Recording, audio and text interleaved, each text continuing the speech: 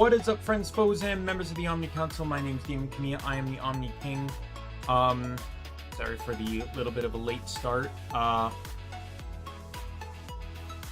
There was, so I went to sleep at like 5 a.m. last night for no reason.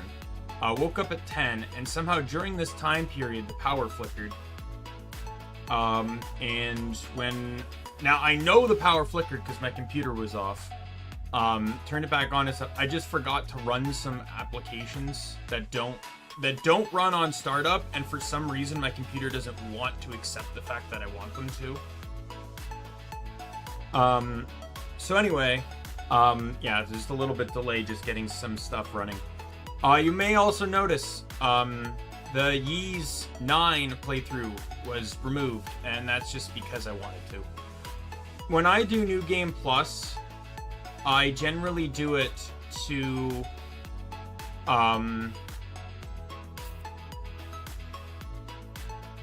just play through the game again. I generally skip story, but this time I wanted to play story, but it was just getting boring. I think it has mostly to do with the fact that, you know, with playing Grim Dawn and playing Pokemon, I'm playing a lot of heavy text games that require me to read a lot. I was fine with the game when the characters were speaking, but sometimes that could be so inconsistent. And I think I was just kind of tired of thinking. I'm also playing a lot of games right now where they're, like, admittingly, there isn't really much of a challenge. Like, despite the fact that I call it before the first challenge, it's not really a challenge. Things are dying rather instantaneously, to be fair. And Grim Dawn, right? Like, it's, hey, Tokinata. Grim Dawn, like, I'm just pressing A, right? Like, it's not really that hard. So, I think it was a combination of, like, a pretty kind of text-heavy game with very, easy, simplistic combat. Hey, Twig! Long time no see!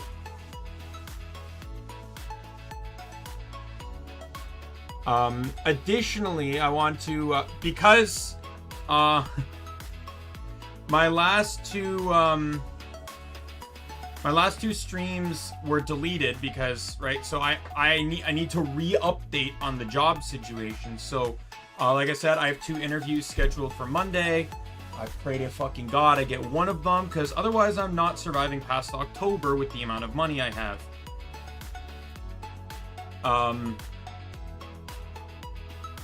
So yeah, I'm hoping for one over the other, but yeah, one of them's an assistant manager job, which is the one I'm hoping to get. The other's just a key holder position, but right now I'll take anything I can get. Thanks, Twig. Oh, it's DK. I guess that way you had a different account there. Yeah, so I'm really hoping, you know what's really funny? So there was actually 3 companies. One called me for a screening interview. I've not heard back from them, so I probably lost that. The second one, so the company I want, has, they actually did this, like, interview process where it's like they ask you some general questions but then want you to give video responses, which I thought was really cool, because it's like, man, like, you actually can get, like, more than just an answer. You get body language, tone of voice, right? There's and it allows me to correlate my thoughts too, right? Like, I'm not on the spot. I'm actually able to figure out what I want to say. I scripted out what I wanted to say and said it.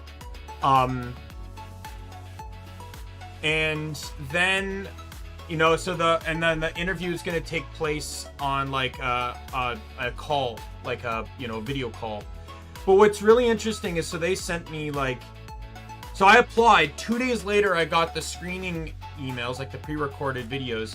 Then the next day, I got the, hey, schedule for an interview. And I'm like, damn, that was all fast in 4 days. 4 days, right? I'm already in the interviewing process. So I'm like, when's the earliest I can schedule an interview? October 7th, let's go, right? And I am so out of sync with time, I completely forgot Monday is Thanksgiving.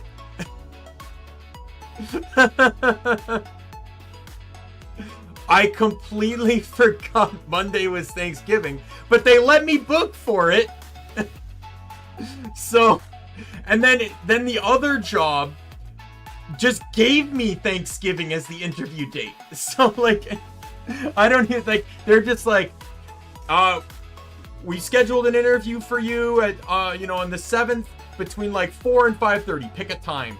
And I'm like, 4 sounds fine. Right? But like, it's still a day off though. That's the thing. Like, every retail store is still closed on Thanksgiving, right? So it's not like it's any, like, in that context, it's not any different than American Thanksgiving, right? It's just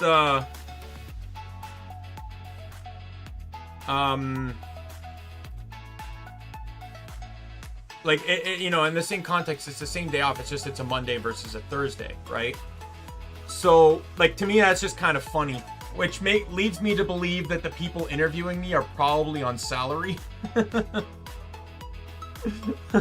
Yeah, the no wait, what's the date? No, wait. No, it's not. I'm wrong. It's not Thanksgiving. Thanksgiving in Canada is the 2nd Monday of October. The 1st was on a Tuesday. So the 14th is Thanksgiving. Never mind. I remember that because I have a cousin whose birthday is on October 1st.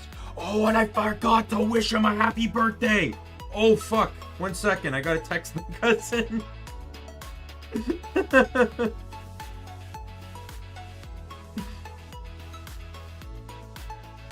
Let me, all caps. Let's go. We'll do it Twig style. Happy belated birthday. I'm so sorry. I forgot. I realized live on stream that I forgot.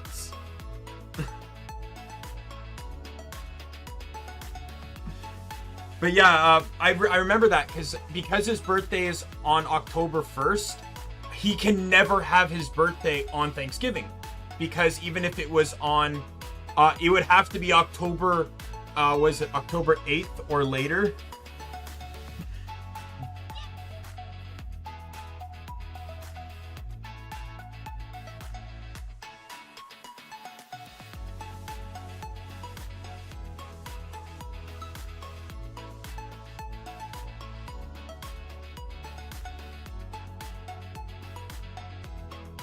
I'm telling you, Grim Dawn Part 10 for the live realization.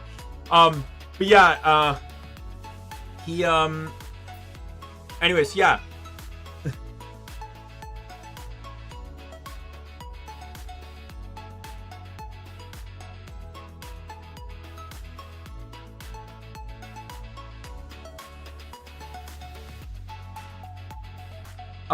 Anyway, yeah, so his birthday would have to be on the 8th or later. Oh, no, wait.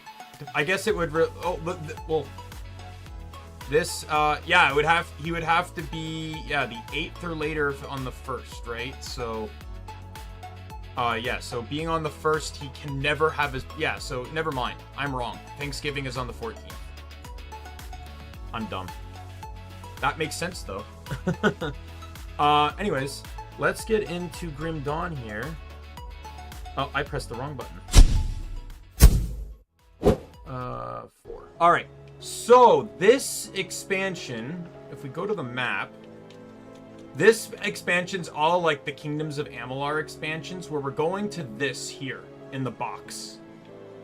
Like, so it's kind of weird how this game was, right? So this is where you start, Devil's Crossing. It's where I am right now. You go all the way up to here, and Burwich Estates here is Act 1. Then, from there, Act 2, you go all the way up to about, I think Act 2 starts here. And then, or ends here. And then Act 3 goes to Homestead and the surrounding areas. And then Act 4 goes all the way up. Or Act 4 is all the way to the end of the game. And then the first DLC kicks off, which starts over here. An extension of the main story. And this is Act 5. And then this is Act 6. And Act 7 and I think 8, if there's 2, is all in this little boxed area here. So to get there, we need to talk to this guy. Ah, we speak at last. As I am sure you know, there are many who now cast their gaze upon you, traveler. Or should I say, taken. Some who mean By the way, ill, Twig, how are you enjoying that some one? who fear your potential. Then there are those who command me. You know them well, for their attendance mark is upon you. They wish to collect upon this gift.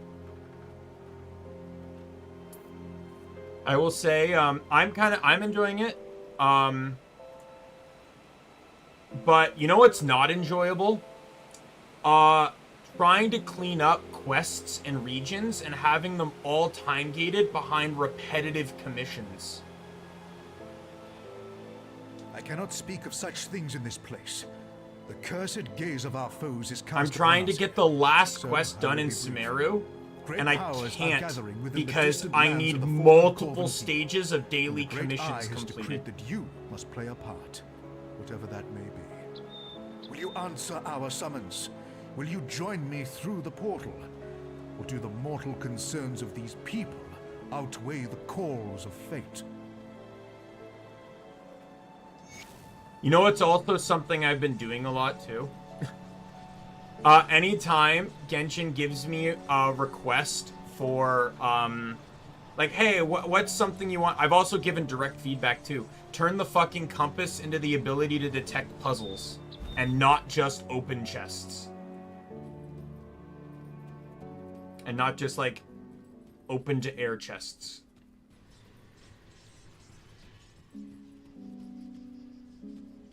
Like, I want to actually, like, map complete my zones, and I can't fucking find all the puzzles. So, you have come. I pointed as out the that they... Oracle of Drieg had foreseen. 1 second. But are you truly prepared for what's in store for you in this forsaken land? I pointed out that they did the actual very thing in the summer event. In the summer event, they had basically a treasure compass item that directed to both puzzles and chests. You are in the Corvan Basin, a land ravaged by gods and man alike. A land whose secrets are now coveted by a determined few.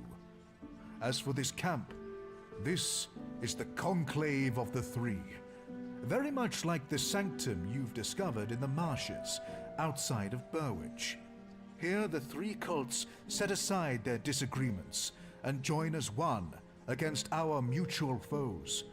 Foes which threaten your existence as well, I might add. What do you need from me then? The three have decreed that I seek out worthy allies in our battle against a common foe. But are you indeed the one I know zero about Mega Man. First, you must Though I prove know yourself. less than that about their spin-offs.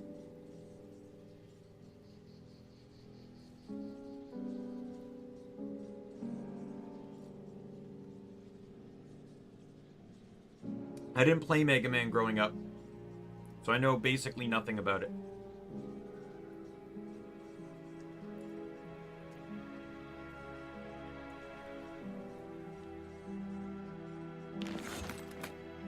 I'm not really sad because Mega Man's not a franchise that's really interested me.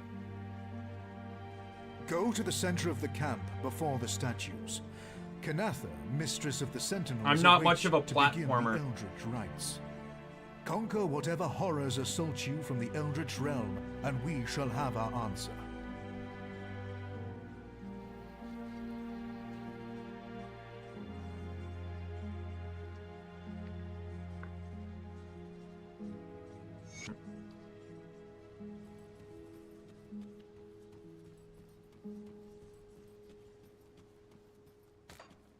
Mm-hmm.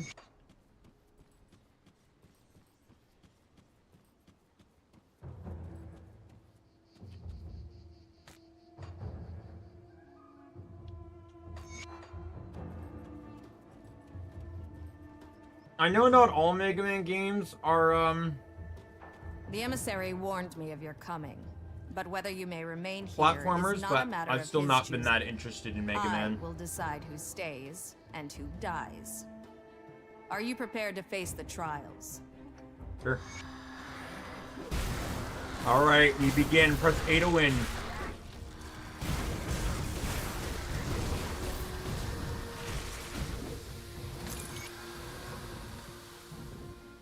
The emissary was right, as usual. You have earned the right to stand among us in the real trials to come. What Our trials are battle those? against the fiery fury boiling beneath the sands, of course. A forgotten god stirs. An ancient enemy of mankind threatens to destroy us all. We must rise to face this threat before all is lost. By the blessing of the Covenant, I am the mistress of the Sentinels.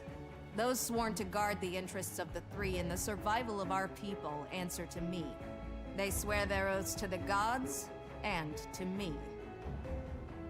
Our battle against the fiery fury boiling beneath the sands, of course.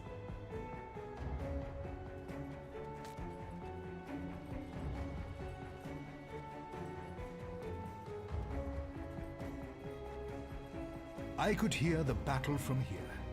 So then, are you ready to open your eyes to powers beyond imagining? To secrets better left uncovered? Sure. Ah yes, ever driven by action. I admire your conviction. The fated hour is nearly upon us. Soon we shall strike as one against our formidable foe. But we cannot act rashly. Precautions must be taken. Each of the cults is preparing in their own way. Speak to the masters of the cults of Bismiel, Drieg, and Salile. Learn of their methods and align yourself to one cause. Draelus, Basila, and Sagon are already expecting you. Oh, great. I have to pick one. Doesn't tell me that's going to make me the enemy.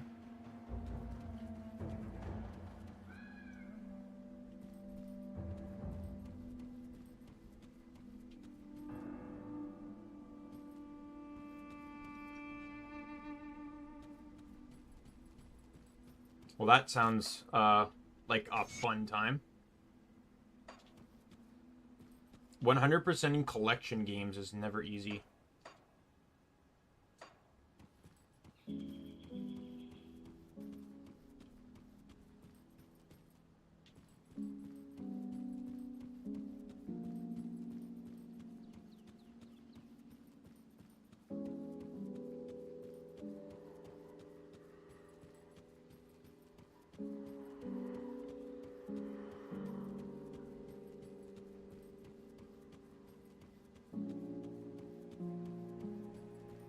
Alright, we'll talk to you You've been first. quite a sight since entering our camp.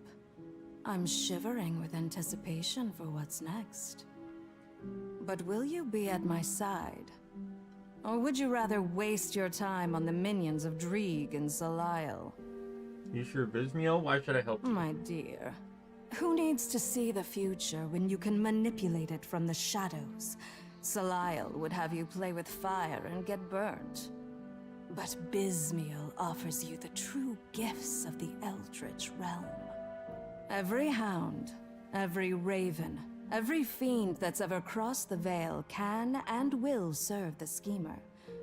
All are bound within the web. No move can be made. Okay, so she serves like the manipulators kind of thing. The weeping spines do not lie. You have come to fragment the memories of the forgotten. But who will stand by your side? Will you step into the spider's web? Or will you kindle the flame? Or perhaps you will weep for the eye that sees all. You sir Drieg, why should I help you? Much purpose flows within you. Allow me to temper that potential. Through the great Guardian's eyes, we shall divine the true path beyond humanity's struggles. Let the others play with their eldritch toys and arcane spectacles. It falls upon us to strike the balance. That's generally the way to do it. As long as the game allows you the ability to. Like, I remember when I completed the first Bulletstorm game before they remastered it. Oh, that was fucking You hell. show promise. Perhaps you would be of value to Selial. It remains to be seen if the emissary was right about you. Selial does not need your help, but that does not mean we cannot benefit one another. Only those willing to make any sacrifice, to go to any ends necessary, are of use to Selial. The world is ripe with power for the taking, if you have the will to claim it. Bismil and Drieg hope to manipulate events to glean a favorable future. Selial knows that the mighty carve their own future. Okay, I'm not picking you. I don't see myself much as a manipulator, like a from the shadows guy. So I'm gonna go with this guy. The weeping spines do much. The eye spoke of this moment, and we must not squander it. We shall carve a fate not even the primordial one can foresee. I shall open my ears to the will of the great Guardian and exact his commands.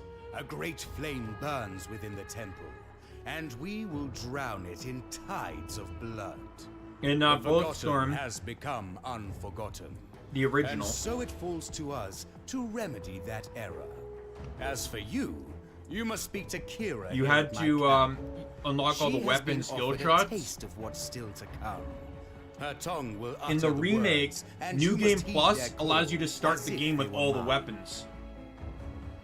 But in the before they remastered it, in the original, you could only use the weapons when you acquired them in the story.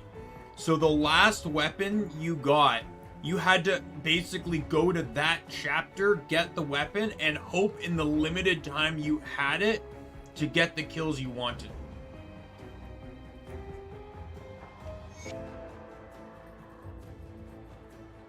The skies weep blood and the earth rages beneath us.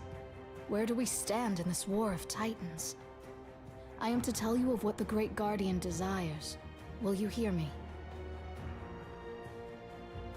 Our seers sing guiding words. A path has revealed itself which we must follow. Visions of horrific beings, servants of the Great Fury known only as Korvac, have manifested within the Corvin Basin. If our task is to succeed, we must vanquish these foes before they form the hammer of Korvac's anvil. Travel to the Temple of Osir to the north and hunt down Okaloth's Unchained. Then proceed northwest to the Corvin Sands and deal with the packhounds of Galfang. Finally, you must venture to the Karen Docks, north of the Sands, and deal with the Guardians of Ishtal. Adult me would probably hate it. I hate frustrating games, and I specifically hate frustrating combat or platforming. Frustrating platforming is the entire reason I quit Crash Bandicoot before I even really got past the first world. I made it to the first boss and quit. And we're talking about the remake. The remastered.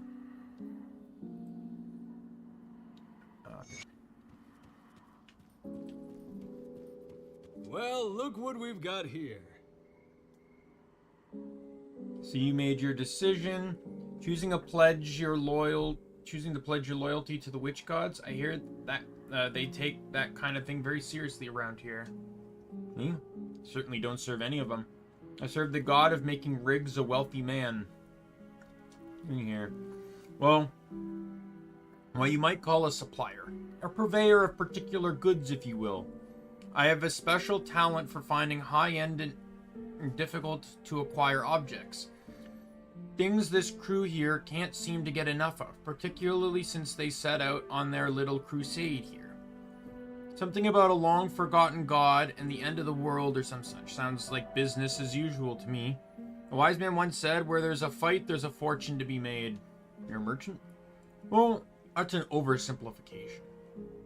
You see those trash peddlers down there? They've got it all wrong. Selling goods for iron bits is a child's game. Man isn't going to get rich playing games, no, my friend. I trade the only the finest goods for favors. Favors which from very powerful people. Favors that I'll be cashing in when I see fit. Can you just give them things? No. I don't think you're listening to what I'm saying. I give them things in exchange for favors. They're in my debt. They owe me, you see. Things all across the land that owe me. There's people all across the land that owe me. From emperors to dung sifters. The living, the dead, it makes no difference. They're in my debt, and when I need it most, I'm going to come calling. That's wealth right there. Do you have anything for me? See, now you're getting it.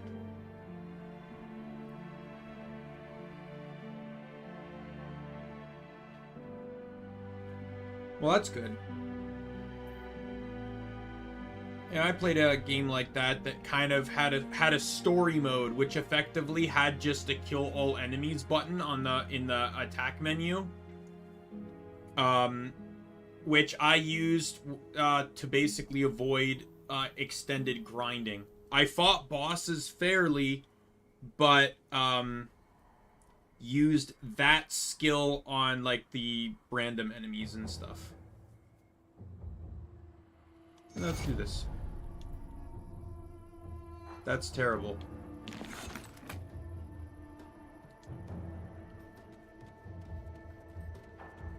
Dude just gave me a shitty weapon. Don't worry. I'll be well aware of your every move. So I just want to make sure. Okay, so they're not enemies. They just start at a lower degree of friendship. So I'm friendly with the ones I joined, and I'm tolerated by the others. Okay, I can handle that. Let me clear your mind of regrets.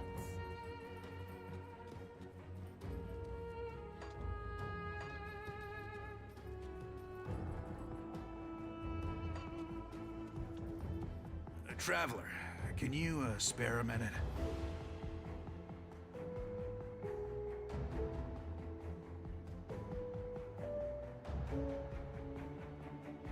Travel, can you spare a minute? You look like you might be able to help me. Sure, what do you need? My brothers. I was supposed to meet them back here last night, but they haven't shown up yet. We split up yesterday morning outside the Carrion Docks to the north. There's a temple under the ruins there. They couldn't leave it alone. Just had to go for one more. Two of them just can't control themselves. Who am I fooling? I would have been right there with them, but I was already loaded up with as much as I could carry.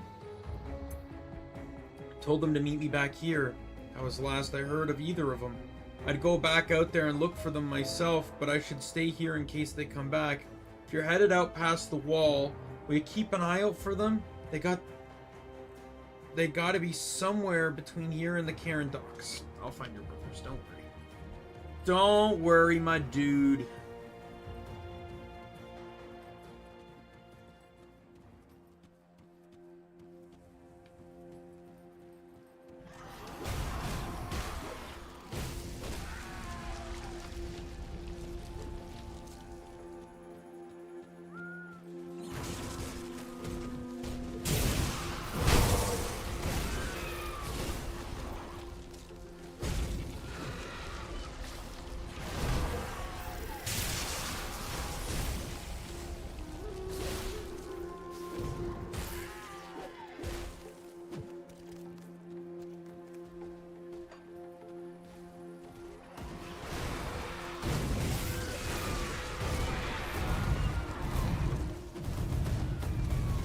Well, at least it's going to keep you busy.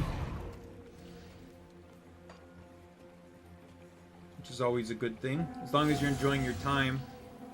I don't know. I played Master Chief Collection. I enjoyed my time. Beat the first 4 Halo games. Unlocked not a single achievement because I was playing in the mode that basically would allow like mods and stuff. And I don't care. If I want the achievements, I'll go back and play off stream. Or I'll play, or do it when I play with a friend in the future if I want to. I only care about getting achievements for games I enjoy playing. Or if they're simplistic enough that they're worth going for.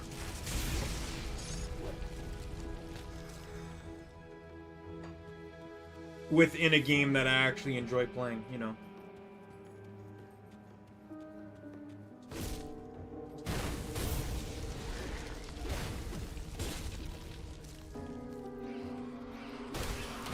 I want to see how much of this I can get. I would really like to finish up Grim Dawn this week. Like this coming week. That's kind of the plan. I have a game I'm going to actually replace the Ys game with. It shouldn't take too long. I still got Pokemon going, obviously, and I do have a plan for the next, like, obviously I'm gonna play Ys 10 when it comes out, so I gotta stall for that. But I do have a plan for whatever finishes first after you know, outside of Ys 10. You know, talking about the games that, like the rut I'm in with games, I decided I think it's finally time that I play Divinity Original Sin 2. There's a game right there where it's not just going to be constant insta-wins or very easy combat. There's a game that's going, you know, it's a game that's entirely voiced, so I don't have to read shit. There's actual thinking required in the combat and the process of the game and development. Might be frustrating at times, but it'll be a nice breather from the types of games I've been playing lately.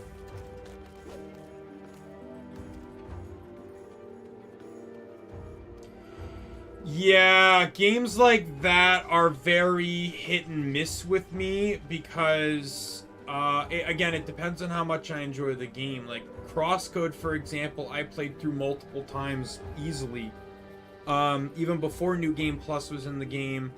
But some games, like, despite, you know, Kingdoms of Amalur being one of my favorite games of all time, once I beat that game, I can't replay it. Like, not for some time.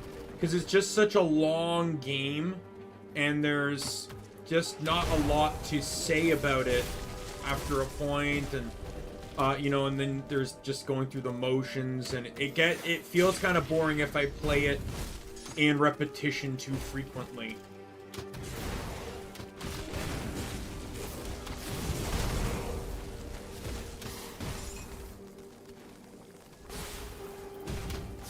It really depends on how different you can make the game when playing it. Which is why, like, I can understand the appeal of things like challenge runs, right?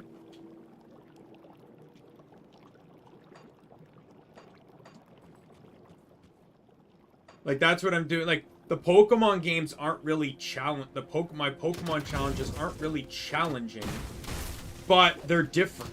You know, just this idea that I can only play through all these Pokemon games using Pokemon that are only viable and obtainable before the first gym.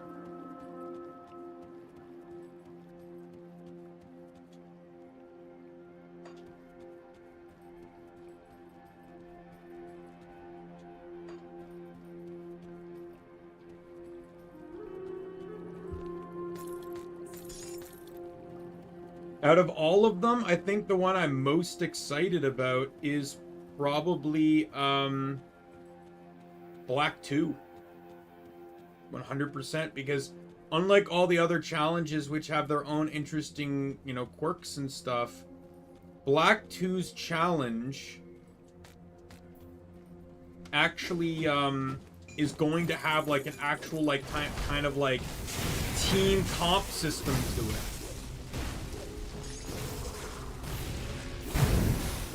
That skill's not ready.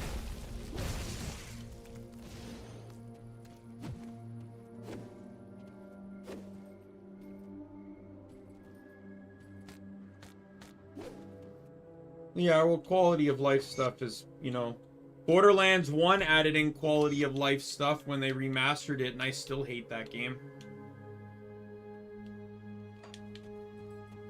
Like, I'll play it, but like there's just I still have my issues with it. I shouldn't say hate. I don't always really enjoy my time playing it. All right, is that piercing damage? Yeah. I imagine there's probably a shrine in there.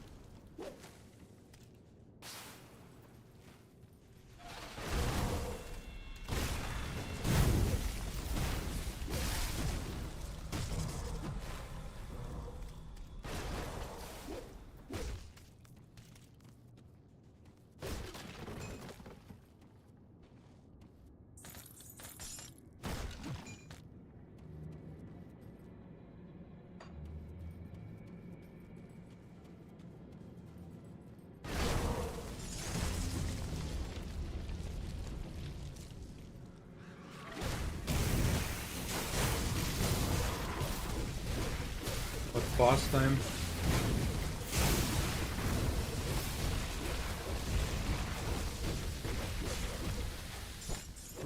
Press A to win, does it again.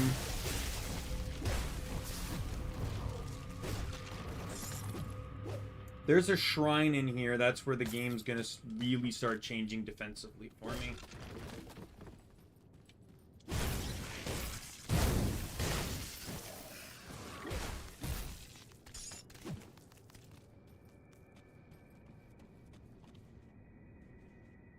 There is not a shrine in here. What was the point of this place? Did I get, like, an item or something?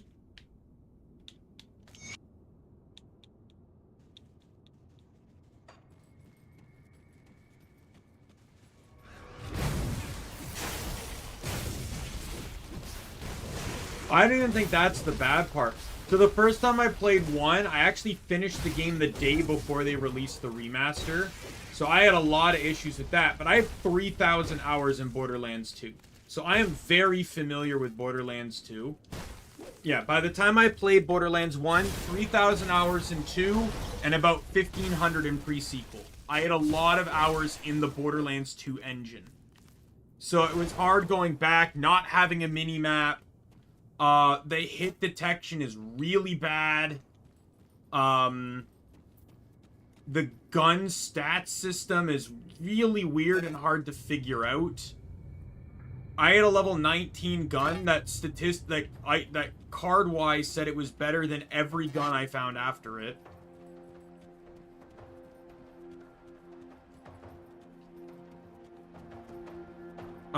So after a point, even on my stream of playing the game, I stopped caring about new weapons and just used an editor to adjust the levels on all of them. Because I was content with the weapons I had, and I really didn't like a lot of the weapons that were dropping. And I wanted to get through the game.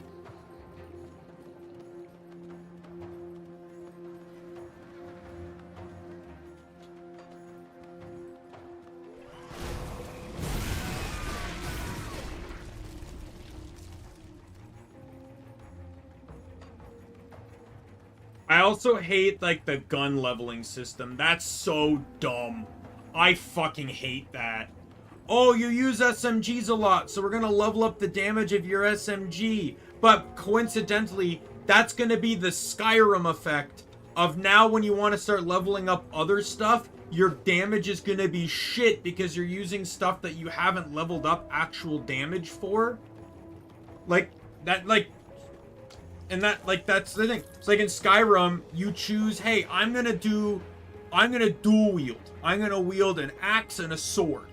And then when you realize, okay, now it's time to level up two-handed, you're doing almost no damage because you don't have any perks in two-handed because you never leveled two-handed.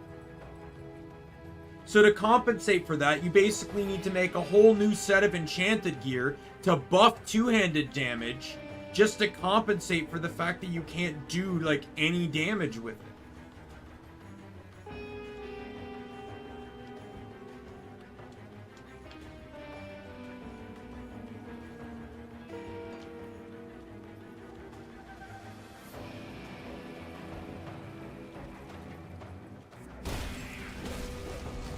Yep, Gibbed is a lifesaver. I'm also not a grinder, even in Borderlands 2. A lot of my hours in Borderlands 2 came from just trying out different builds. But I never once grinded for any of the gear in them. I didn't have the time for that. I didn't have the patience for that.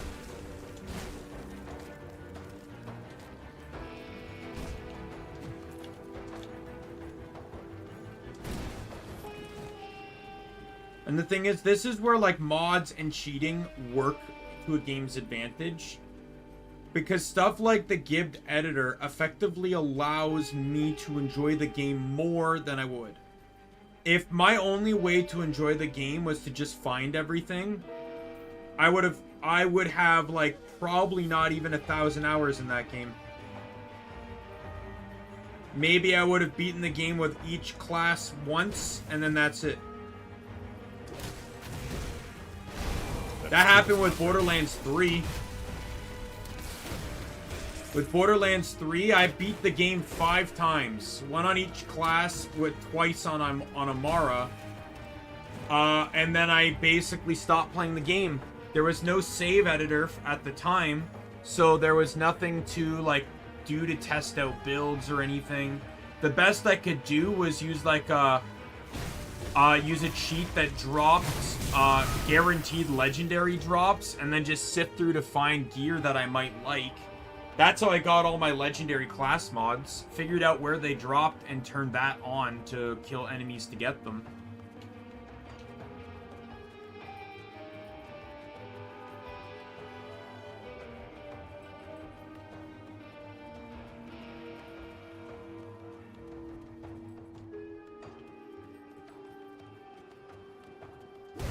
That's what I did with Crosscode. Before Crosscode had New Game Plus, I used the save editor to, like, add in gear, add in items, modify my level. And I did all that so I could try new playthroughs. Like, what would a playthrough be like if I was level 99? What would a playthrough be like if I already had all the dungeon keys already in my inventory? Right? Like, how fast could I beat a dungeon if I didn't have to go get any of the keys? No joke, some of them are, like, done. Because you, the boss door key is literally right at the entrance. You just go straight in and fight the boss.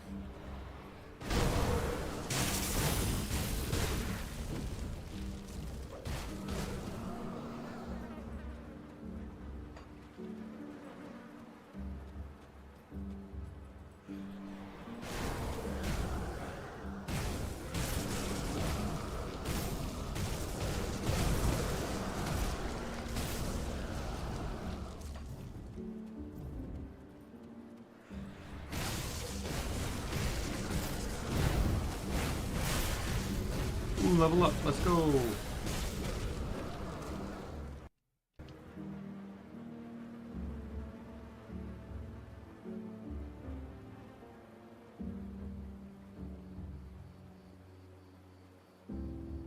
Yeah, that's probably the best way to do it.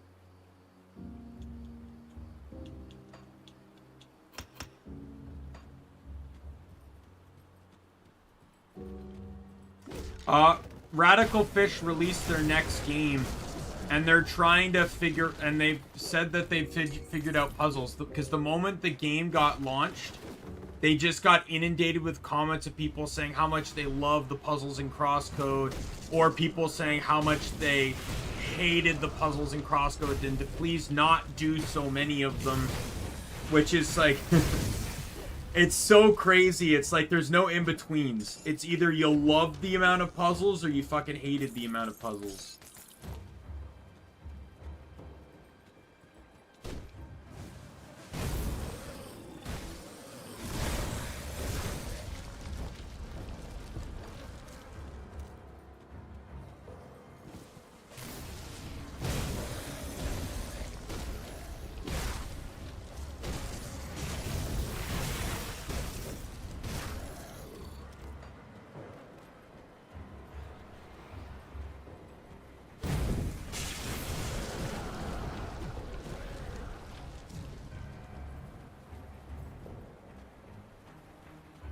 Yeah, I got another one of my chat members into Crosscode recently, and he fucking loved it.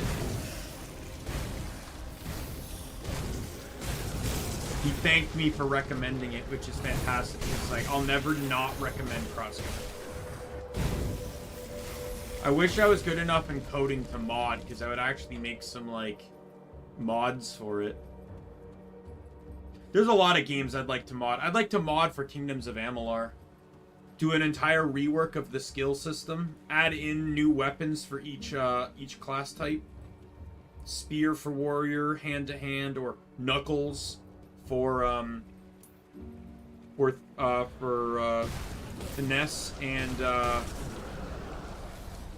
add in focus for sorcery.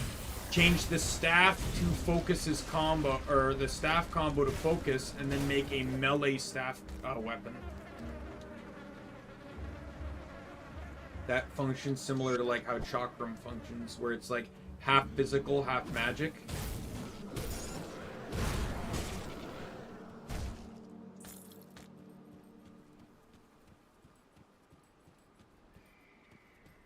Rework it so bow doesn't have its own like exclusive trait lines and stuff, right?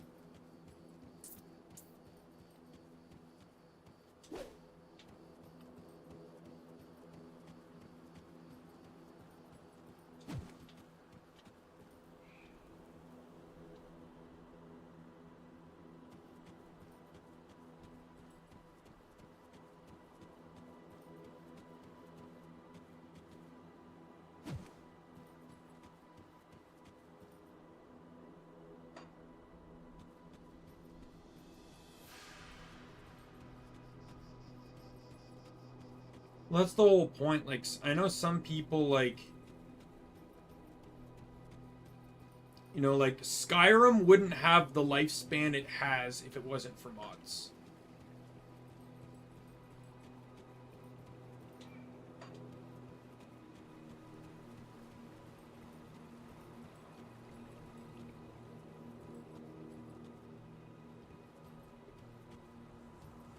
Right, games like Skyrim, like there's tons of other games like it, but like yeah, without mods, like you can kill your game.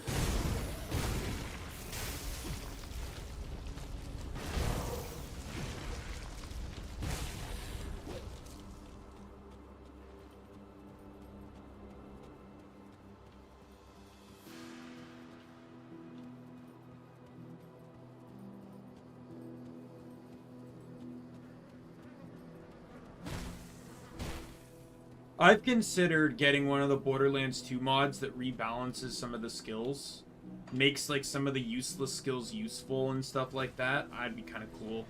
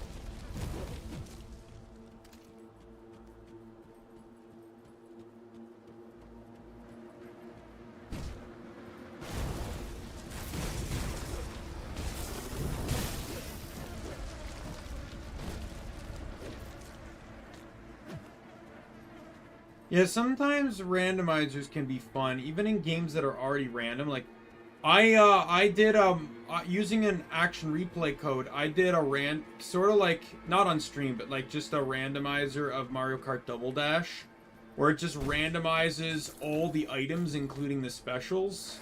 So no matter what position you're in, you can get any item, and it's actually like really fun.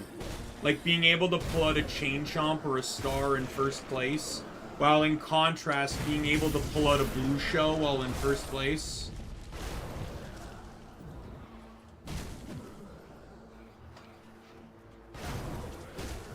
That skill's not ready.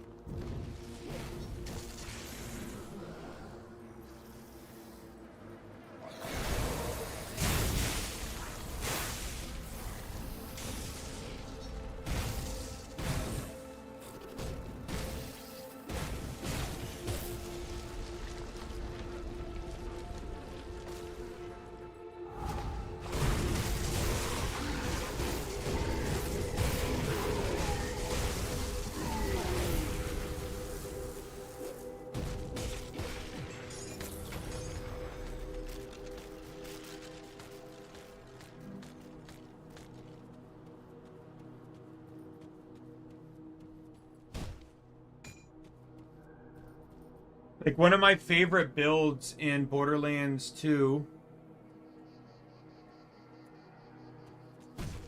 My inventory is full. Oh, that's convenient. My inventory is full. You know what's convenient? If the game could prioritize the portal this time over the item.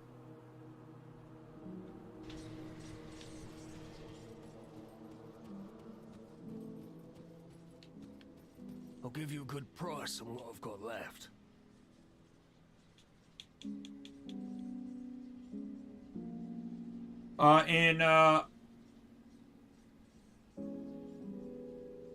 Alright, see you later, DK. Thanks for dropping by. Good to see you again.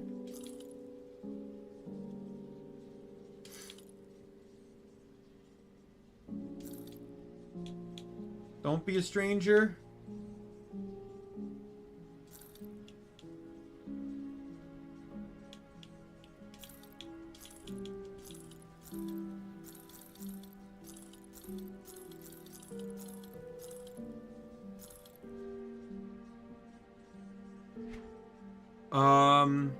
I don't remember what I was gonna say. Like, I know I was saying something, but now I don't remember what it was.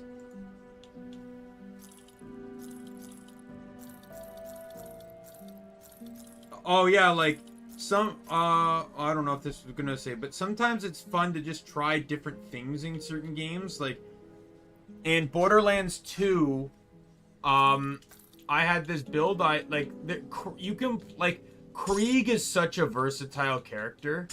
You can play him without ever using a gun. You can play him, I've played him with exclusively using grenades. Because using Bloodbath and Blood Explosion, you effectively never run out of grenades. And then you just run the fastball. What doesn't die, when things die, they die to Blood Explosion, which just allows for more grenades to spawn.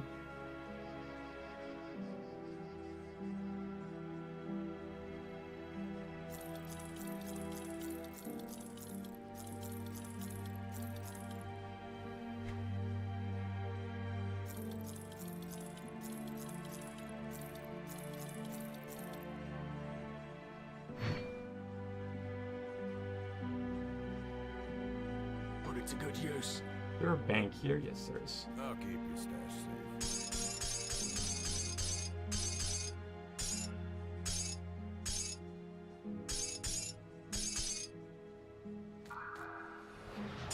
I'll keep an eye on this.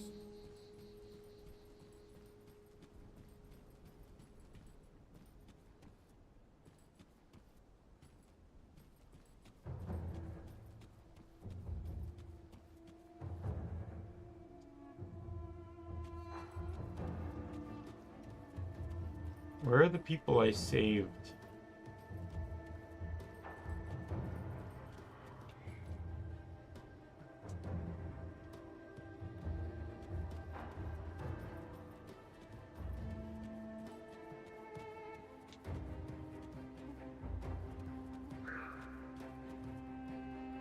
Yeah, the Nova graphic, like, I once thought I saw a mod for it, but I could never find it again.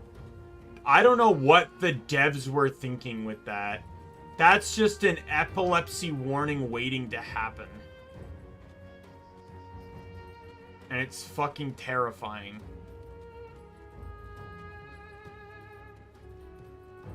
I don't have epilepsy, and it still, like, very much bothers my eyes.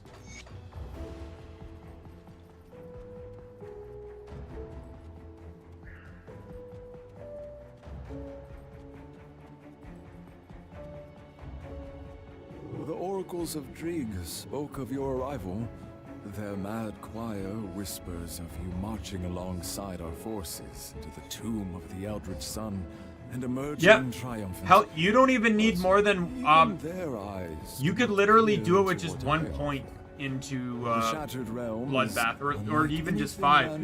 You don't actually need 100%. With wealth and power beyond imagining, but also dangers not unlike those that we face even now on Cairn. I have the means to open the way, if you wish to join me in pursuing its mysteries. But be warned, the Shattered Realm spans eternity. One could spend a lifetime exploring even a small fragment of its vast reality. You must be careful not to lose your mind, or worse, become lost forever. Will you dare enter? Will you witness sights beyond imagining?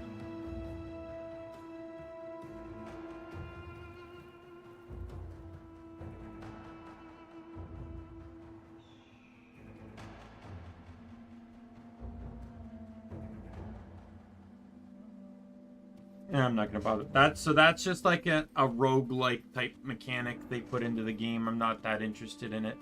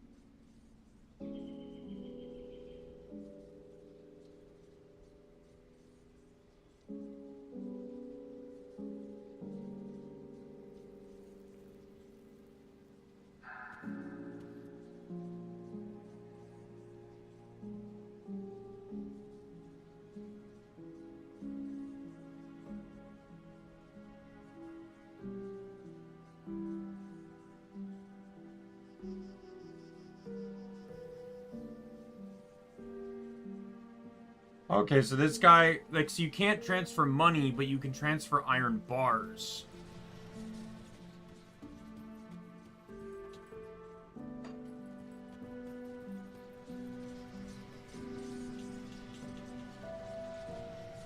So I have no idea where I sent these people.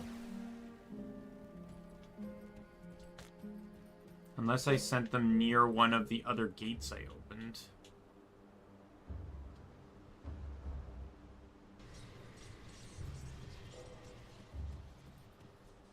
Oh, the Pimperab build on Salvador. Yeah, Salvador is just a broken character. They did not program left hand correctly for Salvador. Which is why when they replicated the whole process with Nina... Or Nisha, sorry. They made it pistol exclusive so they could have more control over it. Where you just get a copy of her gun.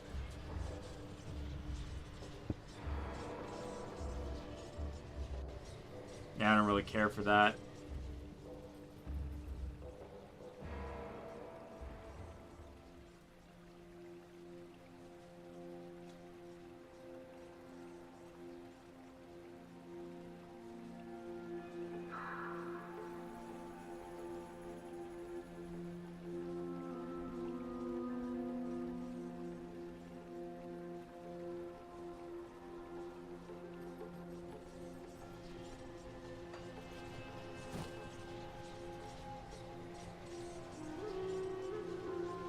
Yeah, I don't know where I portaled those others to. wasn't reading their dialogue, and I don't... Is there a way to, like, recheck the dialogue?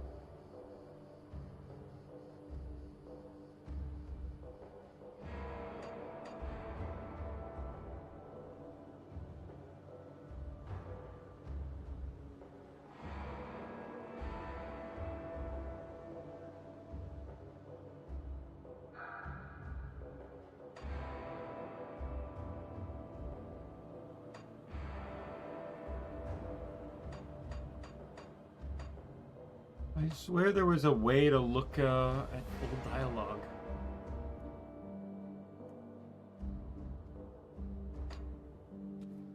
I guess I was wrong. Alright, see you later, DK.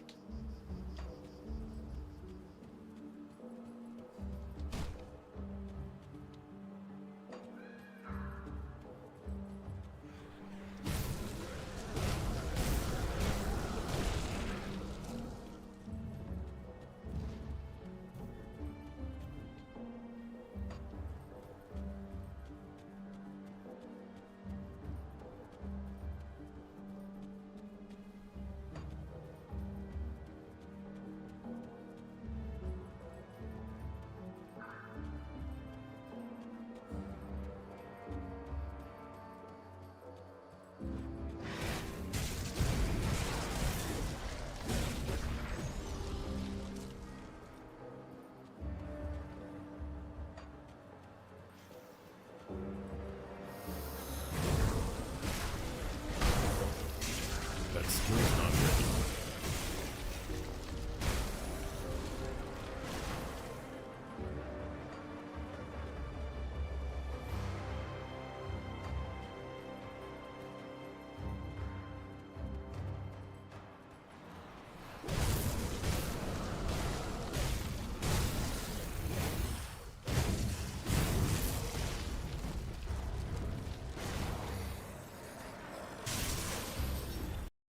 Look it up. Grim Dawn Re.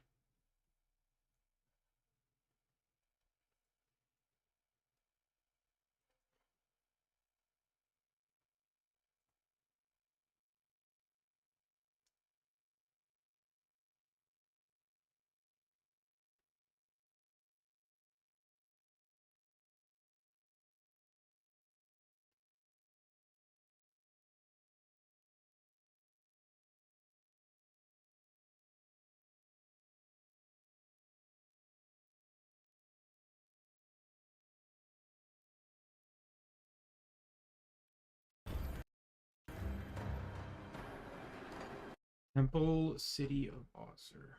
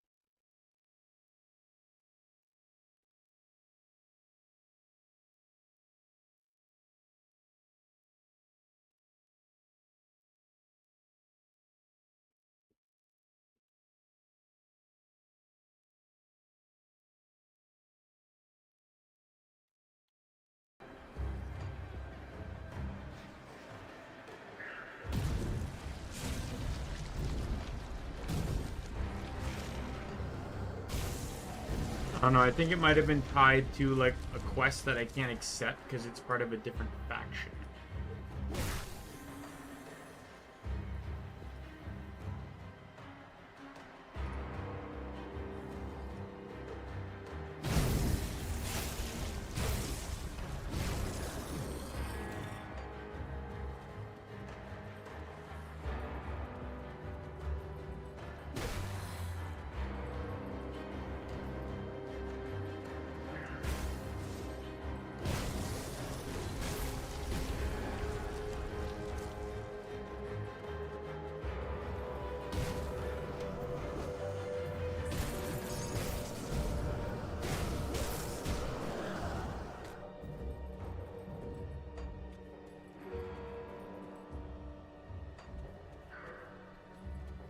All right.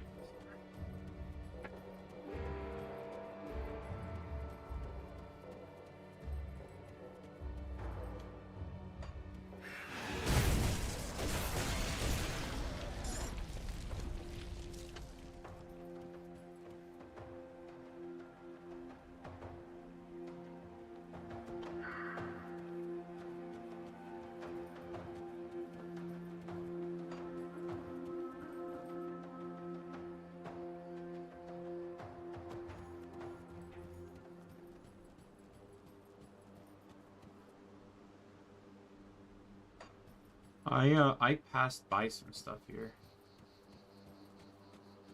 There's a temple dungeon and a hidden path here.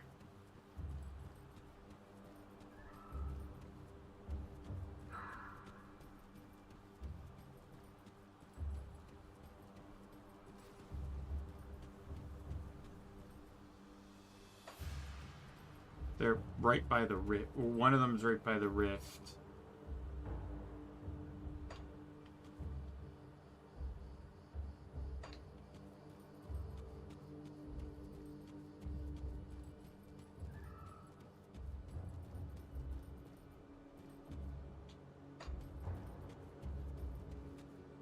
Here's the hidden path.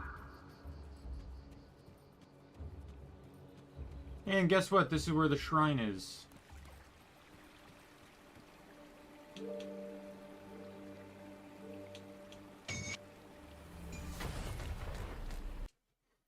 Alright, good thing I found that.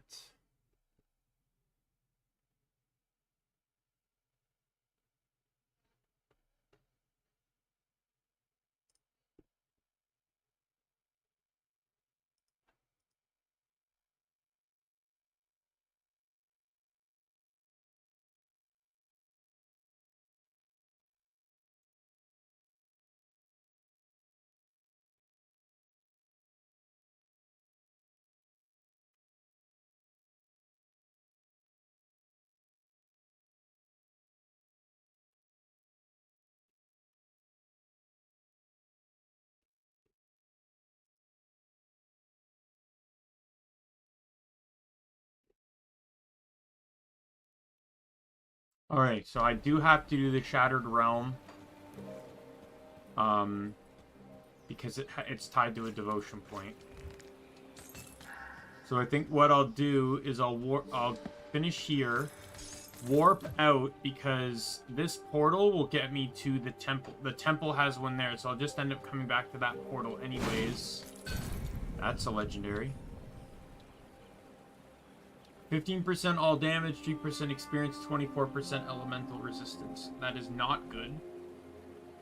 I will keep it because it is a legendary ring. It's also a level 10 ring, which is an odd level to get right now, but is very useful for, like, another character.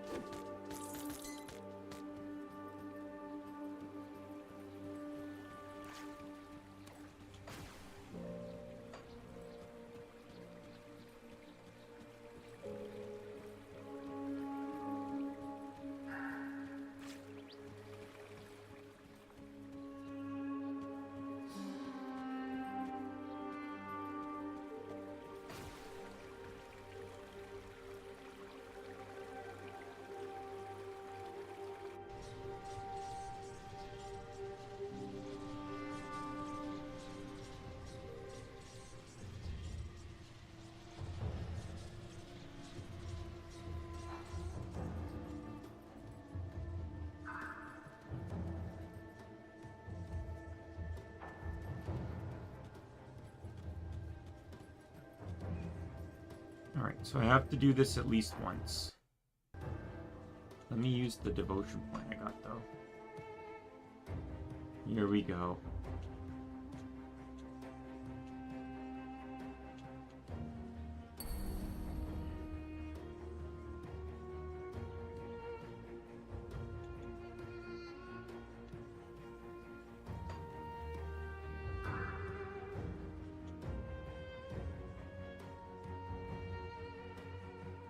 So I need one more point here to max it. And then it's on to the Soel's Witchblade.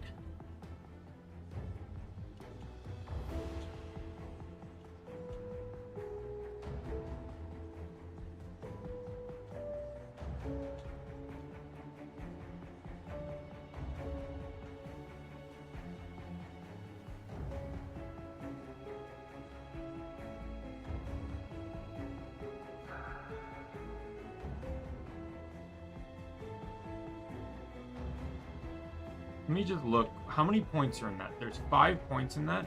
Is there something that's 5 points that gives 1 pink orb that can also buff, like, more, like, this does fire and chaos, which is fine, but I'd like to try and buff 2 of my 3 stats rather than just 1.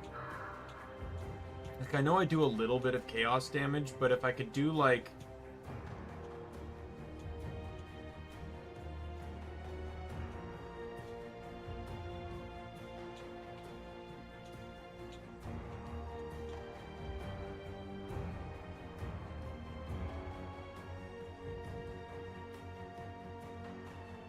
fire and physical, or lightning and physical.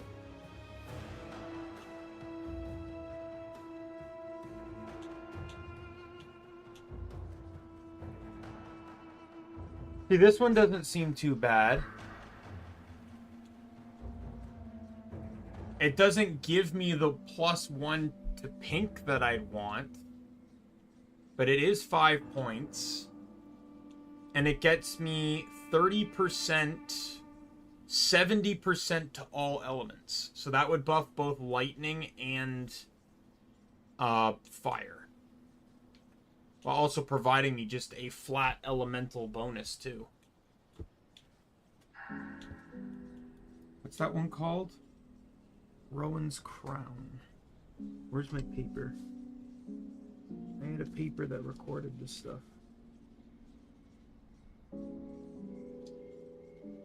Oh, there it is.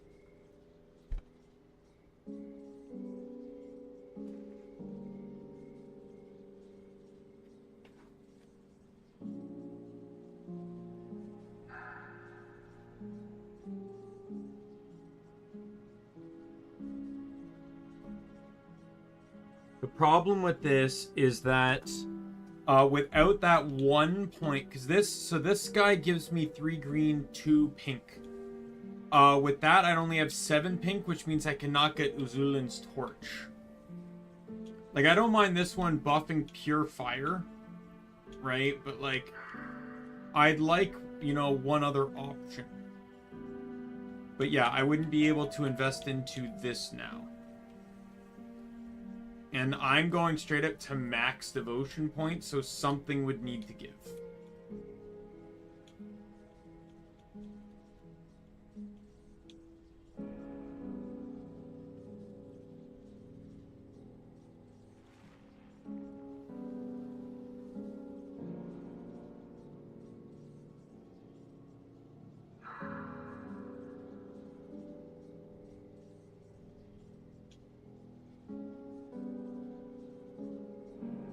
Ooh, crab! 50 physical, 50% elemental. There's another 60% elemental. That would require me getting 4 yellow, though, to be even be able to access it.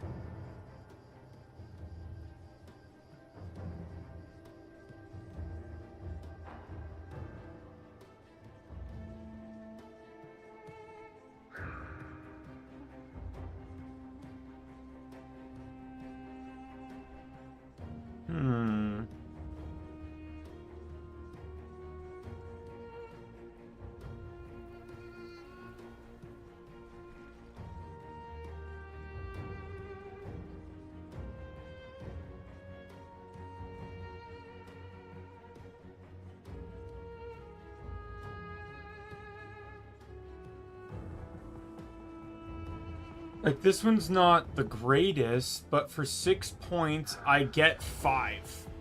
Right, so I basically have to give up 7 points because I'd need to put something into the starting here. Unless I can divert to something that doesn't cost yellow but will give yellow.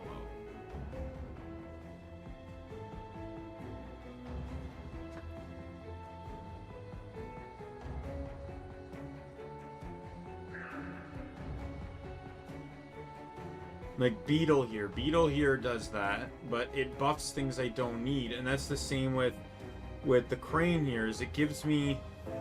Well, suppose it gives me 15% to all damage, which is not bad. And the rest of it's all just resistances, which is also not bad. It's a bit more of a defensive one. And then it would give me points that I could then put into...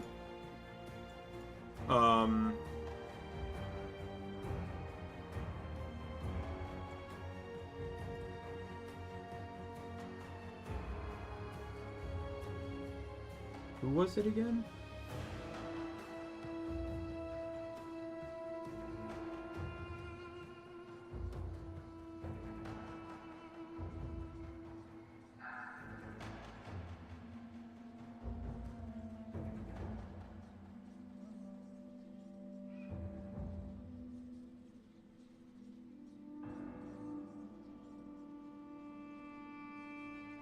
Oh no, it's the crown, right?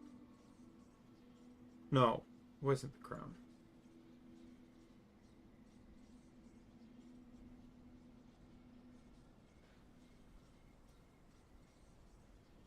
There's the crab, right, the crab.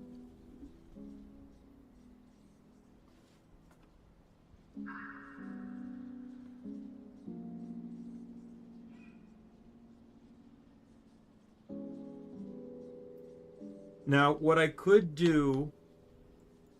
So, Uzulin's torch here requires 1, 2, 3, 4, 5, 6, 7. 7 points to fully unlock. I can move 5 to the crown, and that gets me, as we've seen, it would get me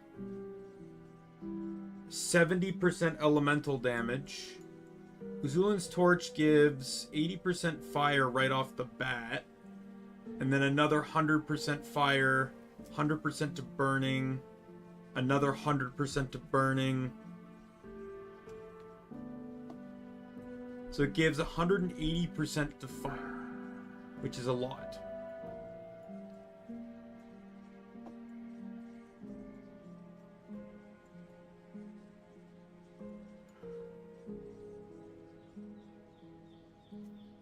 Two, 3, 4, 5. So there's 5 on crab, and that would give me 60%, 110% on elemental damage, and 50% on physical.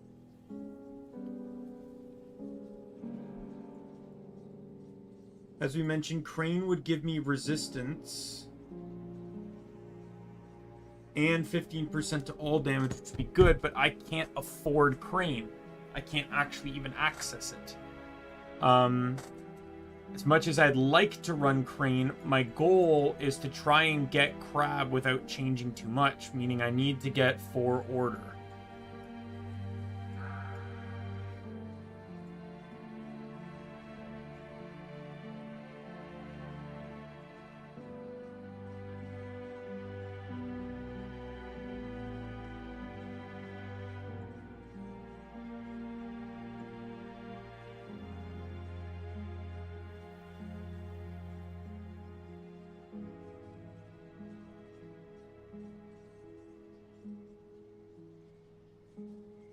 The Dire Bear gives me 90% physical.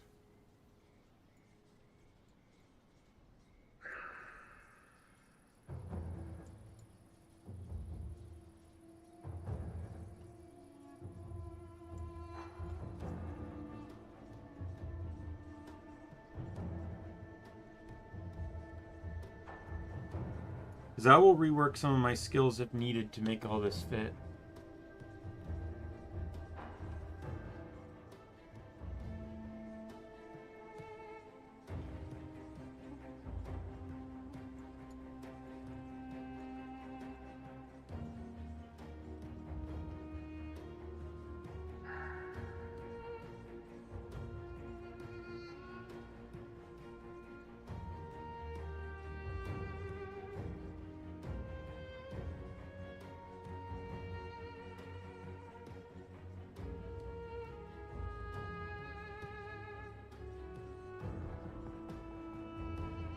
Oh, lion gives 15%.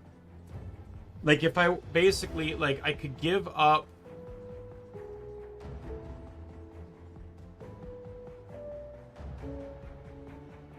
If I gave up Quill, I'd lose basically 24% elemental, but gain 15% in everything. Because I could pump it into that, put the 1 point here, and then 4 points into here. That gets me the 4 I need to now access crab.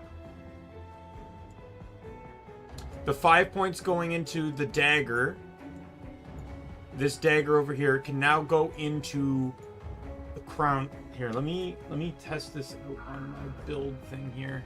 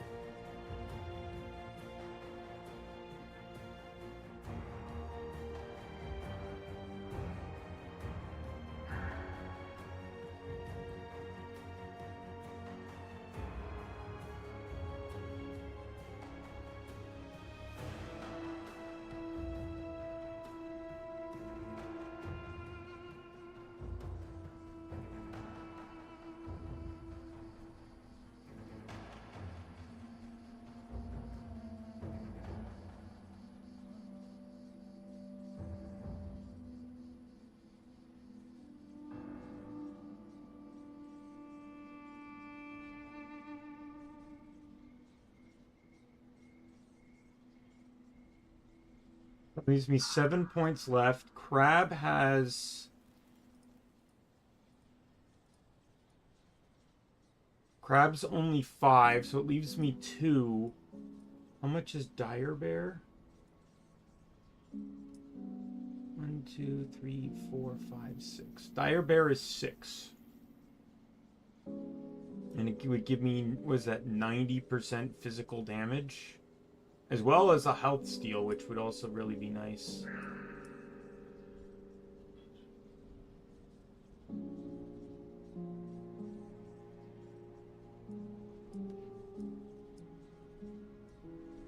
So I'd need to scrap something that takes up 4 points.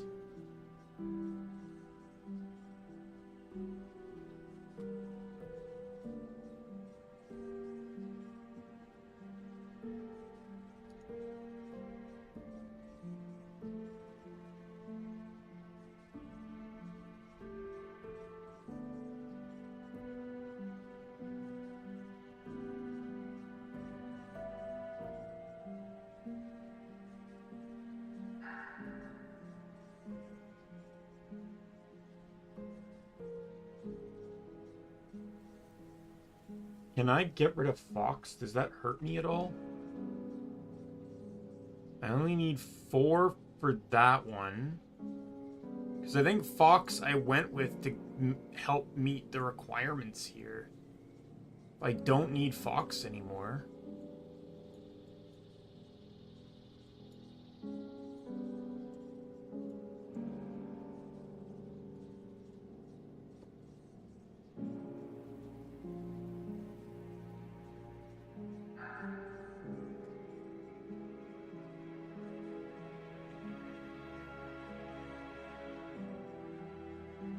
For some reason I put points into Jackal here. I don't know why. Because those points aren't actually in Jackal right now.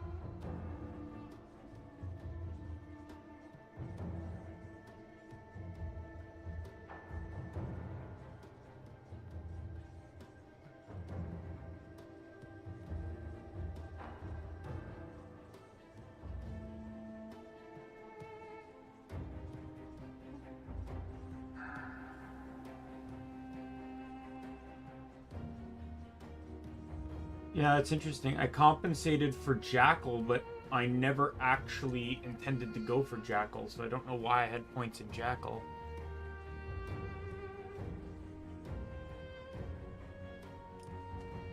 So that leaves me 3 points now that I can put into a lot of different things.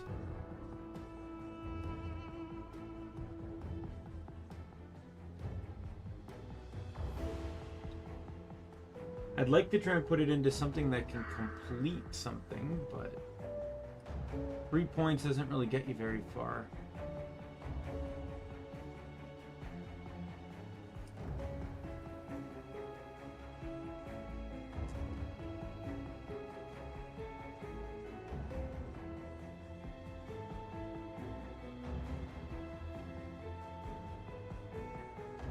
Well, actually, I could put them back into Jackal because that gets me 15% damage.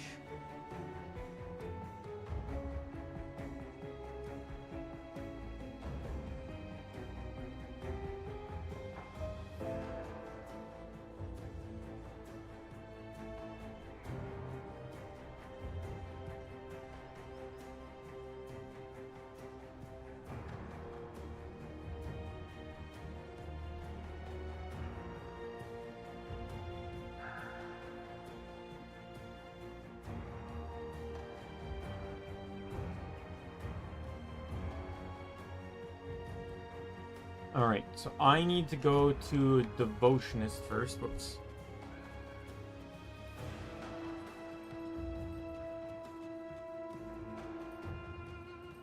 What troubles you?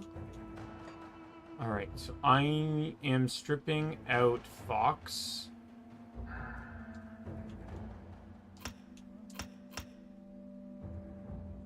Come on, come! Are you fucking with me? And then I'm also getting rid of Quill. Alright, put 1 point here.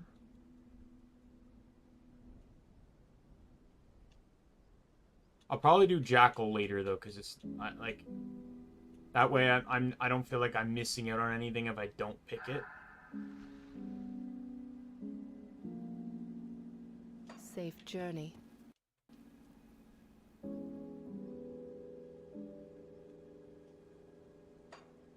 Alright. So we put 1 point here.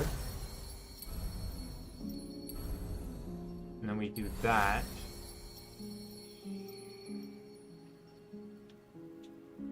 And now I feel like I should do Crab next, because Crab gives me, like, you know, physical and elemental, and then it'll give me more elemental later on.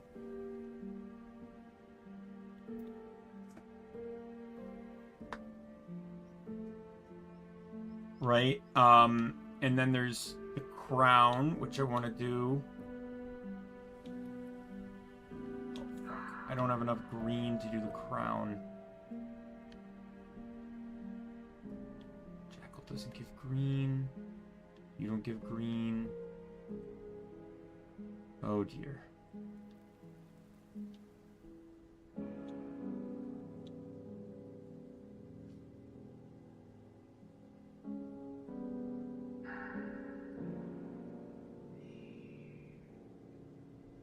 It says I have 9. Oh, it's because I... No, wait. What am I...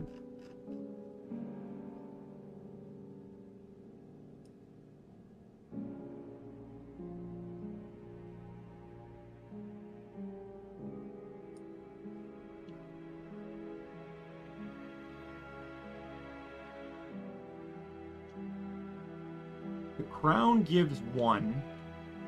I know that, which would put me at 6, but it's saying here that I have 9. Crab doesn't give any green for completion.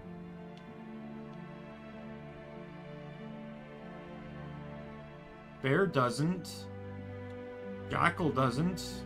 And those are the only ones I'd be investing into that I don't already have. Right, this gives me 4, which I have. I have the 1 that's here.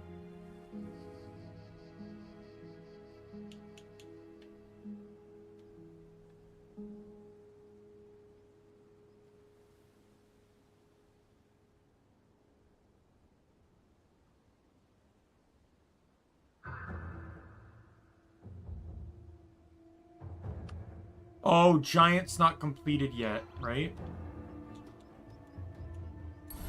There we go. Now I can get Crown. Which will give me 70% elemental damage. Yeah, I want to do Crab first because it gives me a little bit... It gives me the best of both. This is going to give me physical damage. It'll give me 90% physical damage. As well as some health steal, too.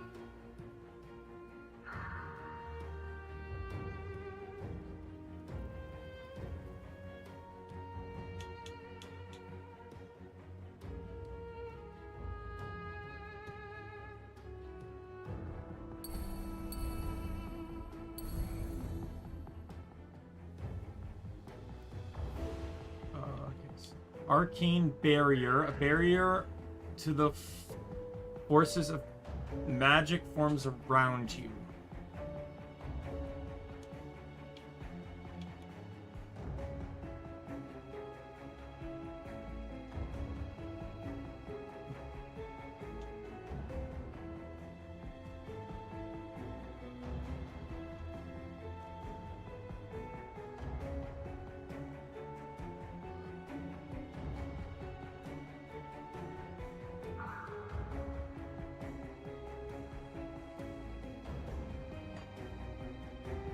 Alright, I didn't realize it counted, I could use it on Flame Touch. That's interesting. For the Crown one, the Crown one's a spell, so I might put Grenade on that one. The Bear one is an attack as well.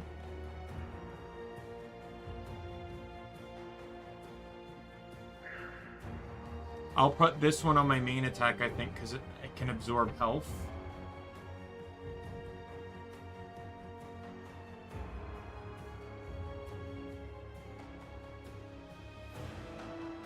Does it mean increase armor by minus 15%? What a weird way to phrase that.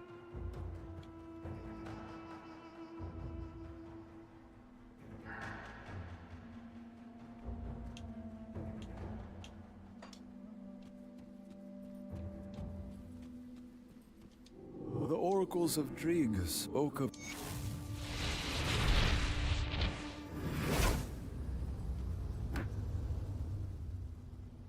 I just gotta do one level.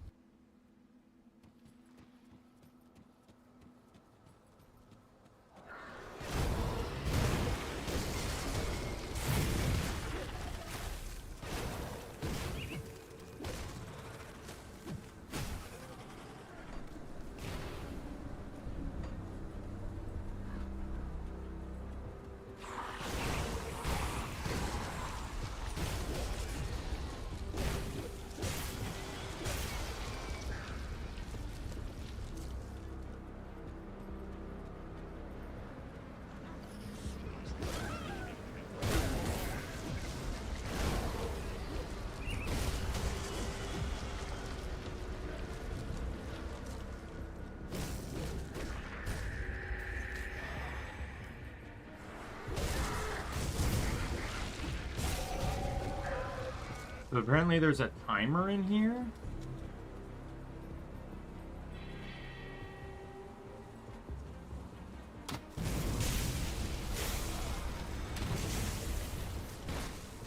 Yeah, so I shouldn't have to put any skills on,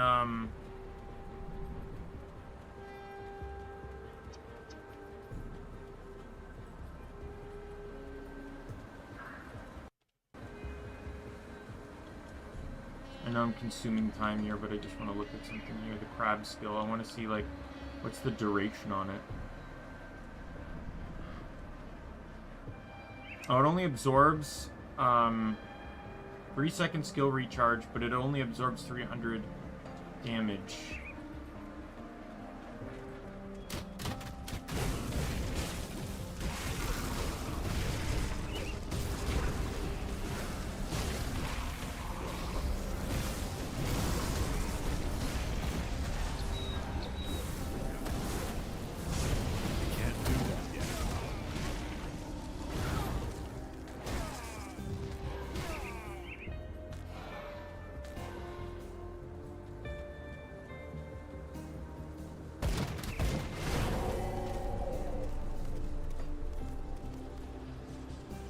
there's 3 levels to each area, so I just need to complete the 3 levels.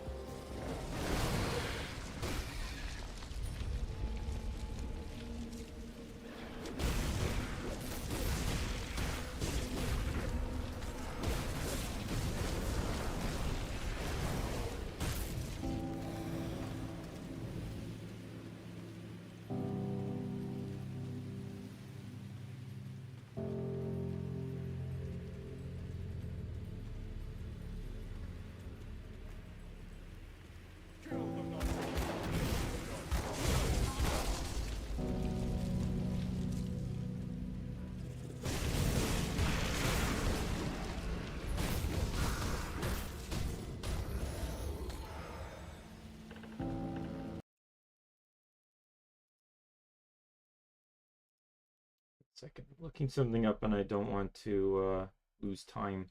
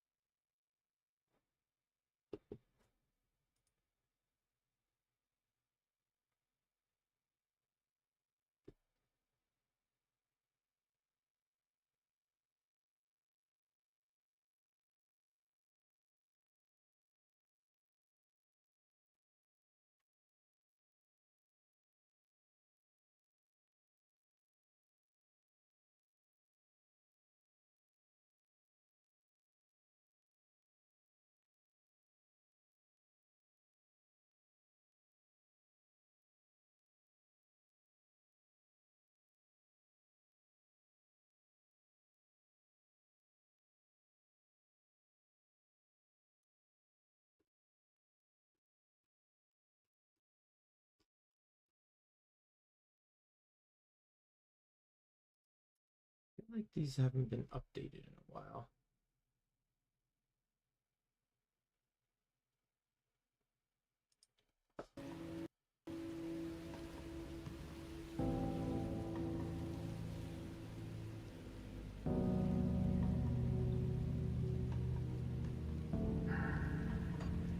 I'm just wondering because I'm so far I've killed a bunch of enemies.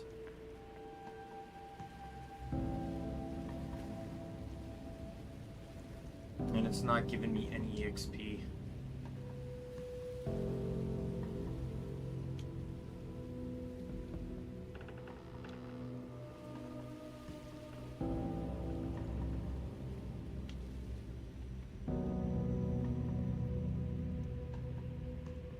And this one's not gotten any. Oh, I guess they're both when hit.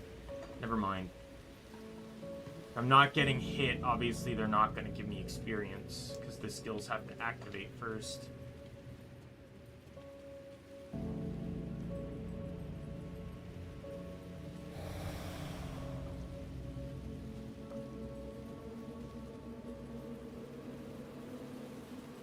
I am almost out of time.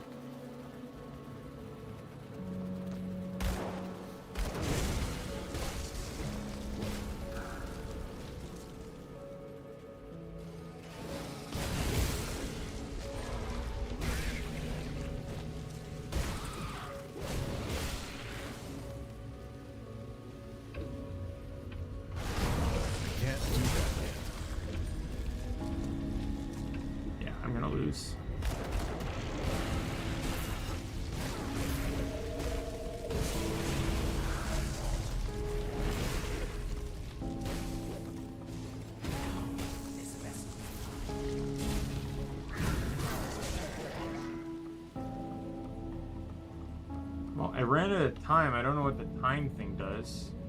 I'm not dead. It didn't end. Is it just showing me where all the enemies are now?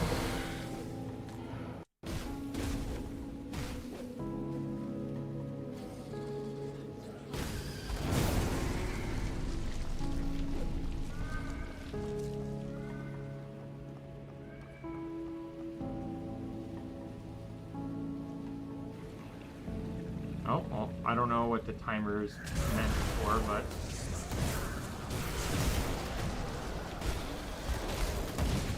as long as I can keep going, I don't mind.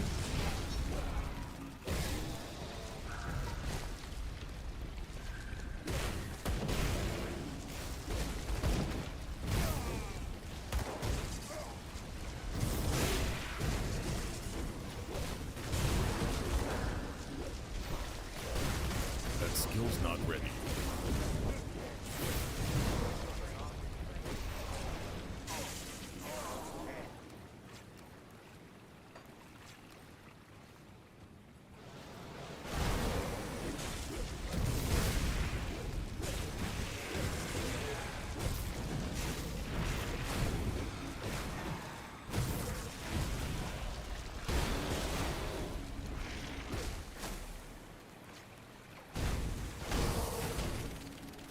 I like this though because I feel like in this decision of changing my skills around, it's gonna get me, like, the other one I would have been way more stronger in terms of fire, but I don't want to like, this isn't an exclusive fire build.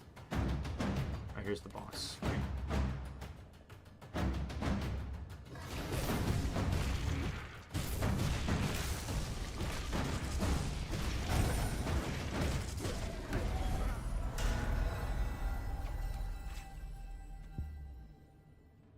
Well done.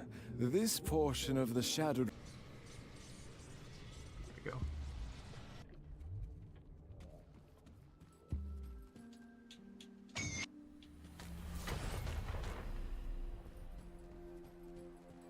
And then I get the devotion point in the temple. Hey, rabbit. Well, I was only here for the shrine. Or do you mean the boss? Yeah, the boss died fast.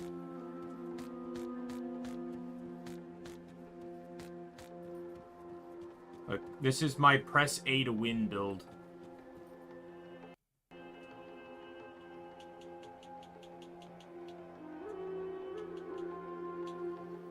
No, I think it was just some miscellaneous boss.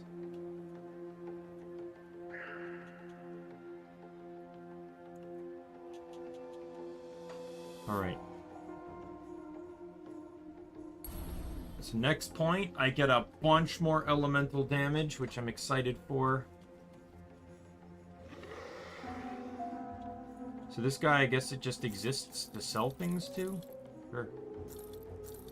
I'll sell all the stuff I don't need.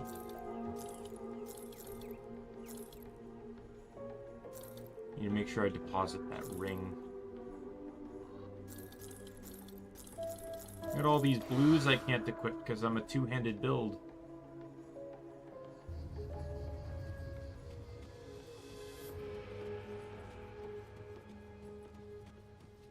Safe storage, no questions asked.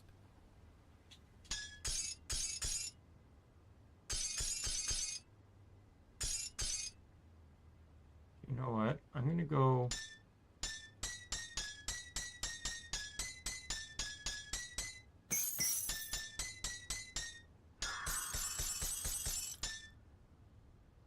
Are these equiptables? Oh.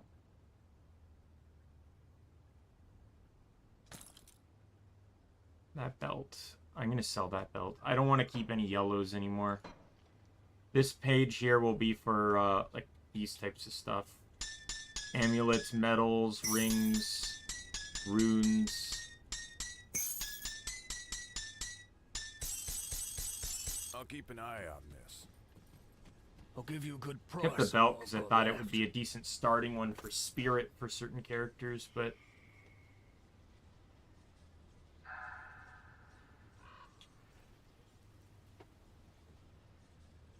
Put it to good use. Alright, let's go finish up Crab. To the Temple of Osmir, or Ozir, or whatever the fuck it's called.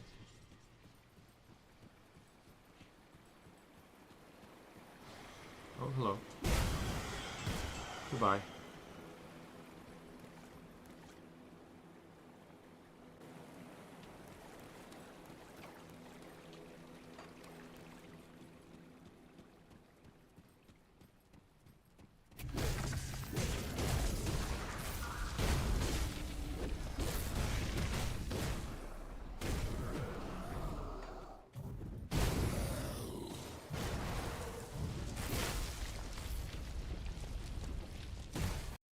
And I just noticed too that my headgear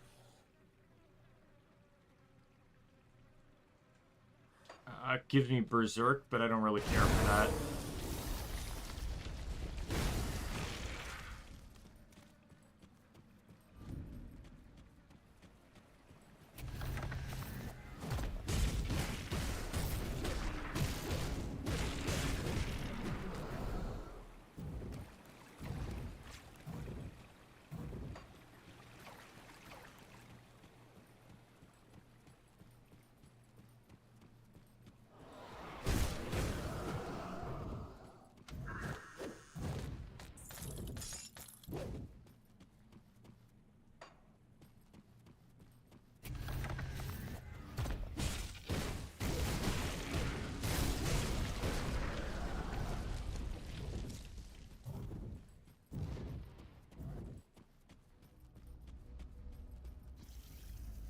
Alright, let's go down.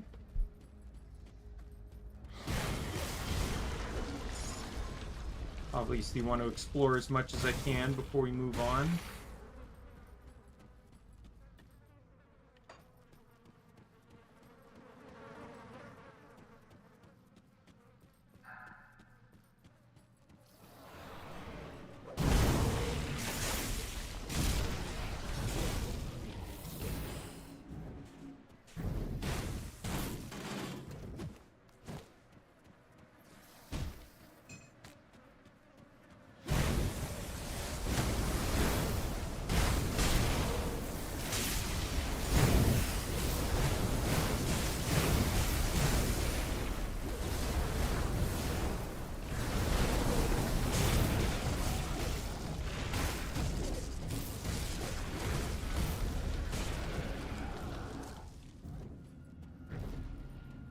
Oh, I've already started killing one of the enemies I need for the quest. That's good. You know, the closer Monday gets, the like I'm just thinking about Monday and I'm already nervous. Because like I really, really want to get a job again.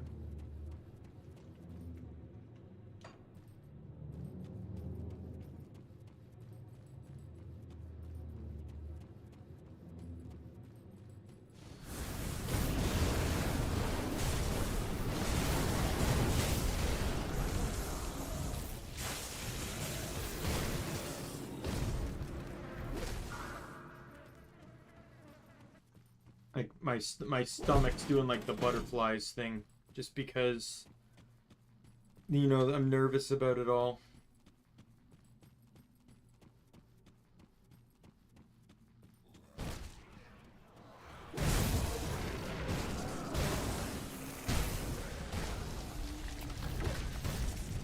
I won't be streaming Monday, by the way, because of the 2 interviews. It would make it easy for me to stream.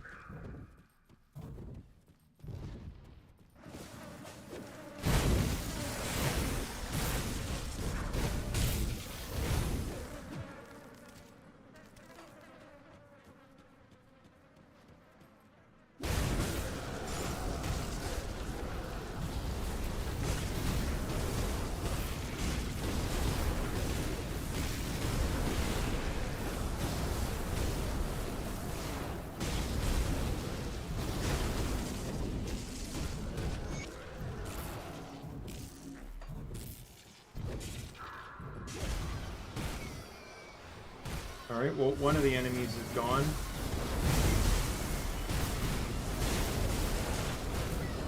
From the kill list. Can't do that yet.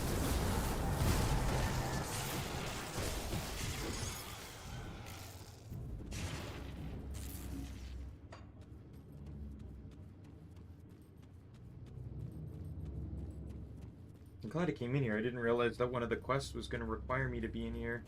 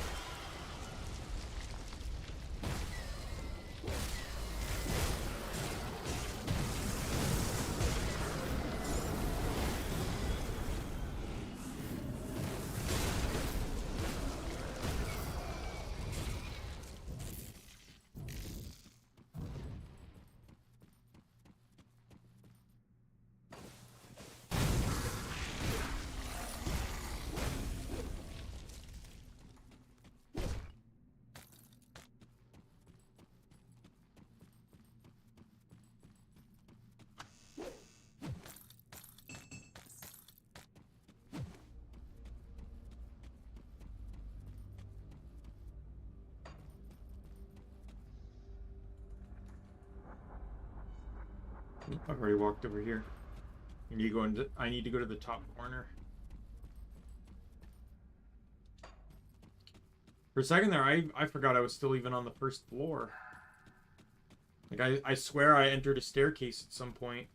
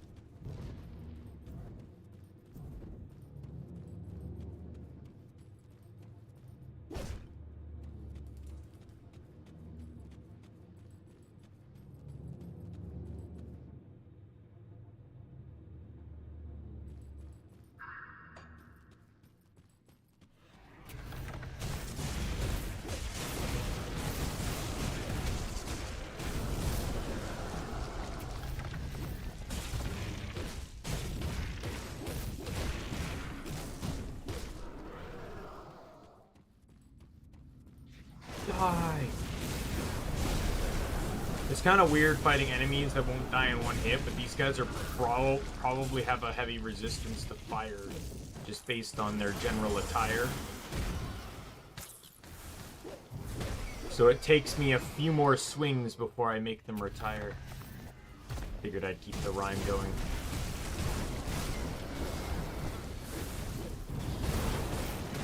I can't do that yet.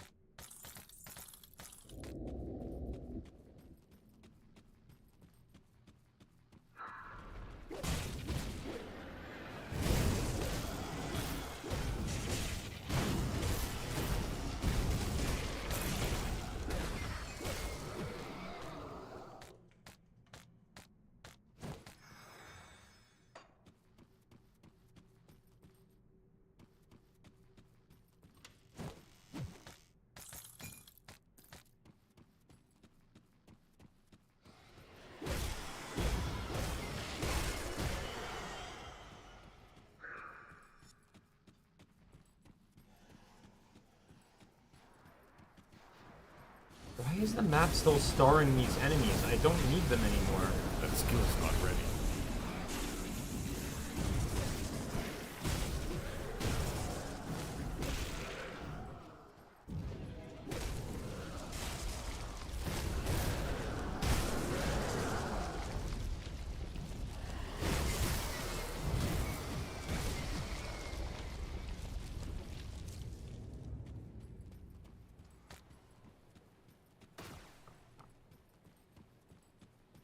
Oh, I see the shrine. Perfect. I can get crab all wrapped up and done. Then I'll need to decide whether I want to do bear next or not.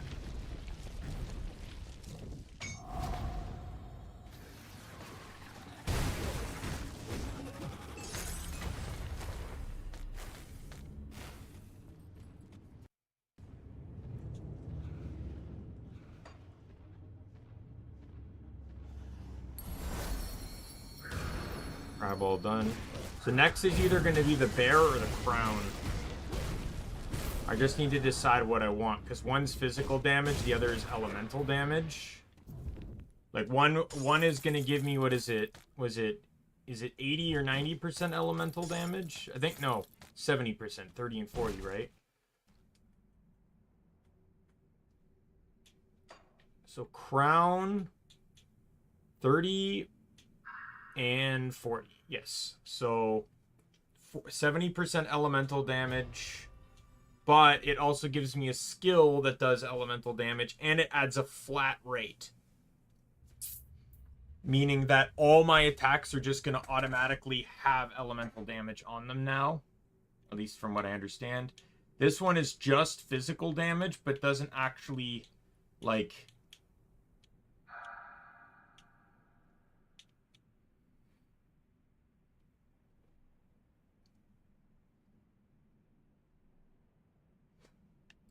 You know what I'm going to do? I'm going to do crown first. And my justification behind that is because of how linear it is.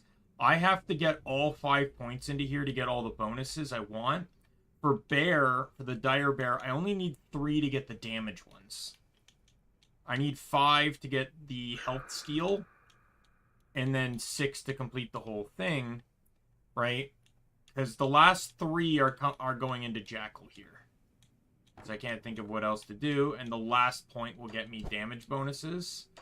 But I don't really need the damage bonuses, right? Or like, well, no, not to say that. But when the last shrine point, like that's going to be like right before the boss kind of thing, right? And the Jackal is also like, I'm going to put the points into Jackal. But basically when the next DLC comes out next year, all of what I'm building for will be able to be carried over into that.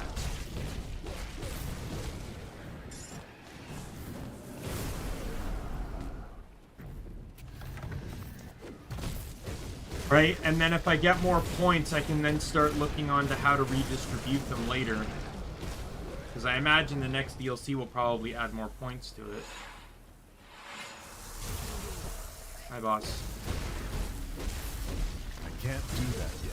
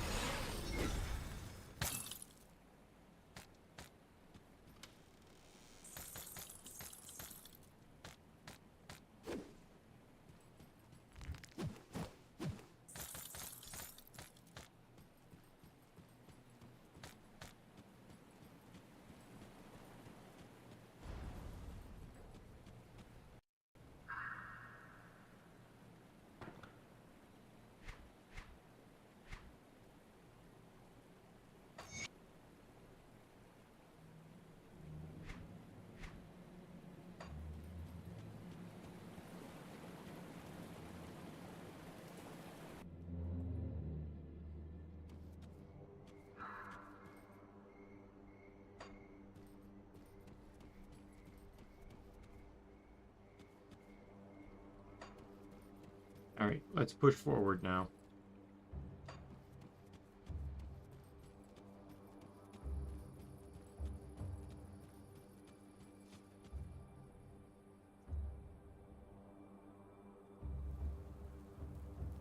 Let me just mark the shrine spots on the map.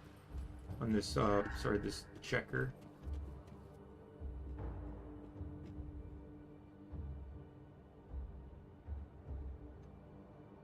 This one and this one. So the next one is in Carrion Docks.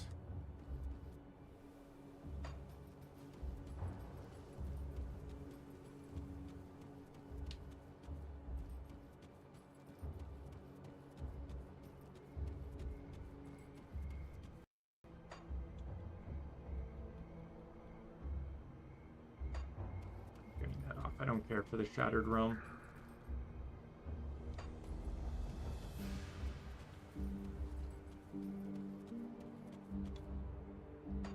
I love games that allow you to, like, actually set an ignore flag to quests. Only other game in recent memory I remember that'll let me do that was Borderlands 2.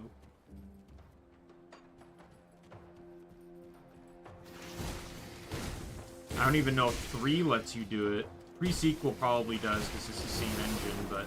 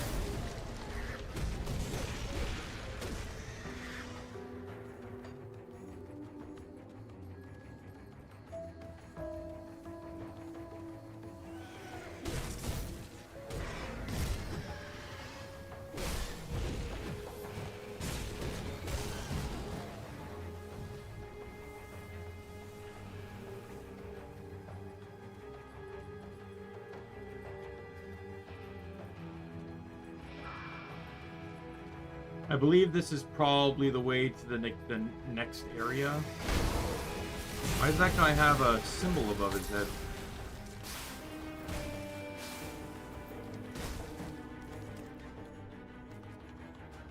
Alright, I'm gonna backtrack.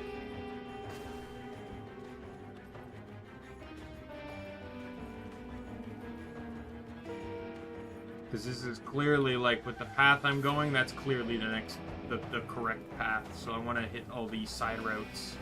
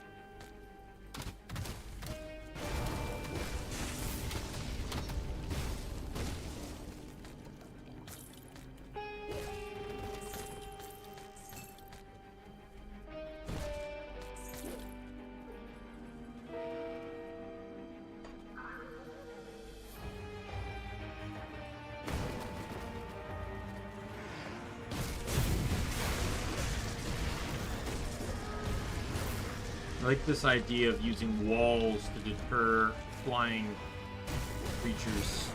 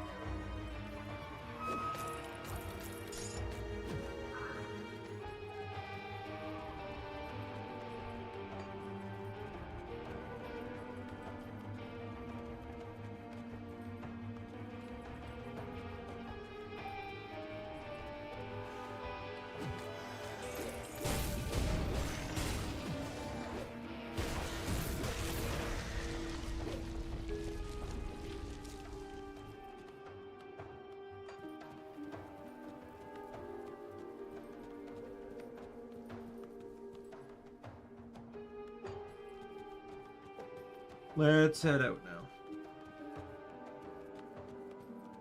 We'll head back to where I was.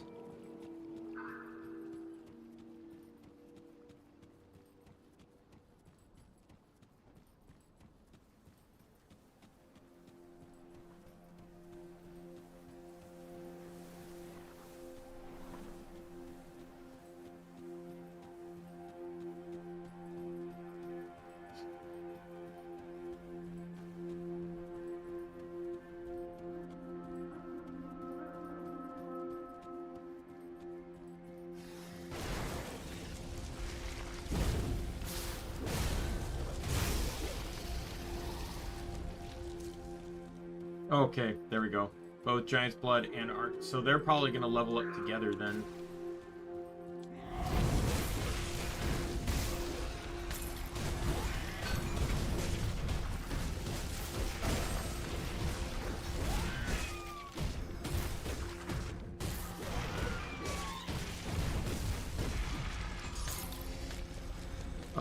Oh, I got an achievement for that. I can't carry anymore.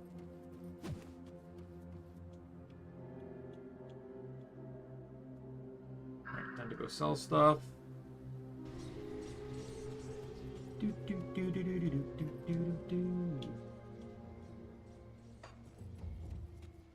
Come see what's left of my wares.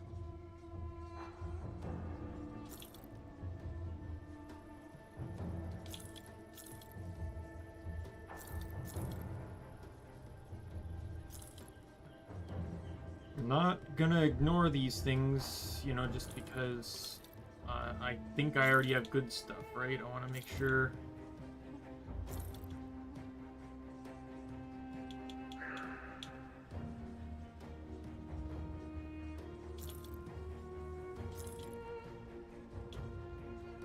See you around.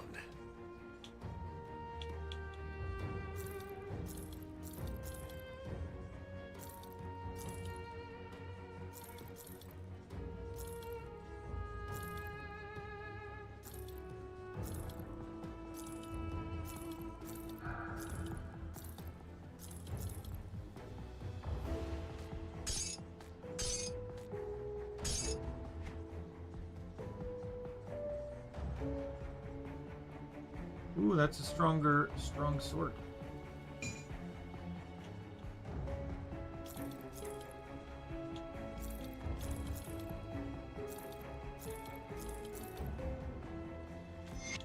Damnation, that's a legendary item.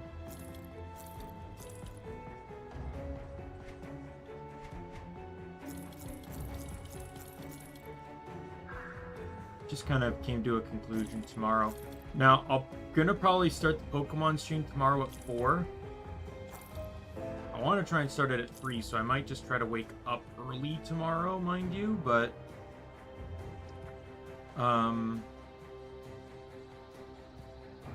See, now we're at a conundrum here.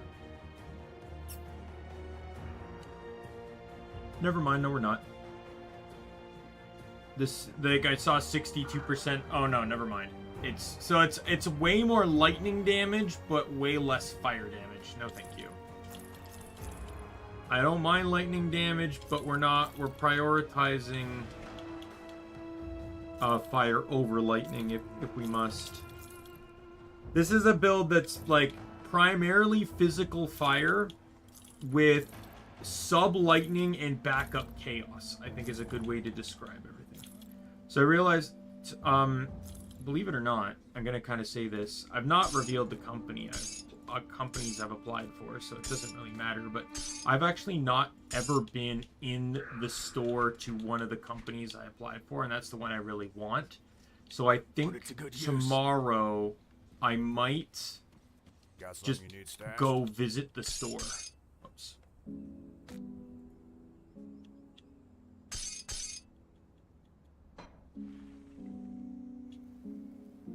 Right, just like go visit the location. Don't say I applied there or anything. Just go and visit and like just scope out the place kind of thing.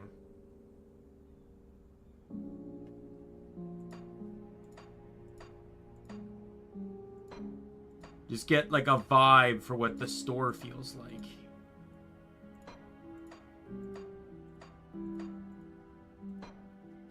I'll keep an eye on this. Yeah, so this sword is actually stronger than my current axe. It's a level 65 sword, though. And it's +2 to all shaman skills. That's actually a significant damage increase, though, too. Let me go back into my bank. I still got some ambers, right? Like, there's no question I'm not making that switch when I level up, so I might as well just add the amber in now. So the DPS, for some reason, drops when I factor in the amber for some odd reason.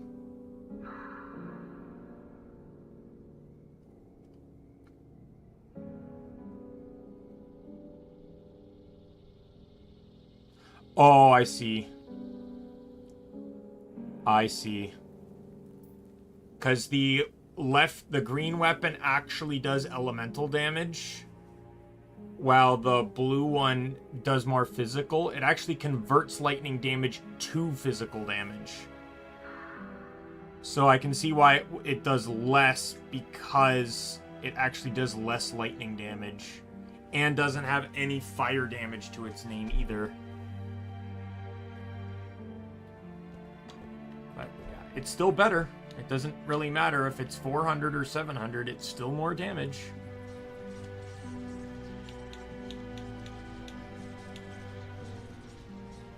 Yeah, so this DLC is actually not, like, pretty damn big, I have to say.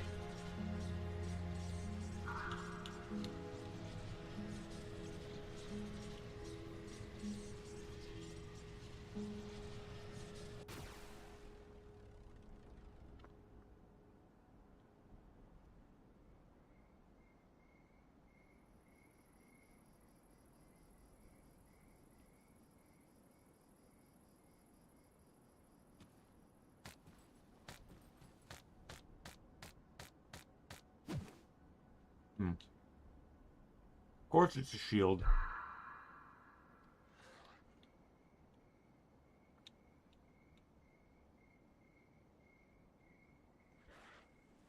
What the fuck?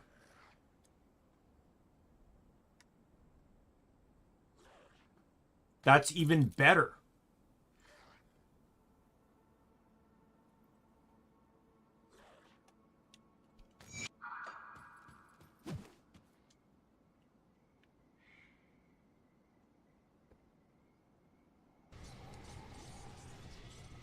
Oh, fuck.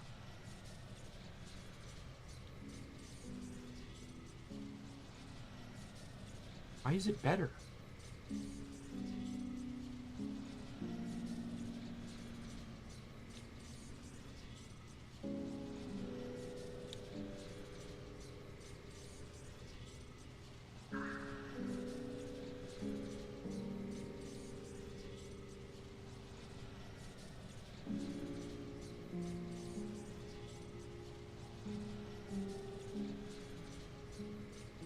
Oh, it's probably because it adds a flat physical damage. This one doesn't. So that flat 48 physical is probably worth way more than anything this provides.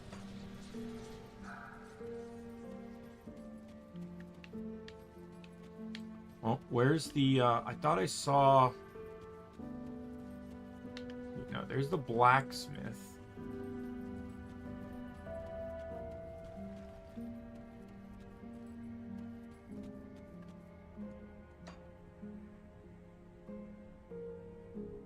Okay, one is not here. I have to go back to Devil's Crossing.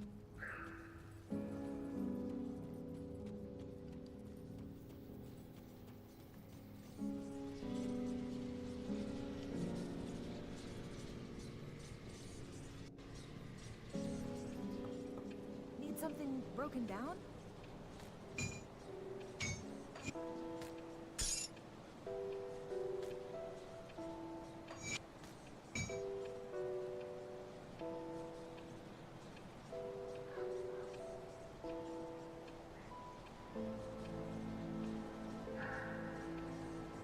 Bring me back something interesting.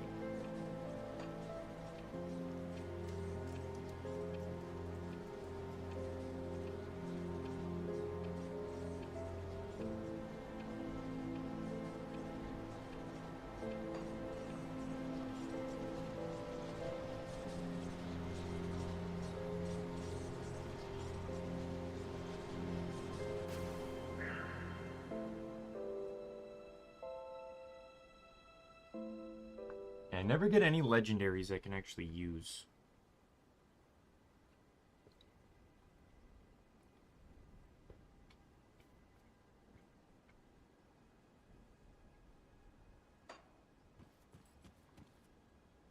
No, actually, I might not even do Pokemon tomorrow.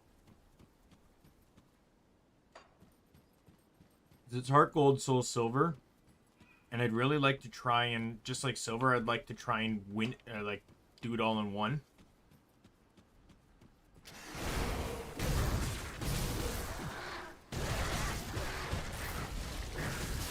And I don't want to start that at 4. So what I might do is do the game that is taking over for what Ys 9 was doing,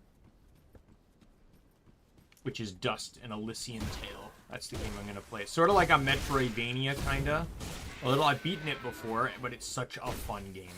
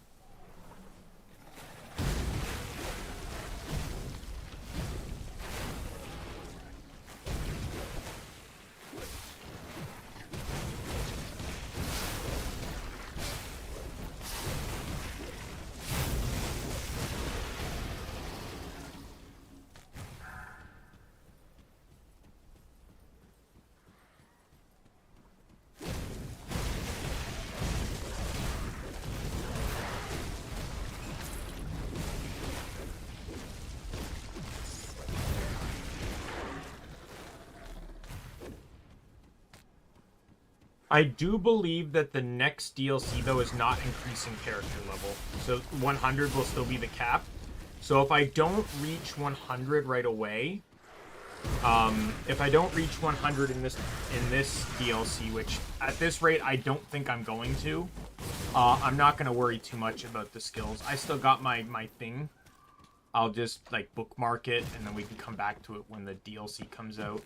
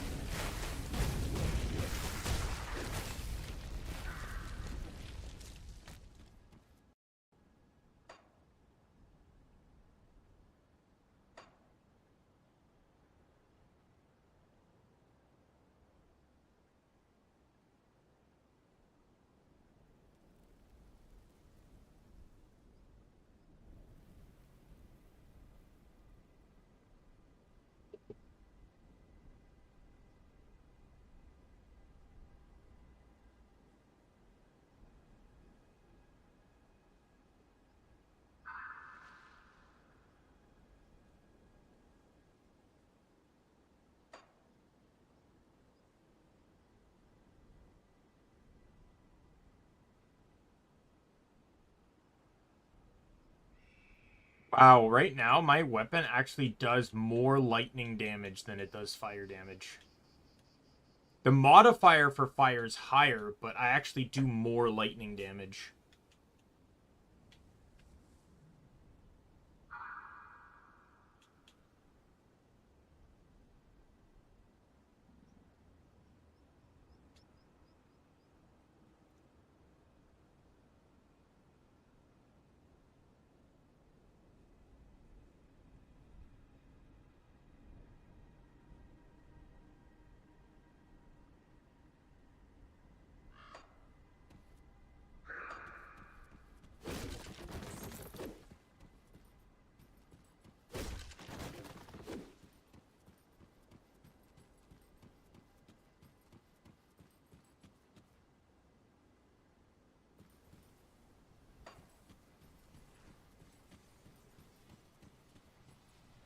actually kind of crazy when you consider that.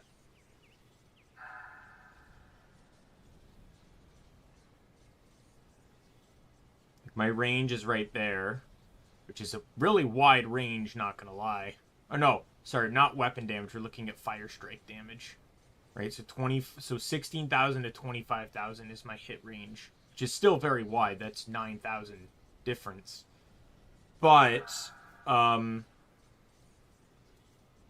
if we're looking at just the top number,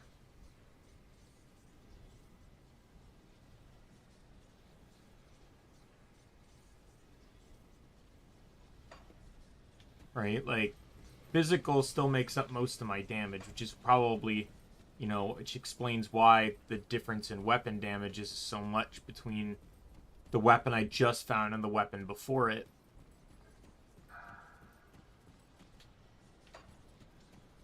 In this late game, percentage numbers rule.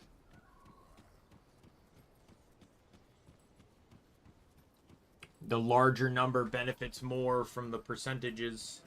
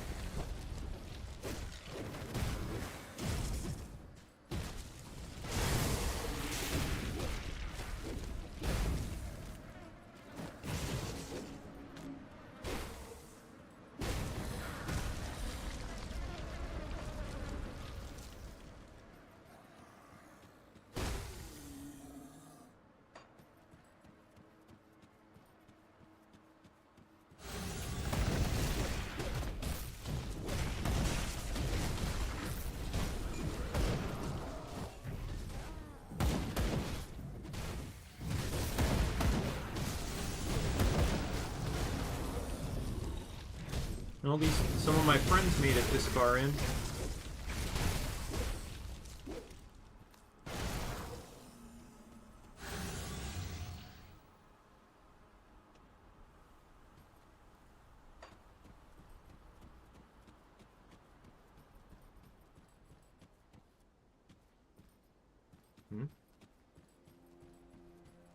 I didn't even expect to find this.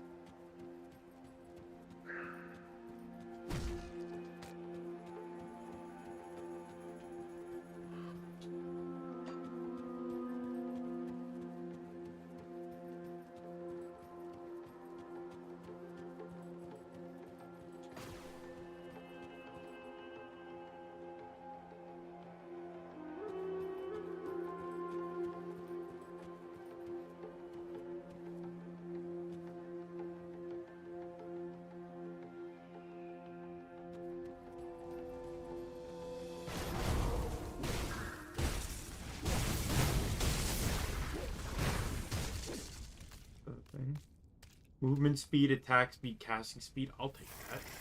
'Cause that's basically harmless.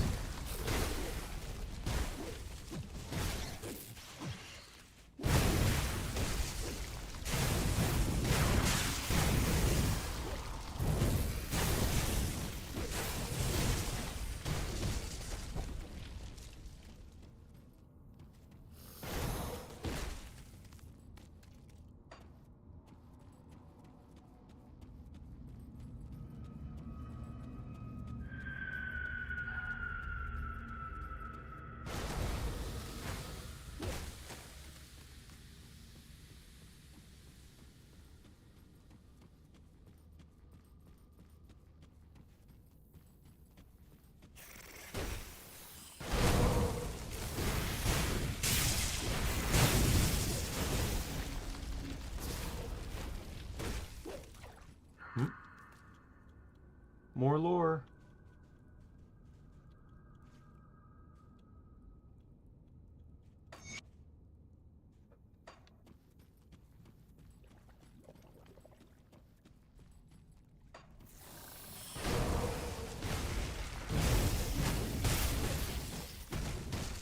I have no idea. Like, I just kind of walking, accidentally found this place.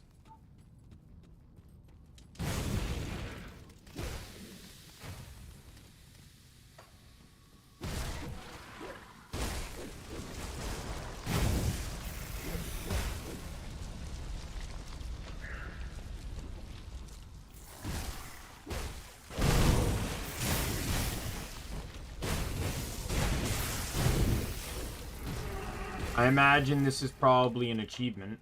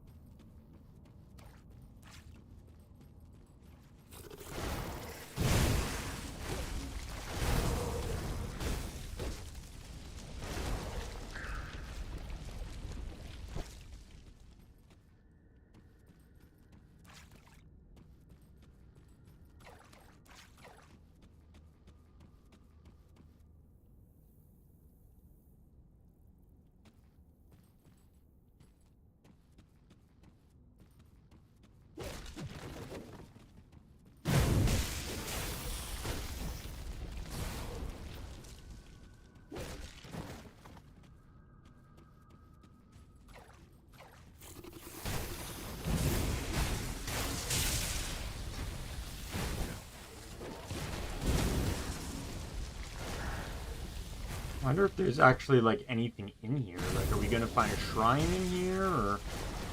I didn't look at the list.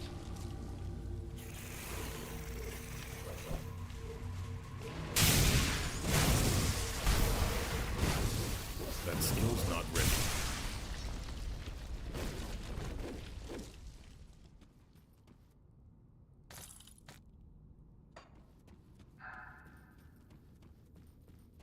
But I couldn't have asked for a better modifier to give the enemies on this one, so...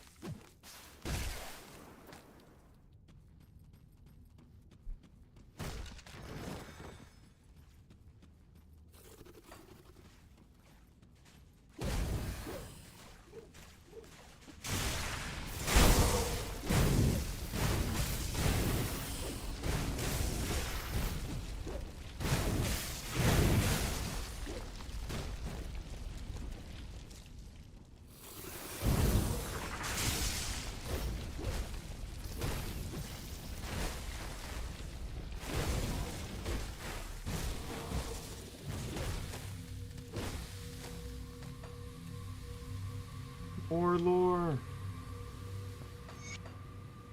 that I'm probably not gonna read.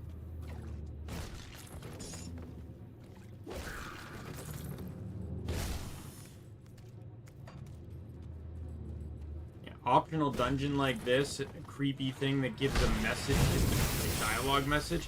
Absolute. This is either tied to a quest I haven't unlocked yet, or it's tied to an achievement for sure.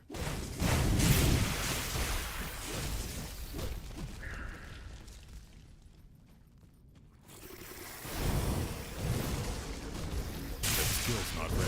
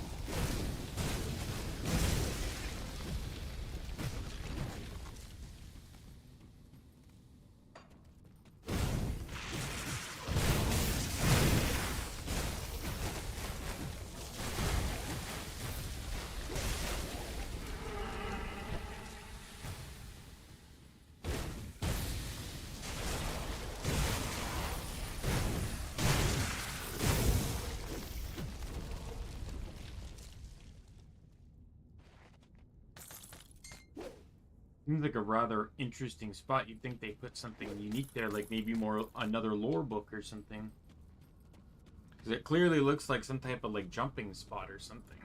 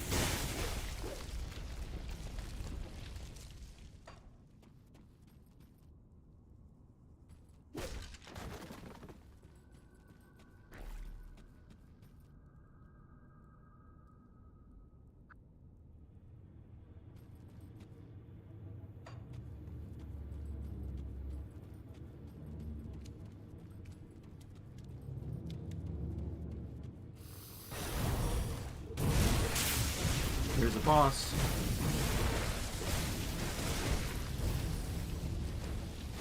That skill's not ready.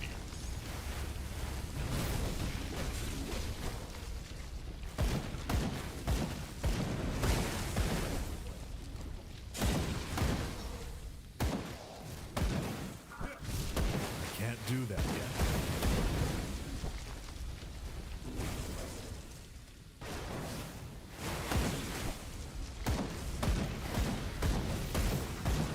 Boss is dead. Let's just eliminate everything else now.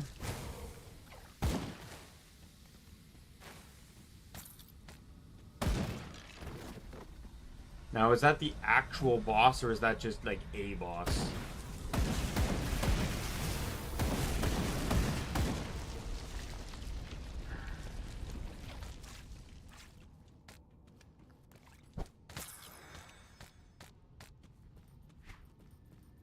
Yeah, there's too much poison AoE on that one. My poison resistance? 63. That's not actually bad since it caps at 80.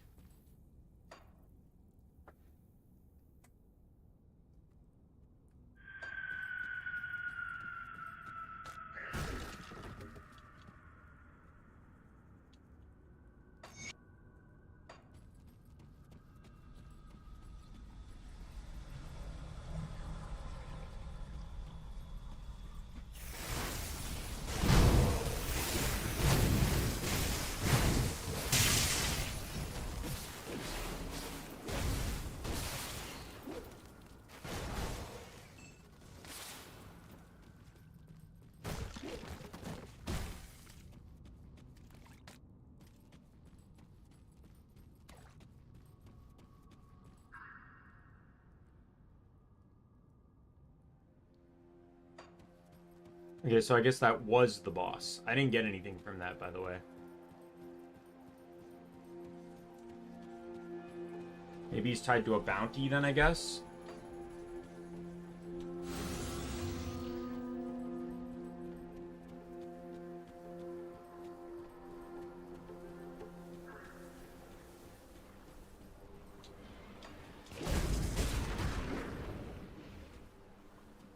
Despised status with Eldritch Horrors.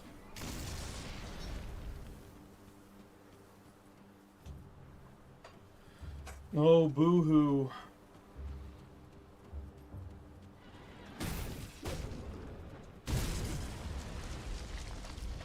Pretty sure I'm worse than that with others, right? I'm actually surprised. Like, I'm almost at respected with the Coven, which is kind of crazy.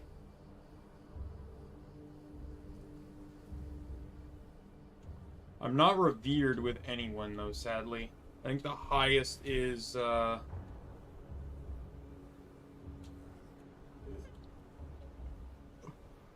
is Devil's Crossing, I guess? I'm respected the most. Oh, no.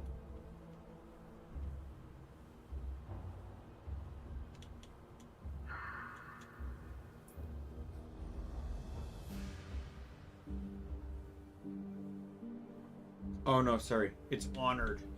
Honoreds. Do I have anyone that's even honored? Revered is the cat.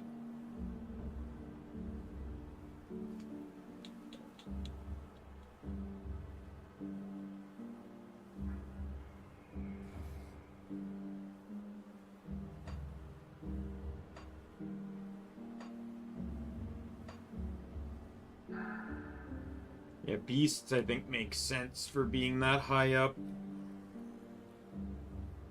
Ethereals would be at the cap if the Vanguard and Ethereals were the same instead of being different.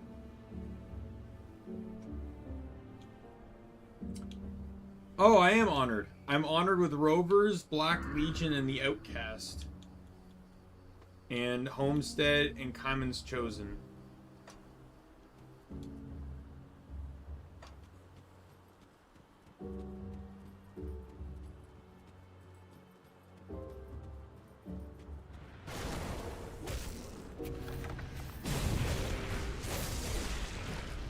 I am almost 65.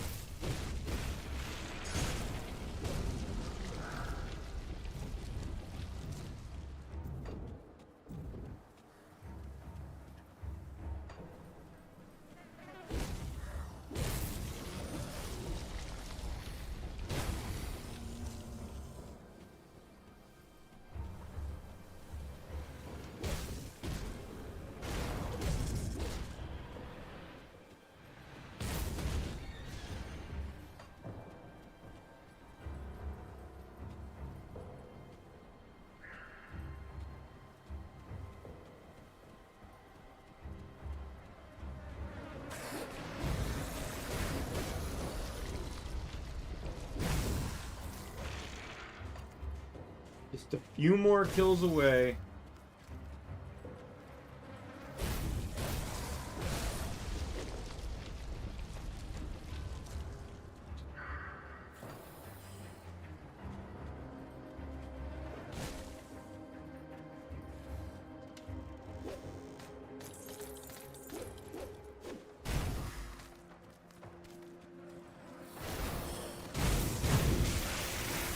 That skill's not ready. The bugs coming out is really weird sometimes. It's kind of crazy how it just like exemplifies the enemies, but like I wonder if the bugs count under the same category as the like the enemy I killed. So does that mean like I get bonus points? It's like the missions where it's like when enemies die they turn into pigs in Gunfire Reborn. And like whenever I was doing like certain builds that, you know, gained me buffs for every enemy kill I got, it effectively allowed me to get double the kills at no real penalty.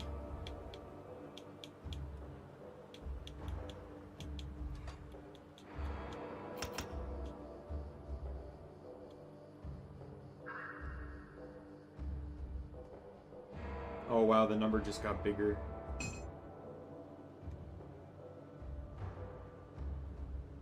I'm curious now.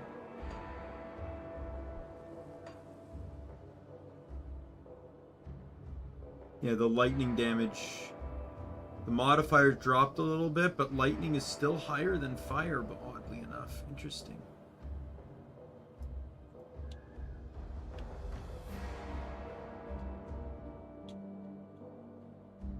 Looks like the fire strike damage went down though. So I guess this is playing off of some attack speed then too, because like that number is more of a DPS than it actually is like than actual like numbers you're hitting, right? So I guess it means that I can do more, like it's just more damage per second than what I was previously doing, and 3,000 more damage per second is a lot.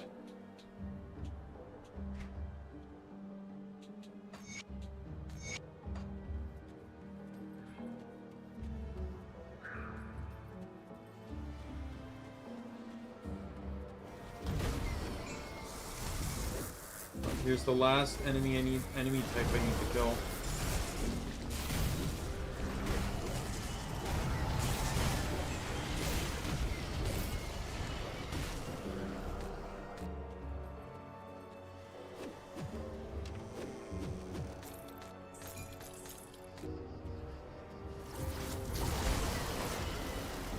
guys decided to line yourself up on that, that's your own fault.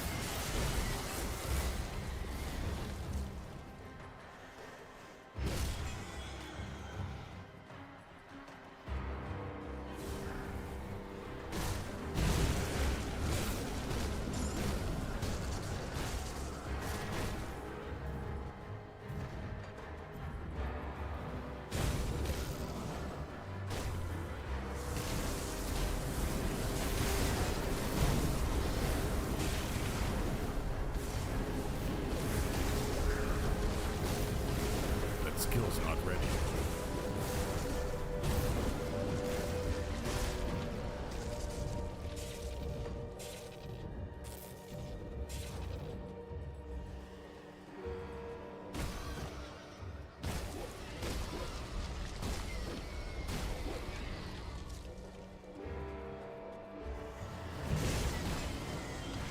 I'm assuming this is where I'm probably going to find the brothers. Oh no, I did get the maw thing when I beat it started a quest. Notify the conclave of the 3 of your discovery.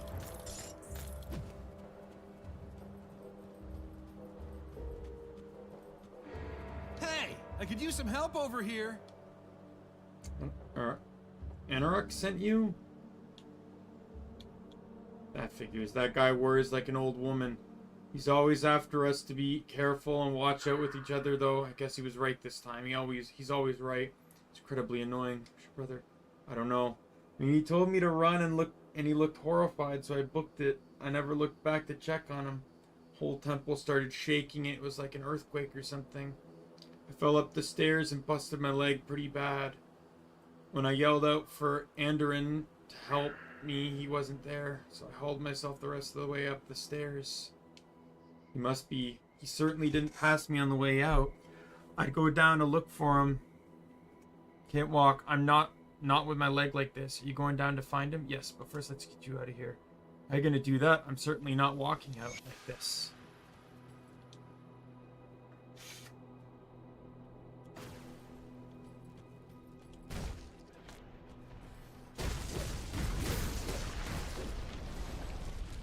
And I'm noticing a faster attack speed. Like, I'm actually noticing a faster swing.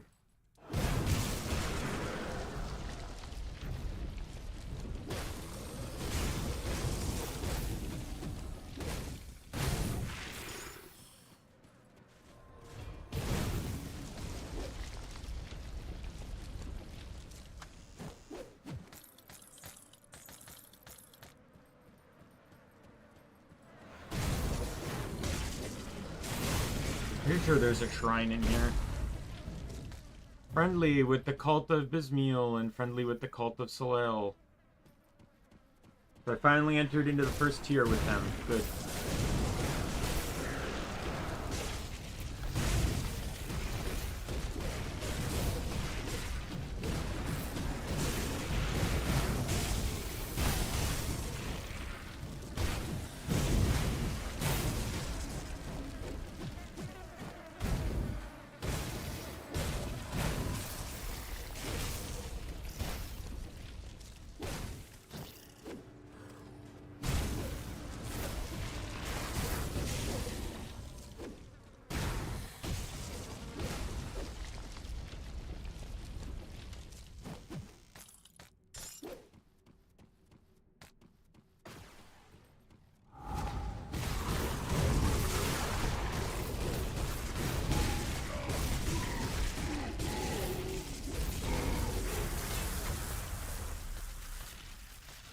My inventory I can't carry anymore. My inventory is full. Well, let's head back. Sell stuff. Hand in whatever quests I can. Come see what's left of my wares.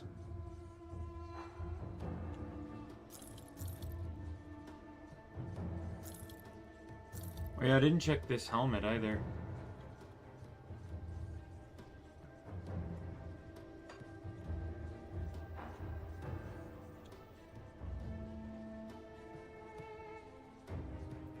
So this is higher burn than physical. Which I get the feeling now looking at my stats is actually going to be a damage reduction. Yep. Very much so. But I kept it for that very reason to test. I tested it and it's useless. Whoops. I'm not selling that.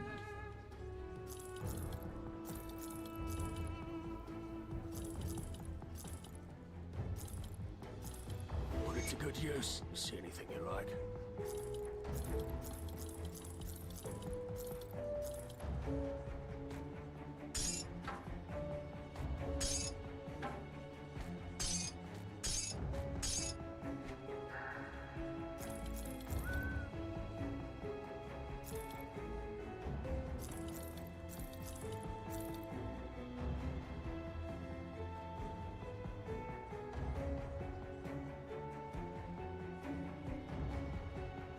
Pretty close to being better, not gonna lie, but still not good enough.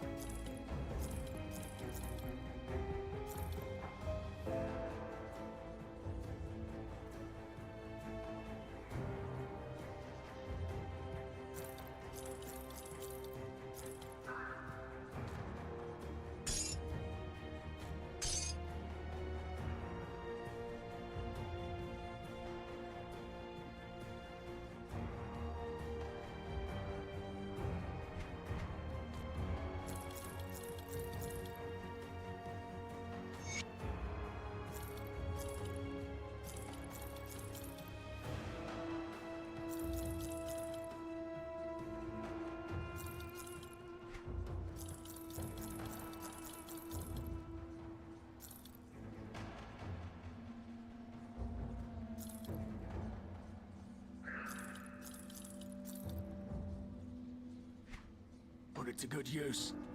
Got something you need stashed?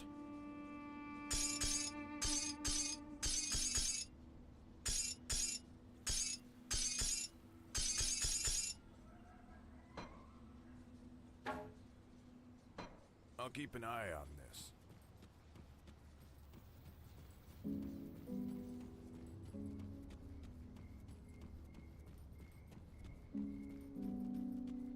Hello again, traveler.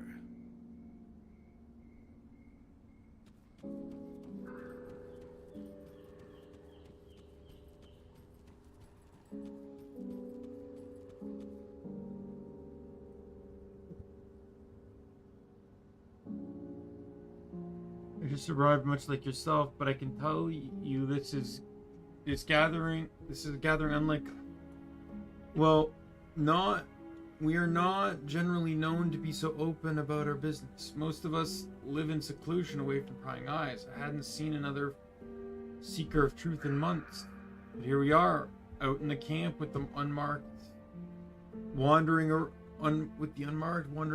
No offense intended. I suppose it speaks to the importance of what's happening here. Something big. The elder sisters speak amongst themselves in whispers. You can hear the gravity in their voices. I've heard rumors of a group of zealots from the west following the sermons of a mad priest possessed by a primordial god. A dark prophecy regarding the ruins of Corvin City. Yesterday when I arrived, I overheard some of the sentinels speaking of rivers of flame and desolations as far as they could see. I can't account for any of that, though.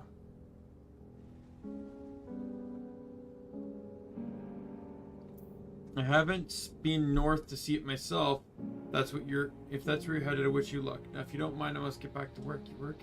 Yes, my work. I study all manner of beasts in the interest of garnering new servants for Bismiel's sacred web. There's a large number of unique specimens in the area. If given the opportunity, I would spend my time here studying them. Though between you and me, most are not all that interesting. Massive, sharp, poisonous, twisted, and deadly. I've seen it all before. I'm far more interested in particular creatures that may prove to be more myth than reality. In either case, I intend to uncover the truth behind the legend. What is it? In local lore, they call it the Maw of Anat. If it is real, and may be very old, an ancient relic of primordial time, the stories describe it as a gargantuan beast living deep beneath the desert. It would appear during times of upheaval or great conflict, unveiling its mouth to feast on unsuspecting creatures or to consume bodies and carrion left behind. In light of what's happening now, this may be the perfect opportunity to study such a beast. Do me a favor. When you're out there, keep an eye out for the signs of such a creature. I've already found it. You've truly seen the beast? How big was it? What did it look like? Oh, this is very exciting indeed. Where is it? I must see the beast for myself, just east of the Carven Sands. Praise the three, this may be the discovery of a lifetime. This creature must be studied before it vanishes beneath the sands. I will depart immediately. You've done me great service. Perhaps I mention your contributions in a... That would be nice.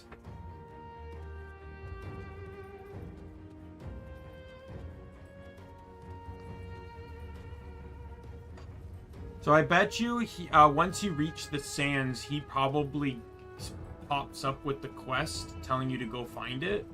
But since I already found it, obviously it's pointless to me.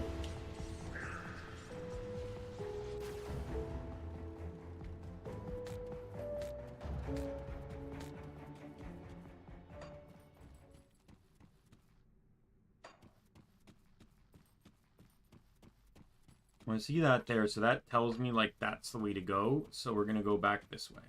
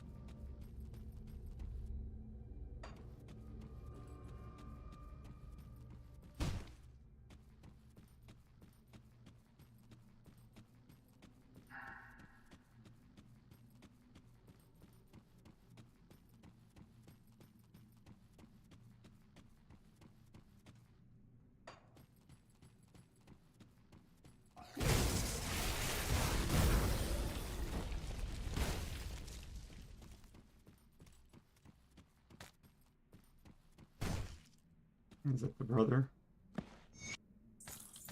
Yep. Hey, stop fiddling with my body! Shouldn't go messing with every random corpse you come across. You dead? Yeah, no kidding. You're a smart one, ain't you? Sorry, I don't mean to be rude. It's just a new thing for me. Being dead? Yeah, being dead. You toying with me? I gotta be honest, stranger. I don't feel dead. I mean, I can see you poking around my corpse. But here I am just standing here. Guess I'm a ghost or something. What do you know about that? Your brother sent me to find you. Aral and a knock? So Aral made it out all right, that damn rat. When I told him to run, I didn't mean for him to take off on me. Suppose I can't blame him. Probably scared the pants off him, screaming about how we had to get out of here. We got down to the heart of the temple, expecting to find nothing but skeletons and a bunch of loot. But there's a crazy old man down there with an army of ghosts. Without so much as saying hello, the old freak cast some sort of spell at me. I panicked and told RL to run. We took off for the exit like a couple of scared kids, and the whole place started shaking, rocks falling from the ceiling and everything. I was dodging left and right, but I think one of them must have clocked me right in the melon because everything went black all of a sudden. Next thing I remember, I was looking down at you snooping around my body. Must be the old man's spell that turned me into a ghost or whatever this is. Something tells me I ain't getting out of here till someone puts a stop to that old bastard scheming.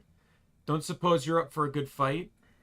I'm gonna go down there and beat some sense into that old weirdo. Take care of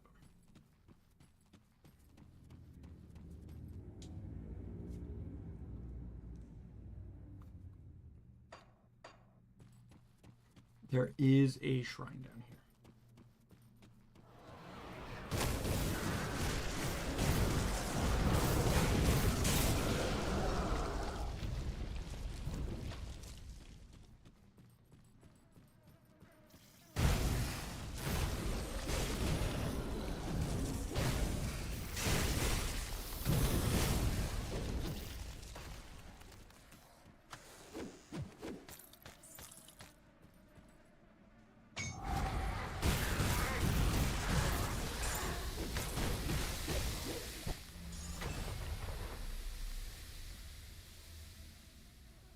I use my new devotion point while I wait for that to subside.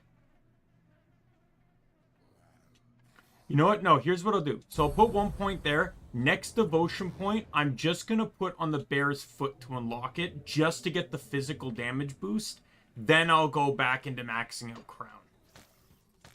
I think that's fair, just to get the DPS increase. Right? Why hold out if it's just going to be the first slot, right?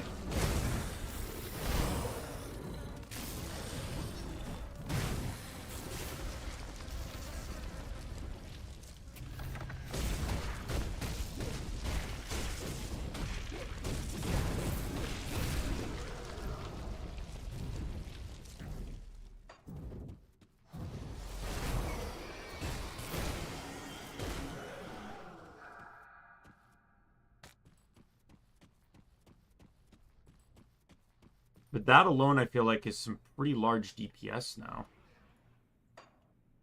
Yeah, that alone put me back into 25,000 range.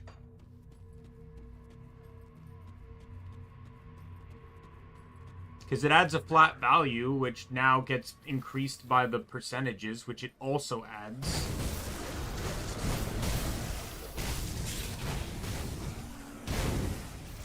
Right? And to be honest, again, I didn't realize that lightning had such a bonus to it. I knew lightning had bonuses. I just didn't realize lightning had that many bonuses.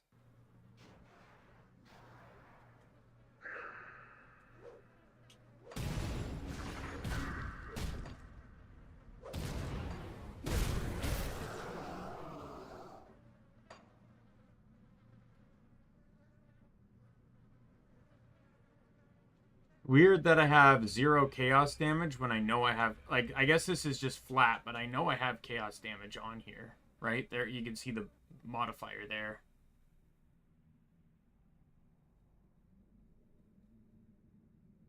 Yeah, even on this, lightning damage is higher than fire by almost 1,000 at max and 400 on the min. Yeah, that's a lot of, like, different types of damage. I even have cold on. How the fuck did I get cold on this thing? Oh, I probably just, like, you know, I did just get flat elemental bonuses.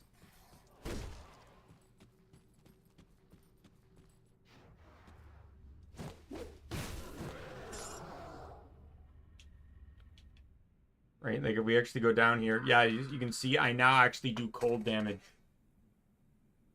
Not a whole lot, but because it's affected by a 500% modifier, because I have a lot of stuff that boosts elemental damage, and cold counts within that category.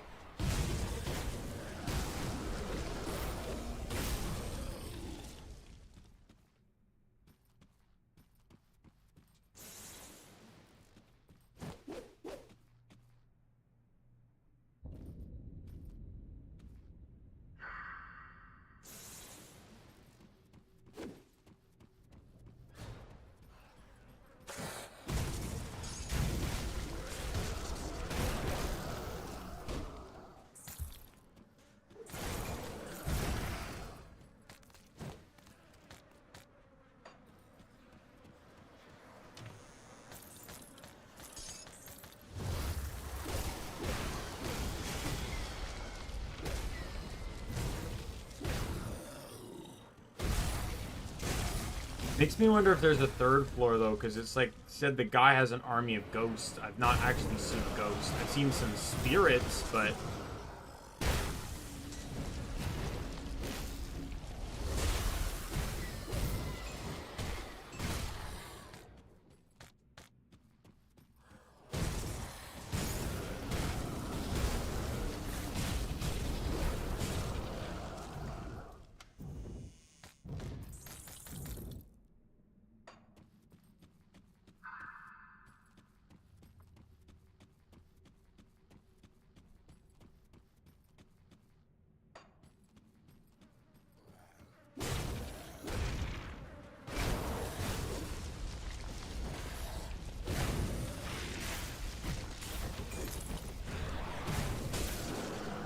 Yeah, I already see the door to the next floor. Oh no, never mind, this is him.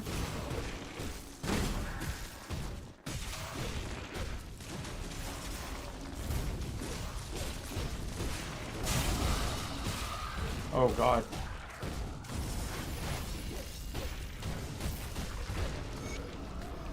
His resistances changed when he transformed, didn't they? I'm just saying, he took way more damage once he switched to undead. And I assume that might be because undead might be weak to fire. I've not actually, like, checked that, but if that's the case, then, yeah, changing to undead actually made him die faster. Basically making the second phase weaker than the first one.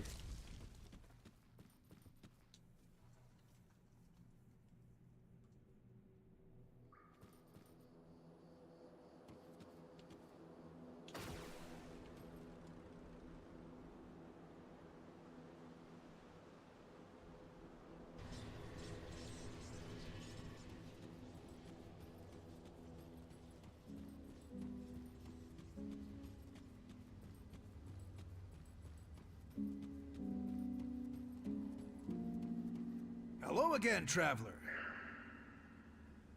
Thank you for bringing my brothers back, what's left of them. Glad I could help. I have to be honest, this is very strange. I don't know how this is happening, the thing with the ghost. Suppose I don't really care. That thing, my brother, he's as much as Andoran as he was when he was alive. I'm glad to have him back. What's Andoran's ghost doing here? You're asking me? I have no idea. I heard stories about people raising the dead or summoning ancient spirits, but never heard anything like this before. When I first arrived, I thought the witches were playing some sort of cruel joke, but then Oral just started in like nothing had happened. Watching the two of them argue with each other like they did before he died is odd to say the least. Hello again, traveler. The two of them are talking about going back to work. Arl seems to think he can use Enrin's new situation to our benefit. Certainly will make him getting in and out of those old rat tunnels easier. Nika is eager to get us back out there digging through the tombs, and I can't say no to that woman. But it just doesn't seem right, honestly. The whole thing doesn't seem right. Thanks again for your help. Thanks for the help back there. Gotta be honest, I might be getting used to this whole ghost thing. Arl seems to think it'd be good for business, with me being able to just walk into whatever place I feel like. Benefits of being a ghost, I suppose. Anyway, thanks for the help. It'll be good to be back with my brothers. Oh, you're dead. Oh, sorry. Thanks for the... Even though you're dead? Well, I don't feel very dead. I guess that's the funny thing about being a ghost. I don't much matter if you're dead or not, does it? I mean, who knows? Maybe I'm invincible or something. In any case, I'm sure Enric will have me back to work in no time. Working on what? Well, Enric doesn't like us talking about it. I suppose he thinks people will come after us if they know. But we have a good life here digging up old junk from all the tombs and temples around here, especially since this lot showed up. They can't seem to get enough of that stuff. That Nika over there at the Bismiel camp, she's paid us a small fortune to keep mum about the deal we've got with her so that some artifacts go missing on her behalf. I suppose I've said too much, haven't I? Don't go telling Anaric we've been talking. Hey, thanks for the help back there. I don't think I would have made it back without your portal thing. But your brothers. What? Anarin? He's fine. He's dead. No, technically he's undead, or a ghost or something. I'll admit, it's strange and I'm not sure what you call it, but he's never been better as far as I can tell. He's about as smart as a box of rocks, so I'm not sure it matters if he's a ghost or not. At least we're all together again. So what's next? Well, I'll tell you what. Can't wait to get back to work. Nika's already been down here trying to tell us to go back out to the desert. And with Anarin's new condition, just imagine all the places we'll be able to get into. It's going to be great. A great year. Good luck with that.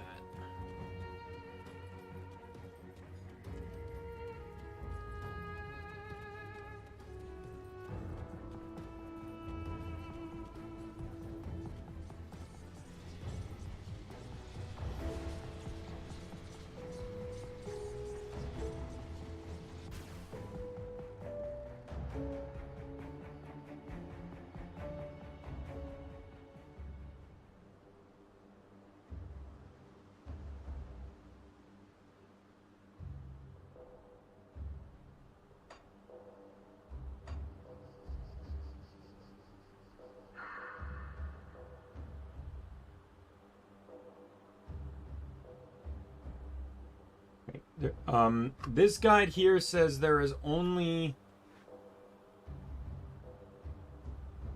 7 more, but this is saying 45.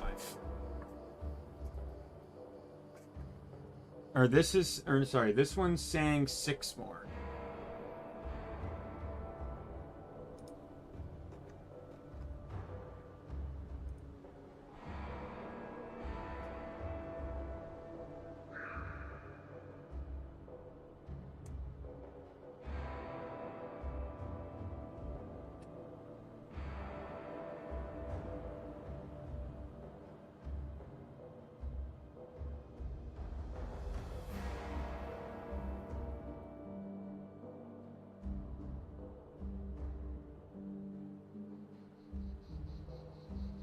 Oh, across 3 difficulty. Is this another one of those bullshit things where you need to play on different difficulties to unlock more?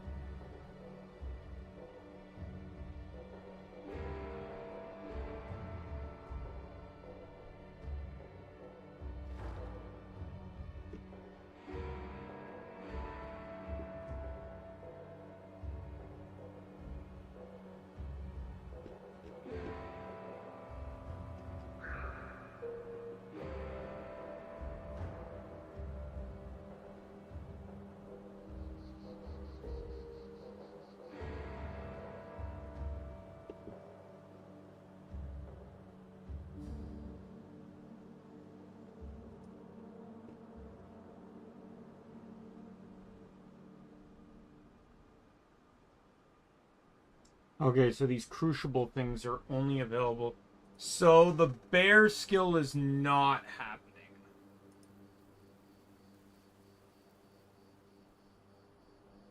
I know I got 1 devotion point from a quest. And then there's 49 shrines. So I'll end up with 50 points in the end, I think.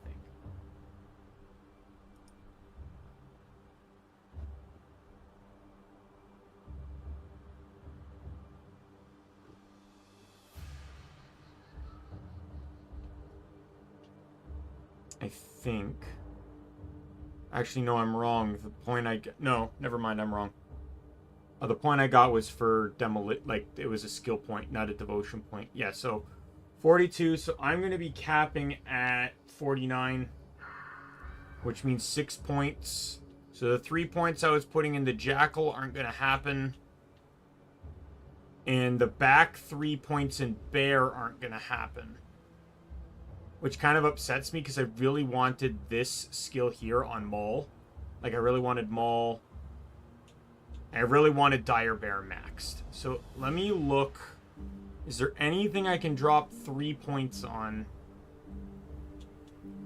I can't get rid of Candle. I need Candle to have access to Crown. Because Candle is 4 points. Crown is 6, I believe. Crown requires 6.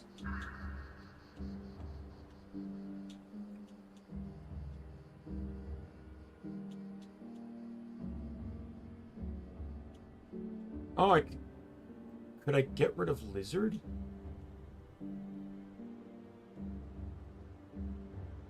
Let's see here. If I got rid of Lizard, I'd be fine. I'd lose 40% health regen. Like, I'd lose some numbers here, but...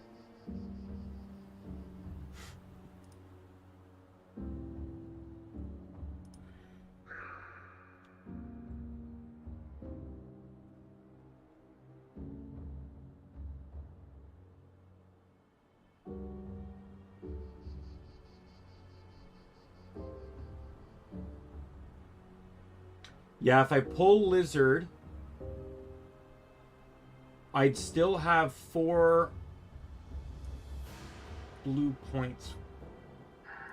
Where do I get them from?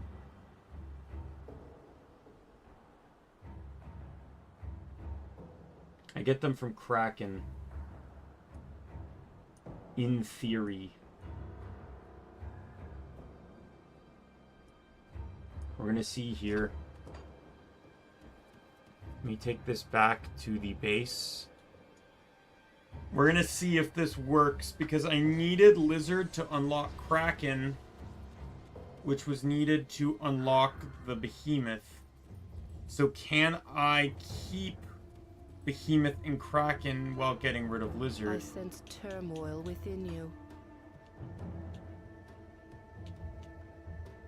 Yeah, Constellation Dependencies, Kraken. Yep.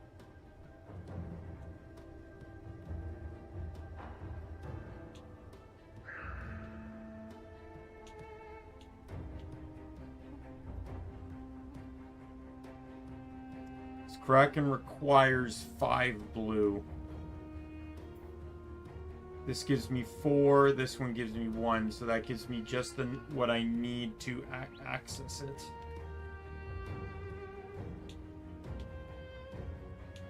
I could junk Hammer. That gets me the 3 points gone, but I lose a lot of physical damage. And this is the only thing I have that buffs it.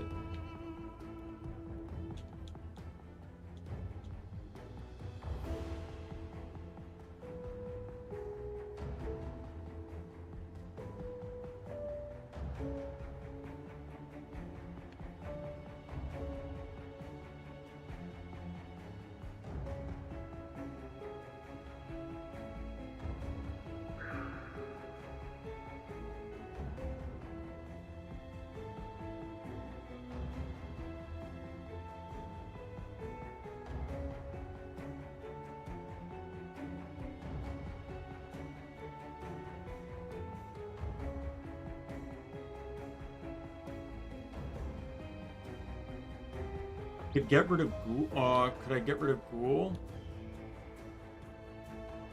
Nothing needs it. I'd lose out on this ability here. But it's not really that needed, would it?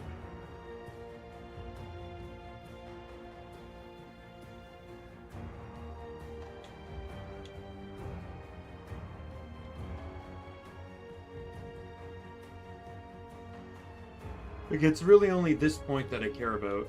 The skill's not bad.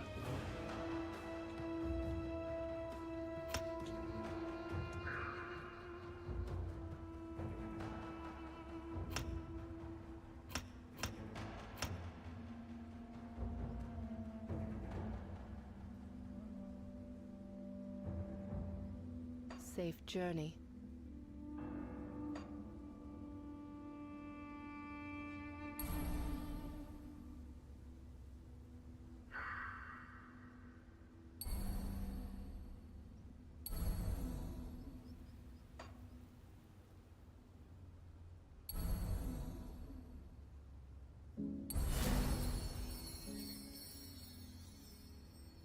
I can tie this to Feral Hunger. So this just has a 25% chance to activate on every main attack, which would be way better than on Grenado.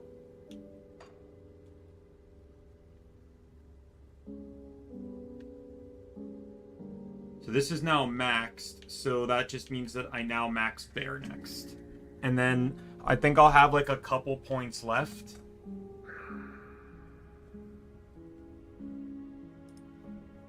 Fucking difficulty thing is so bullshit to me. It's the one thing I don't like about this game. Difficulty, in my opinion, should be nothing more than just the challenge. I don't agree with this hiding extra shit behind harder difficulties. It's annoying as fuck.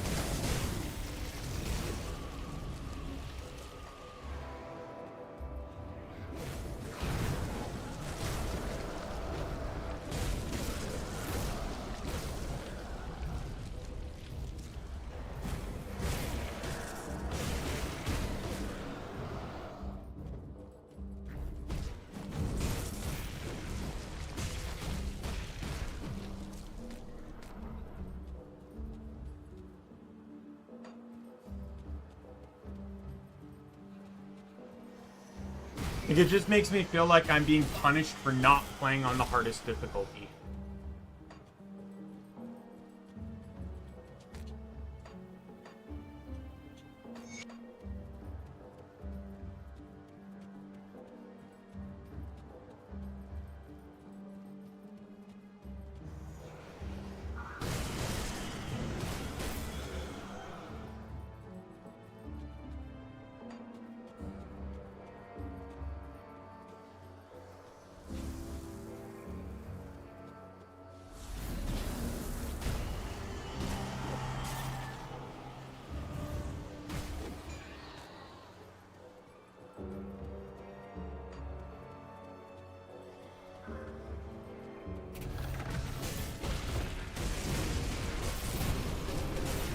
Like, I knew it was affecting the level up skill points, but I didn't realize it was gonna affect devotion too. Like, it's fucking dumb.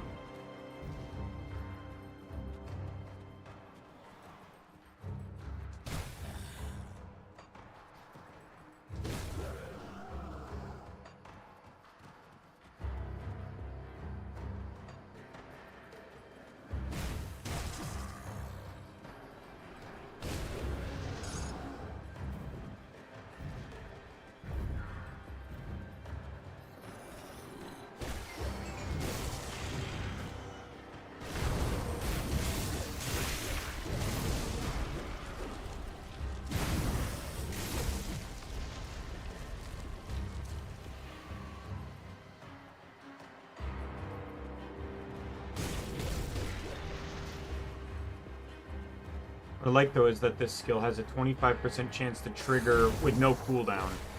So it's sort of like, you know, the reverse of Silence the Voices from Krieg, where it's just like there's no technical cooldown on hitting yourself with that skill. I've downed myself hitting myself 3 times in a row. It fucking sucks.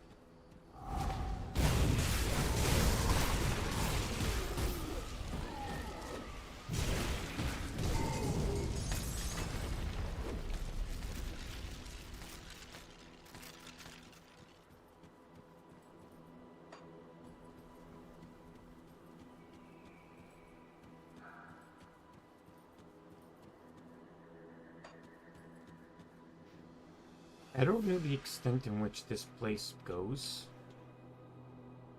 Beetle Den entrance. I do know where the shrine is, though. It's in the top left corner. Just based on the layout of this map. If, you know, correct anyways.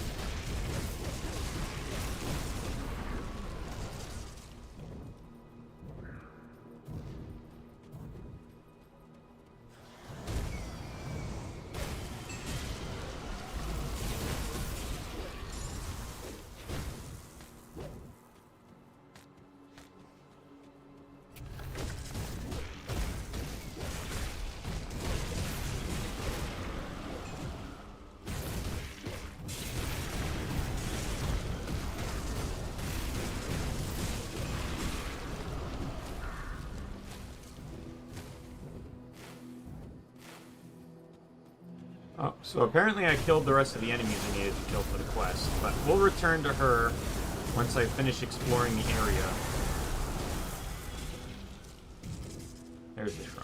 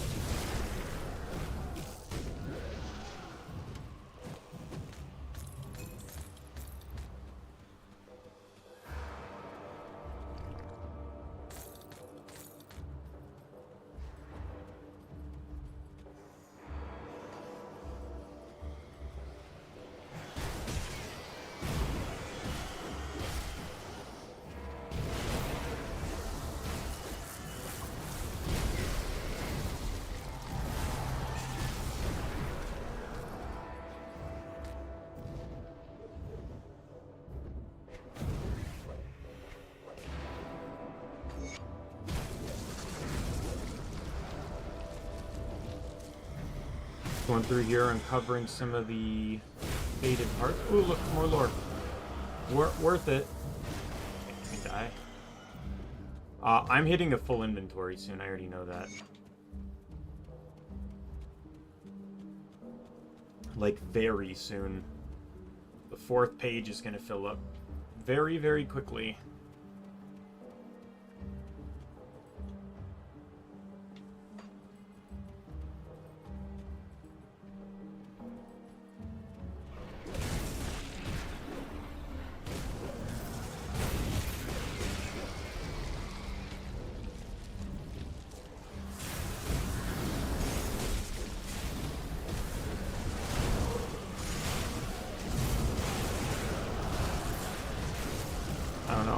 I don't think I need Ghoul anymore anyways. Ghoul was a good helping point for when I really needed some survivability.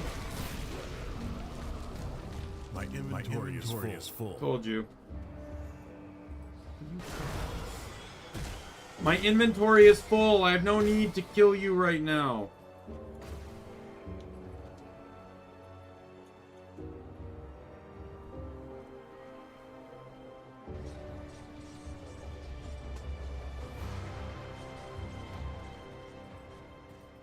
See anything you like?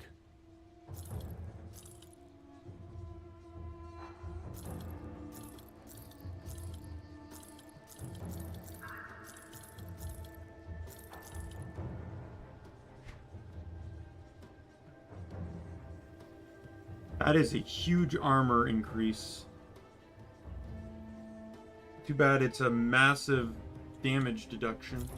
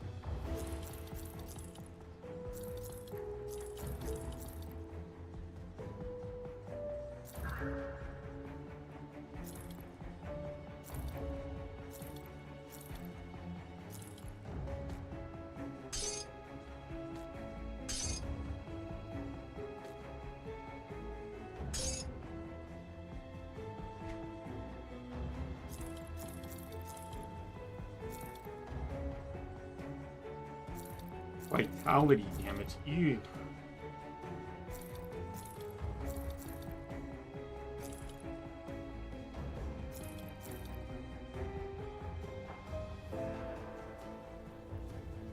Okay, so now we're talking.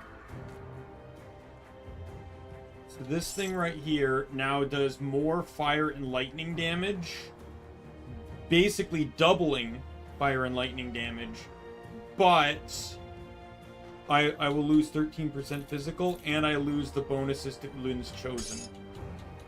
Which, you know, is kind of like, it's a good, like, it's not like I had a lot of points in that in the first place.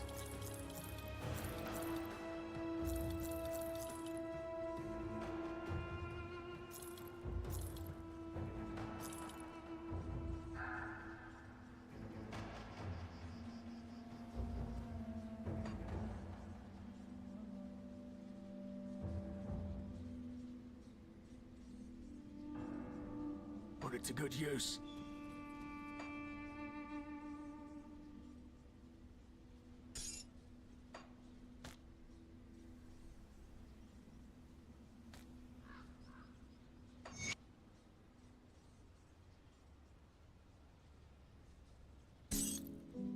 Yep, DPS increase.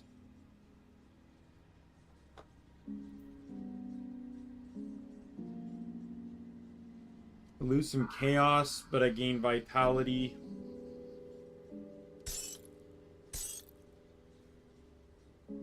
Resistances.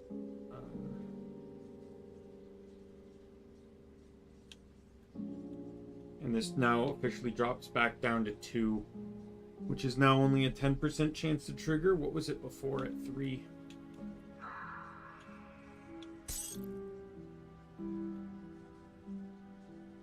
$21. So I basically have the chance of this even triggering. And effectively have the damage modified. But really, this only really benefits on Grenado. I don't run Jax and I don't run Canister Bob. I have a spare I had a spare point that was already getting some pluses due to equipment, and it just gives me a chance to use grenade back to back is really all I care about. So Come see what's left. I didn't know if I would ever replace my amulet, to be honest. See you around.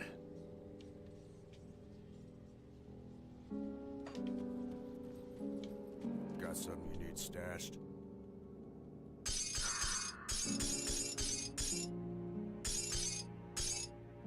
It's only a minor DPS increase though, because I'll keep an eye out for this.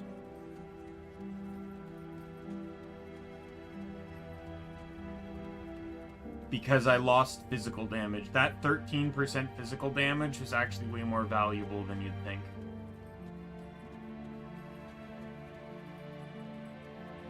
And now I think about it, the bonus to lightning and fire is more like a 25, like a quarter increase than.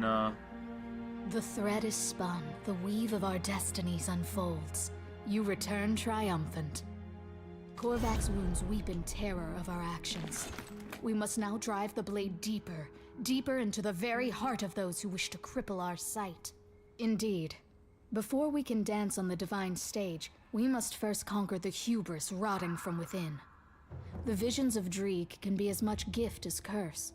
Some among us have succumbed to the dreams, become consumed by the fruit of fates untold. Whenever this occurs, we sear the wound from the flesh of our collective.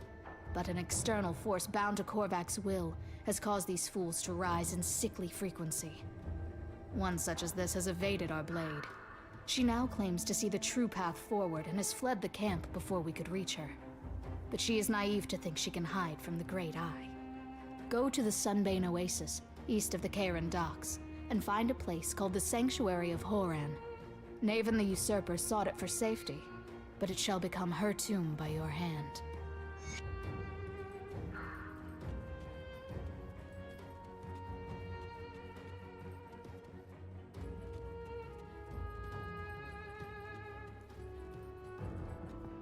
Hello. Serve the three and prosper. Deny them and... Okay, that's not what you say here, but with all the chaos around here, I didn't even notice your trials. Care to put yourself to use? It was once a joint pursuit of a raving zealot.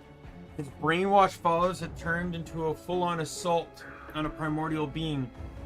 To say that we were ill-prepared for a conflict of this magnitude is an understatement, but it also is no secret that the region is teeming with old secrets and forgotten artifacts, a source we can take advantage of to augment our dwelling arcane supplies.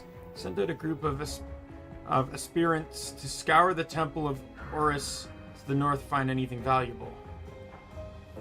I expect them to return by now, but nobody's seen them. If you're going to make yourself useful, go there and find whatever they've scavenged and bring them back. I suppose I've already found them. Have you now? I've been so occupied I haven't noticed their return. And the supplies to it, take it. I appreciate the assist. Perhaps there is another thing that you can assist me with, something more enjoyable. What is it? A trio arrived at camp. The Seers of Dreeg have witnessed their coming on their tapestry or whatever nonsense they spew. They insist that the trio belongs with us under the servitude of Soleil. I'm not quite as inviting. If they wish to pledge themselves to the Dark One, they must be tested. If you're interested, you can administer their trial. Speak to them here at our camp and determine their worth through bloody combat and inform me of their value to Soleil.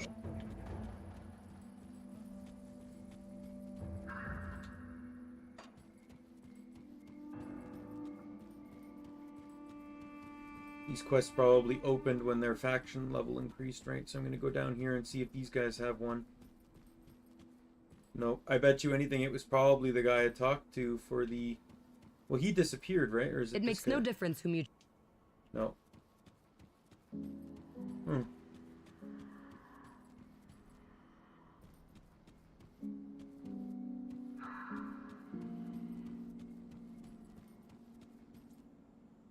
Been instructed the way here for our initiation. Don't suppose that's why you're here. We're here for whatever you throw at us. Whatever it takes to earn our rightful place in Soleil's ring. Will it be slings and beasts, a battle of wit, or you'll prove your battle prowess to me? He's expecting to fight people. If that's what it takes, alright. We're ready.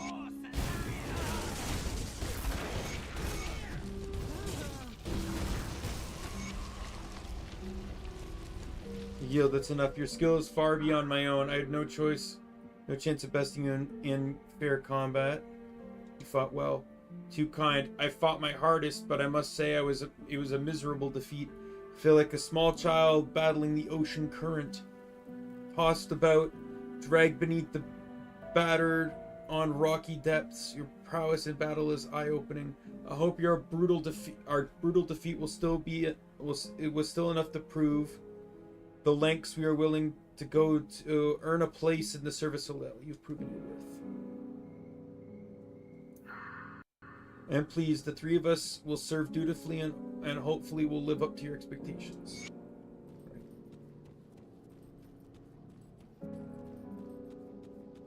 Serve the three and prosper. And how did the recruits do? Airworthy. Excellent to hear. More blood in the service of Soleil, more loyal servants to live and die for his glorious name. Perhaps we start them with the scavenging crew, where the scavenging crew failed. Just don't expect me to go rescue them.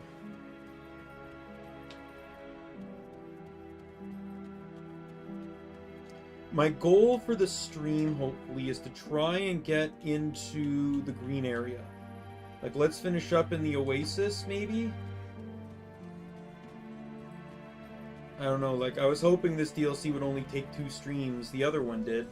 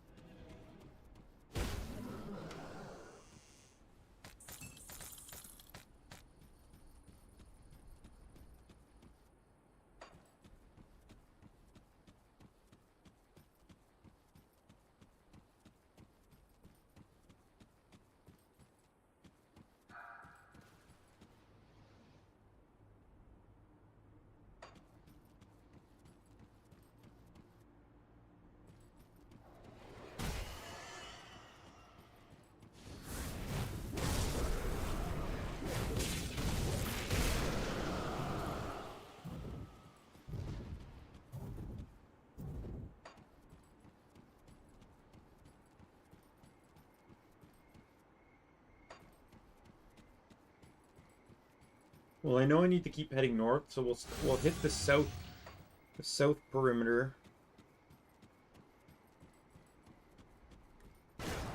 Oh no, those are my guys. Never mind.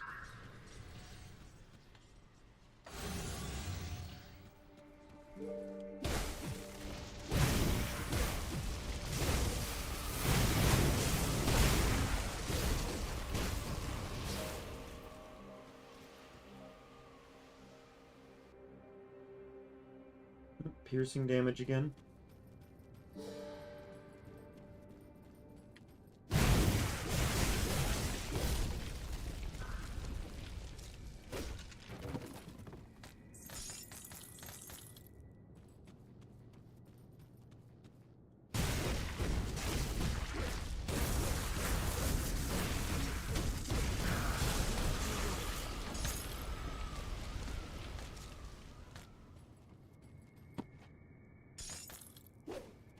Weird to have a boss show up like that early.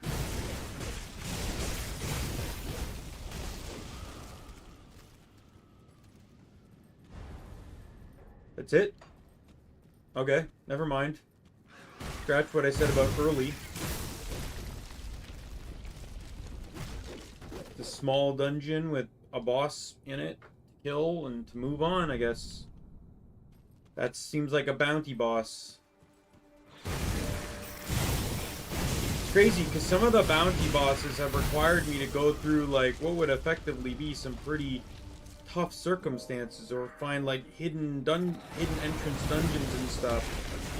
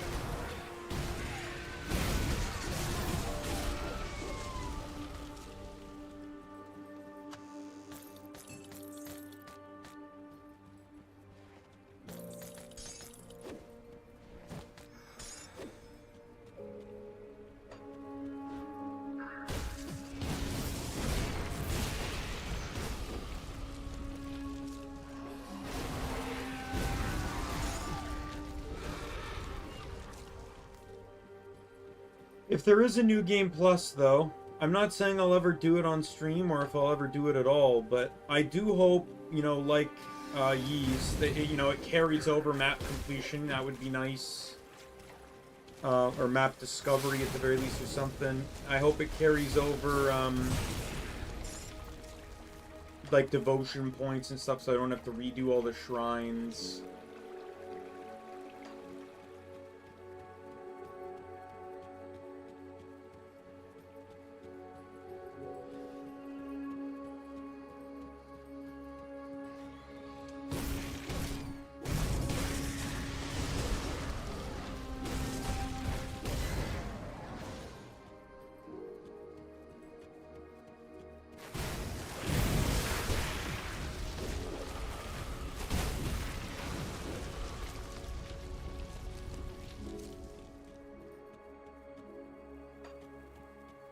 So I went the right way, which is not what I want, because I hate going the right way because it means I have to backtrack. It means I missed a lot of map by randomly going the right way.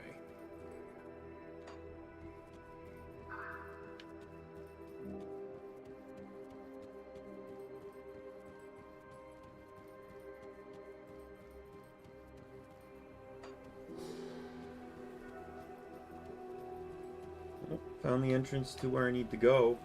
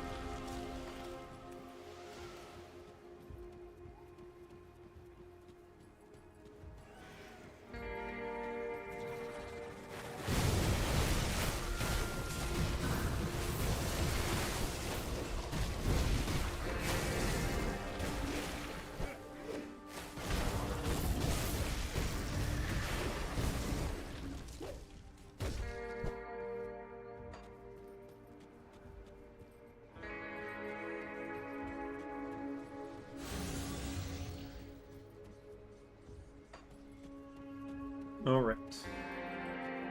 This area is, like, a bit more awkward than I thought it was going to be. I don't know why I was thinking that,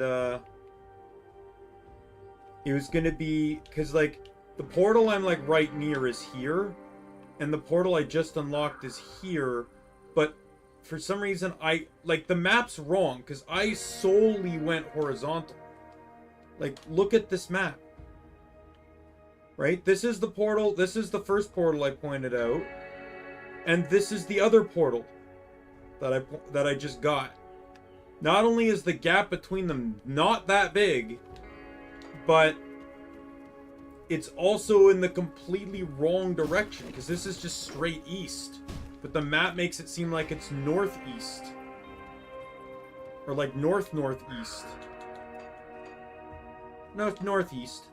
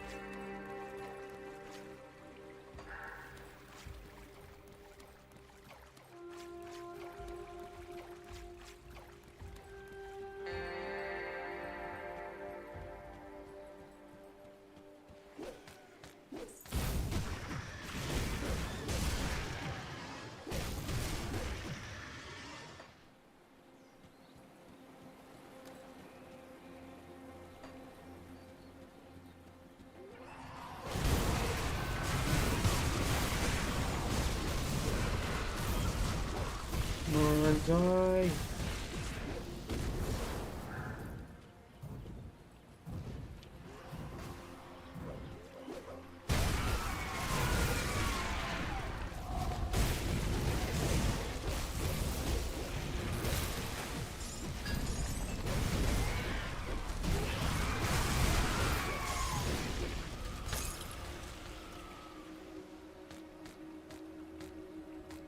Codex of Truth, is that another offhand? Because I love getting offhand, legendaries is great because I can't use them. Fuck, I'm pretty sure like half the legendaries I've got have been offhands, at the very least. Offhands or one-handeds.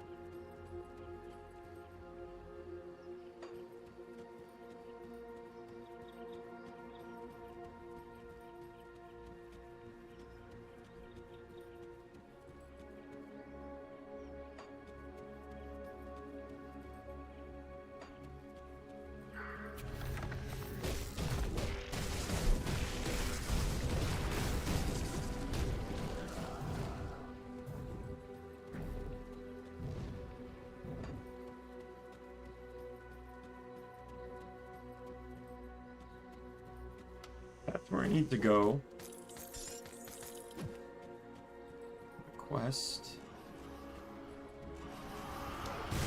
Just got a little bit of the map left to uncover. I hate these like twisty road style maps.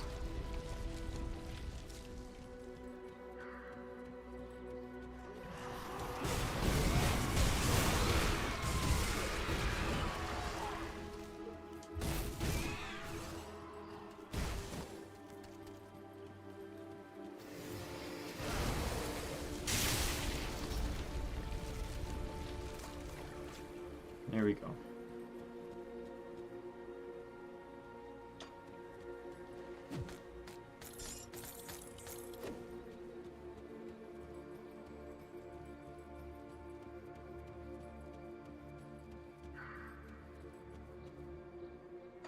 Away.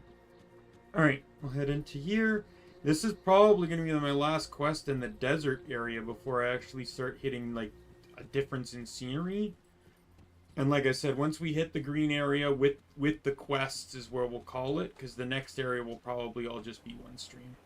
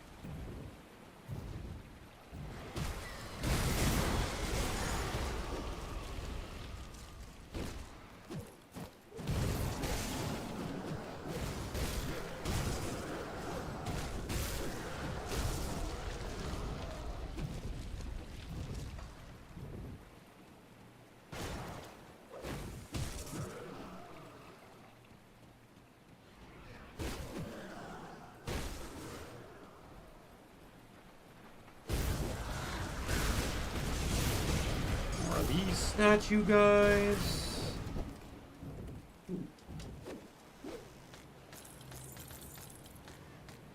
I don't even... Oh, there is a shrine in here because I see it on the map.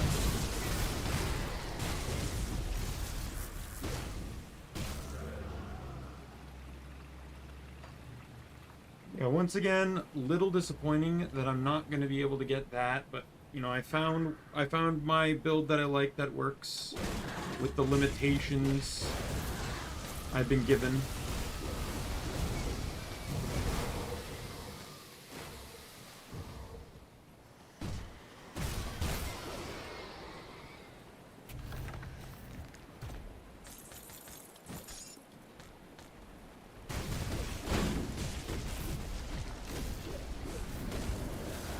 Have I actually leveled up the crown yet?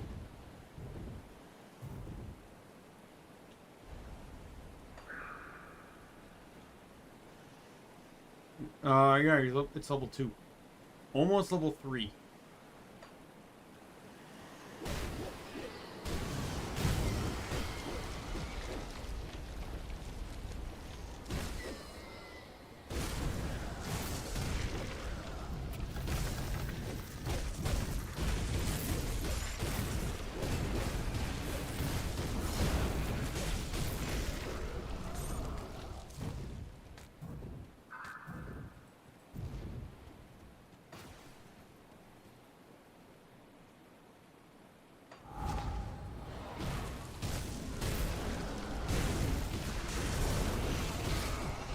Stop spending your time fucking roaring to the ceiling and actually fight me, and you wouldn't have died.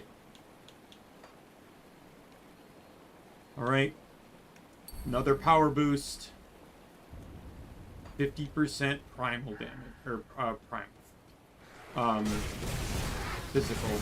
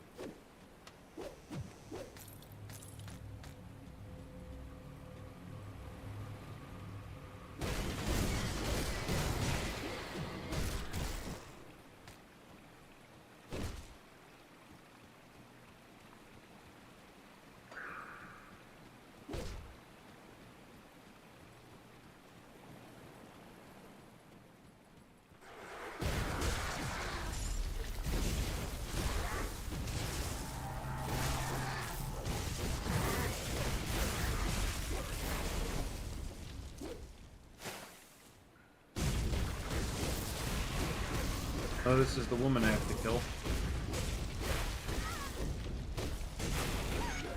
One thing I have with this game is that you don't get the standard witty... Like, in a game like Skyrim, if I was told to come and kill this traitor, I would likely show up and she would try to convince me why she's not the traitor, and I'd have to I'd get the ability to choose whether to keep her alive, or at the very least she tries to justify herself, right? Like, there's, like... But this game doesn't really do that. There's no real banter. It's like someone told you to kill them and they're just automatically an enemy.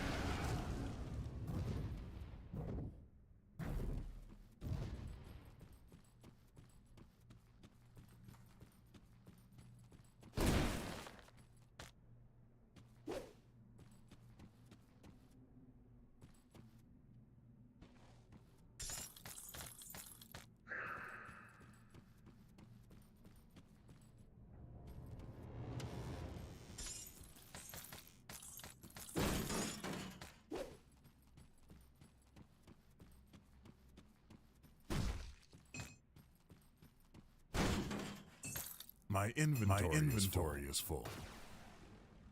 Okay, we're not doing this because... What is it? Is that a one-handed or a two-handed?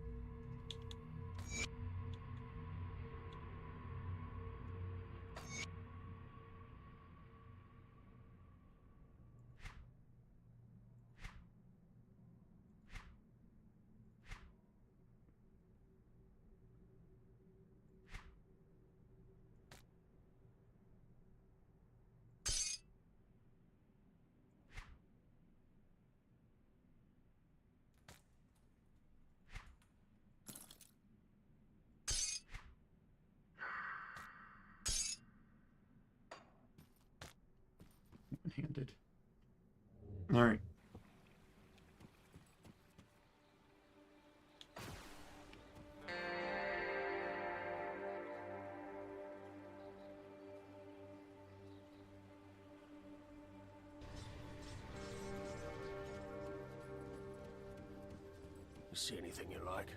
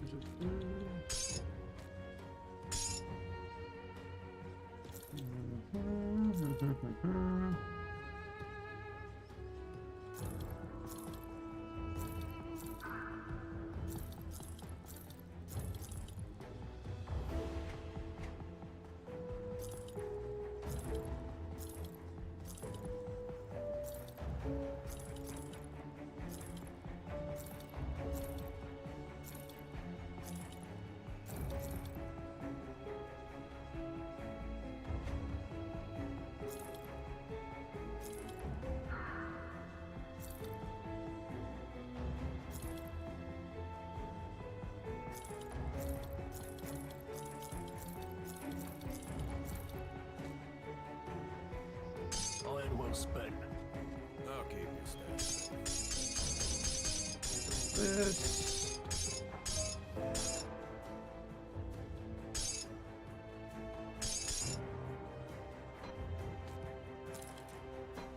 I'll keep an eye on this. Alright, return in the quest now.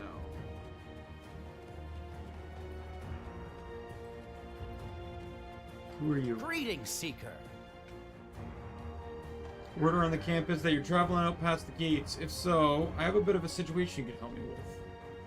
About my apprentice, Cannon, or more specifically, the thing I sent Cannon to retrieve. You lost your apprentice, really?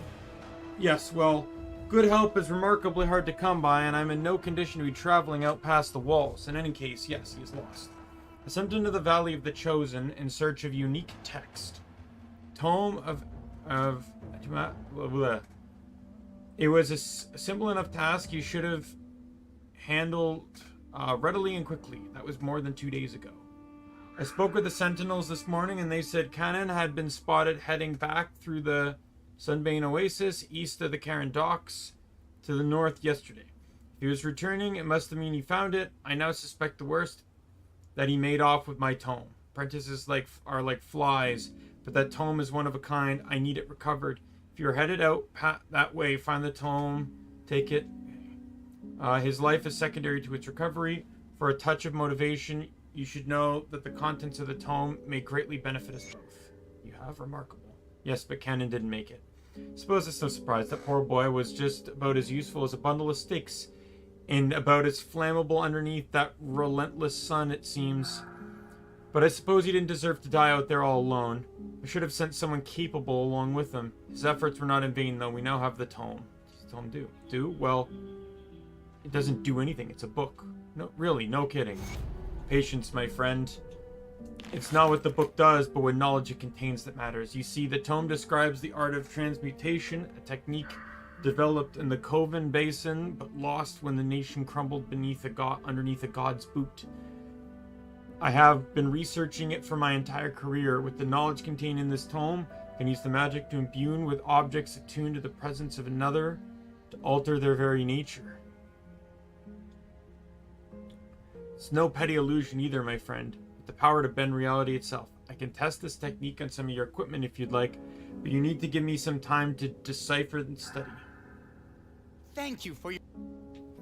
So he does something that this person does, but different? I don't get it, but okay.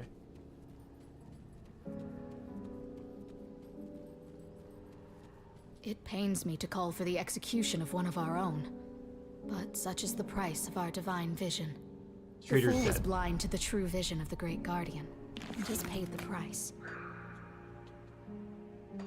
You must hurry to the Oracle. Draelus demands your presence. You will...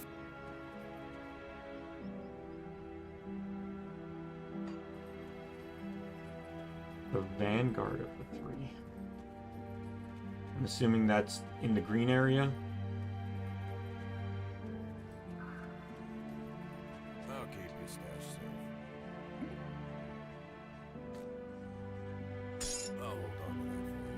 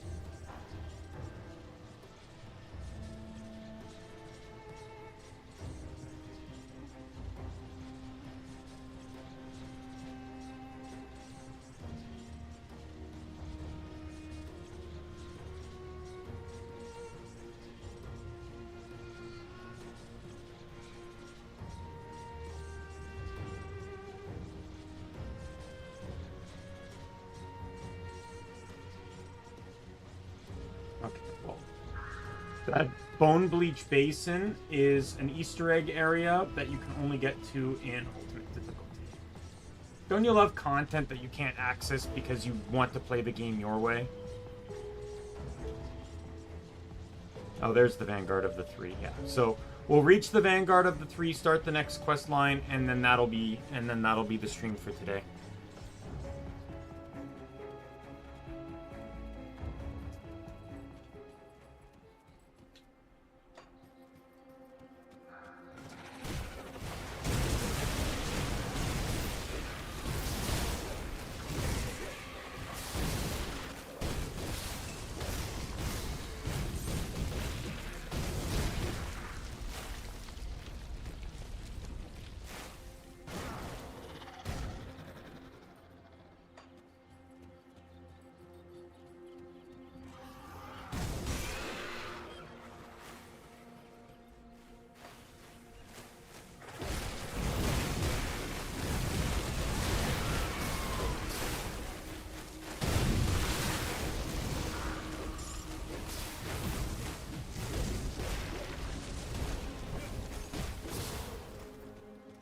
Eesh, almost died there.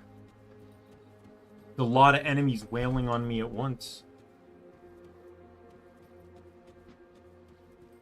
However, that area is actually associated with the crate mini that's in my inventory. You need this guy to access actual parts of the, I think it's this guy. No, it's not. Never mind. I just thought it was.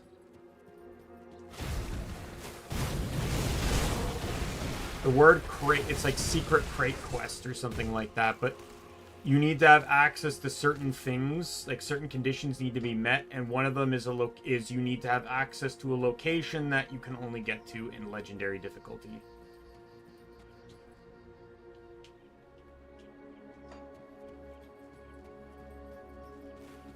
Quest is leading me there, so I presume I need to go through there.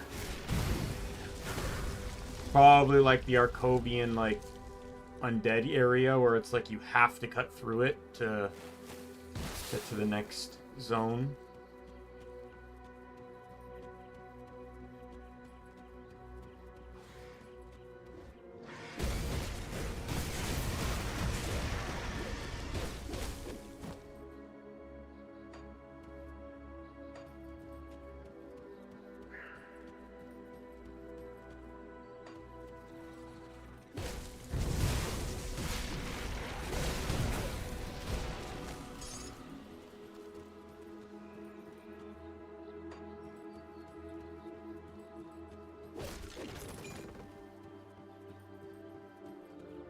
Oh.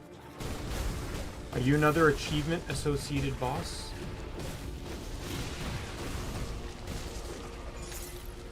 Nope.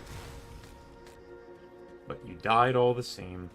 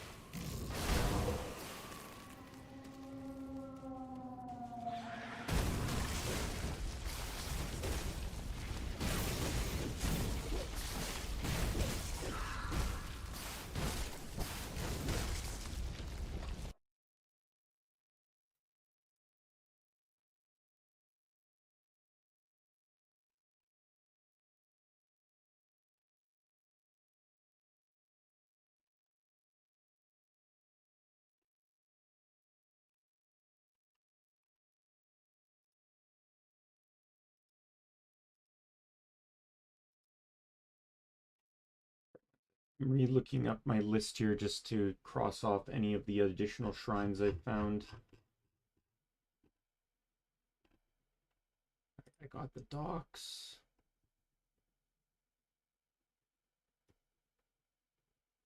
I got that.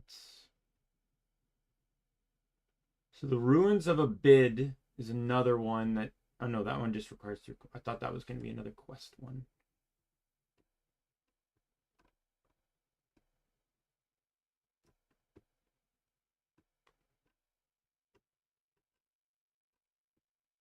Yeah, there is not one in this zone, so I don't have to worry too much.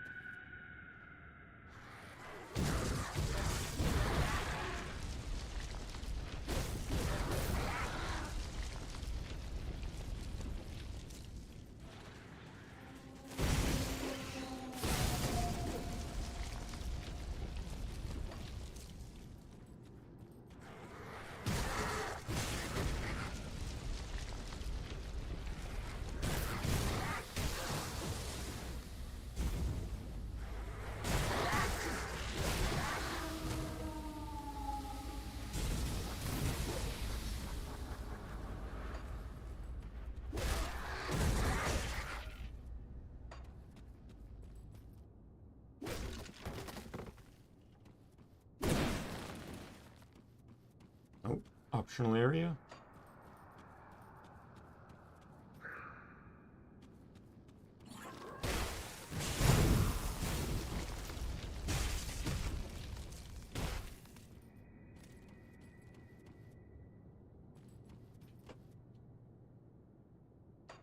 Let me just continue mapping and we'll come back to this. But I will likely do that before.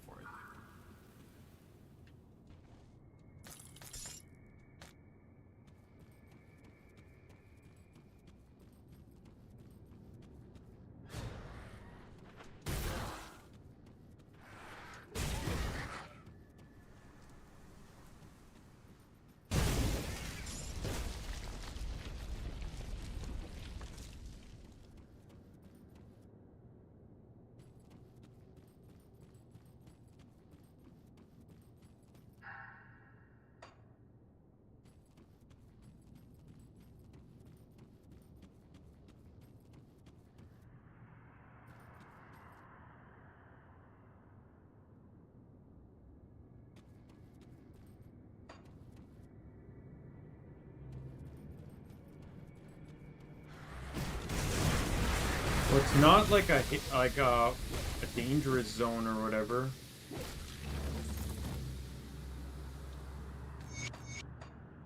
Because I don't have like any enemy like no enemy bonuses or whatever.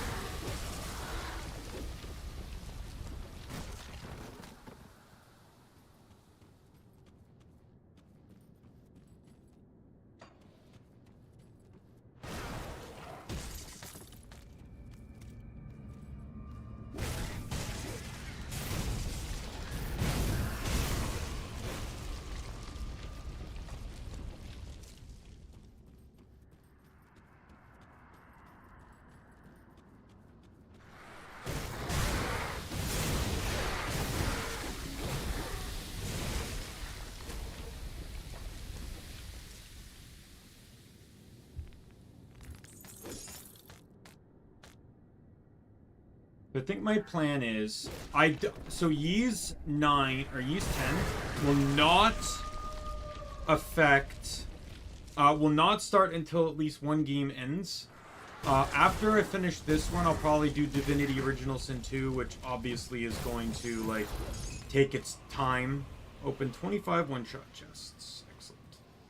Excellent. So, my goal is to hopefully have Dust and Elysian Tale done by, you know, by the 25th. Because it's not a very long game. I've beaten it. Let's see. Let me check how much time I spent on the game. I not only beat it, though, I perfected it. So we'll take a look here.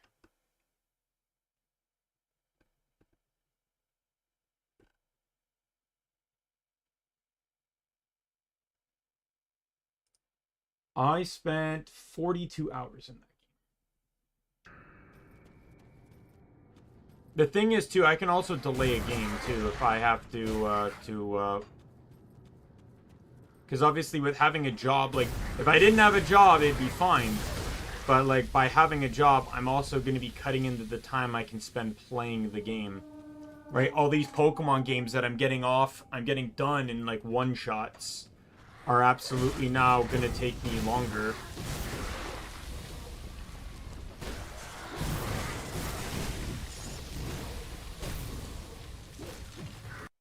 Did I perfect this game, though? No, I didn't.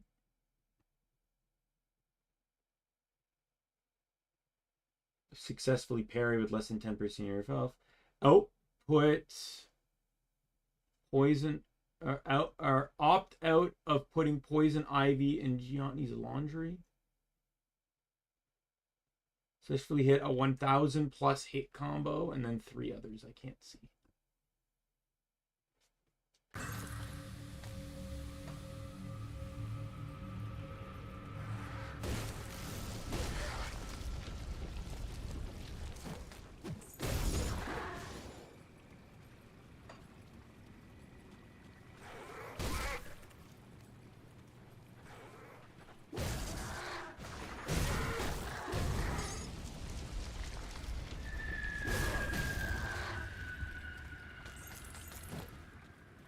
I'm also debating if I even bother.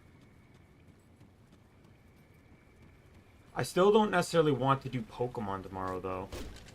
Just because, like, I want to make sure I get a good sleep and stuff for the interview, because the interview is pretty early. And I need to wake up earlier to prepare for it, right? So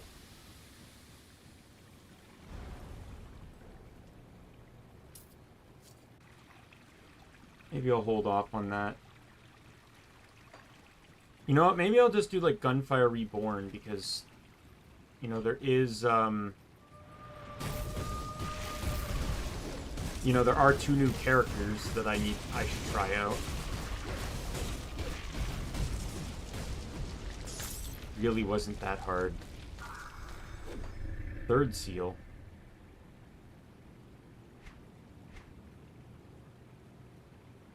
Where's the 2nd seal?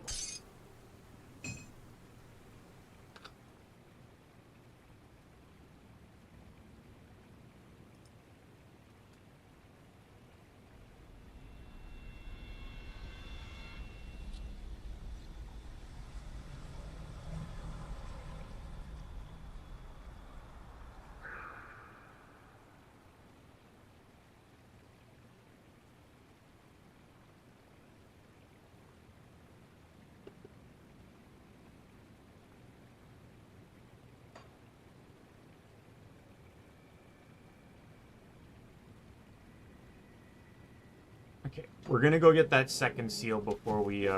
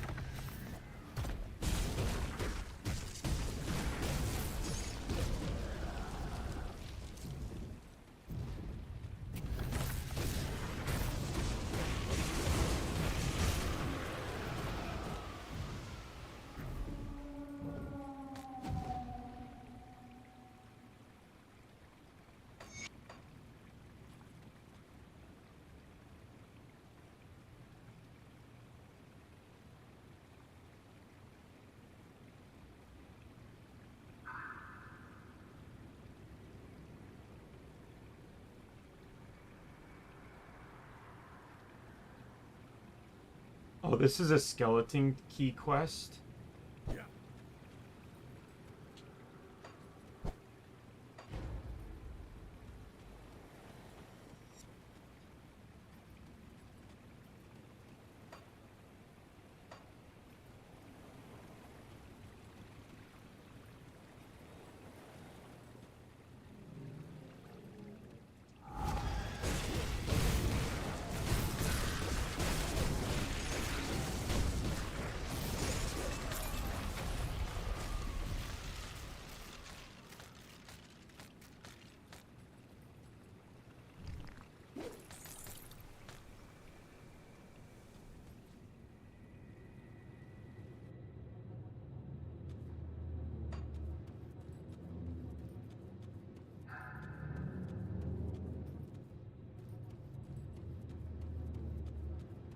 Well, I can still go get the second seal, but...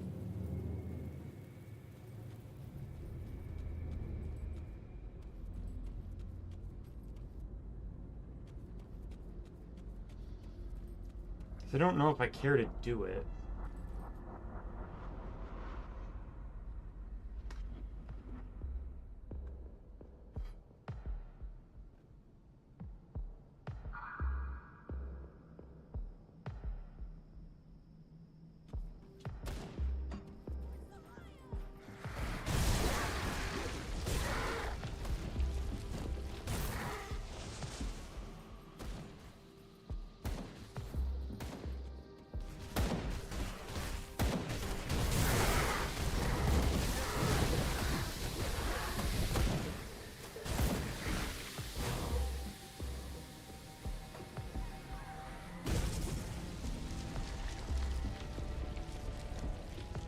Oh, that's a boss.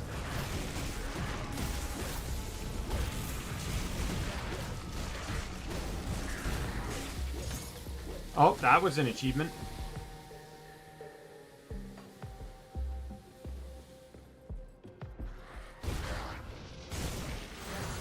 I wonder why these random bosses are achievements for some reason.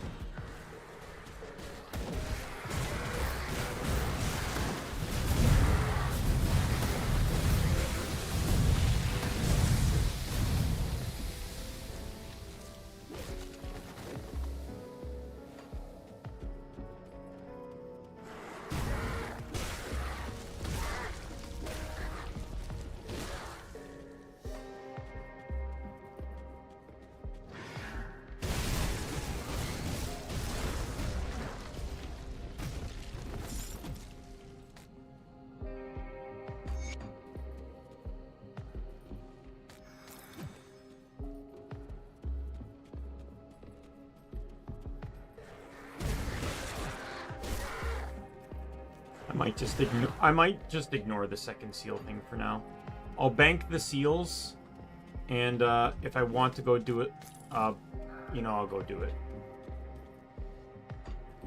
It's not really important to me.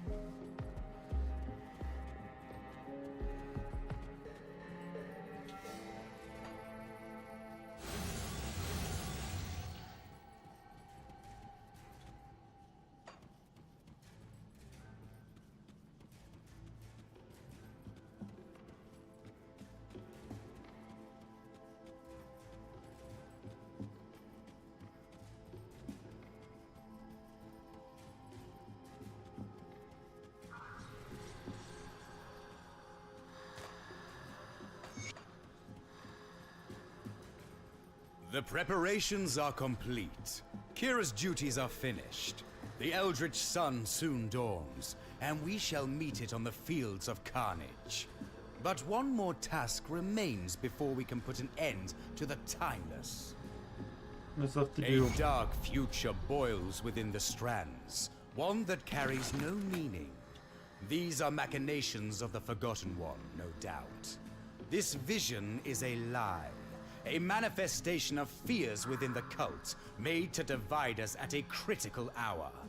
I shall open a rift into this vision, and you will shatter its delicate fallacies, so that all who serve the Great Guardian see them for what they are. Fiction.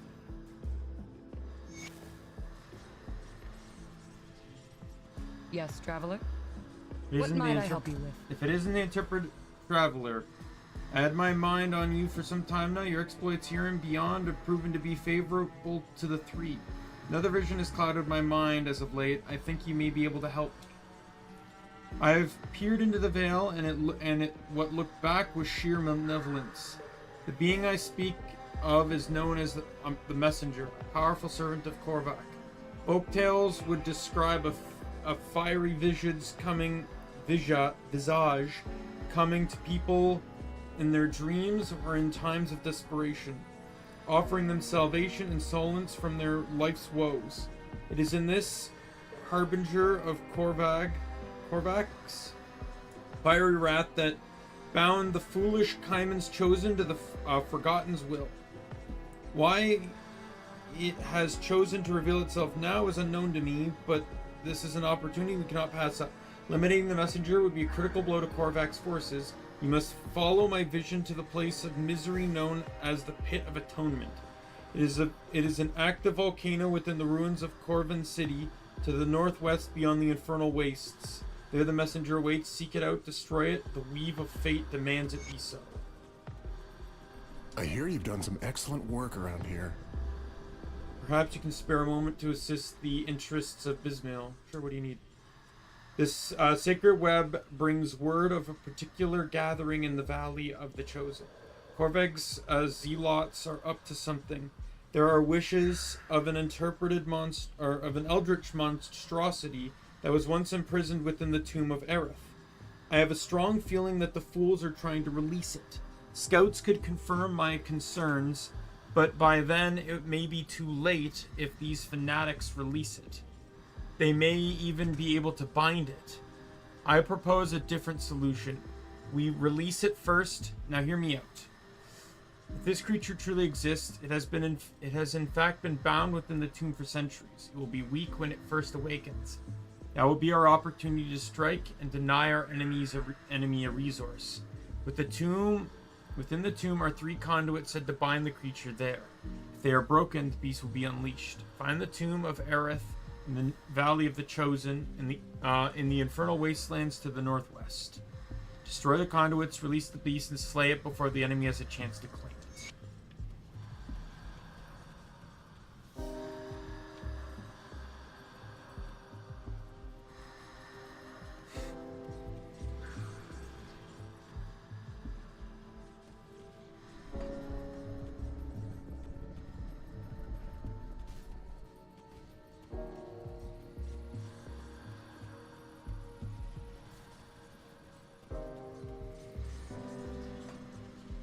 Let me sell my stuff, so we'll start the next stream on a clean slate here.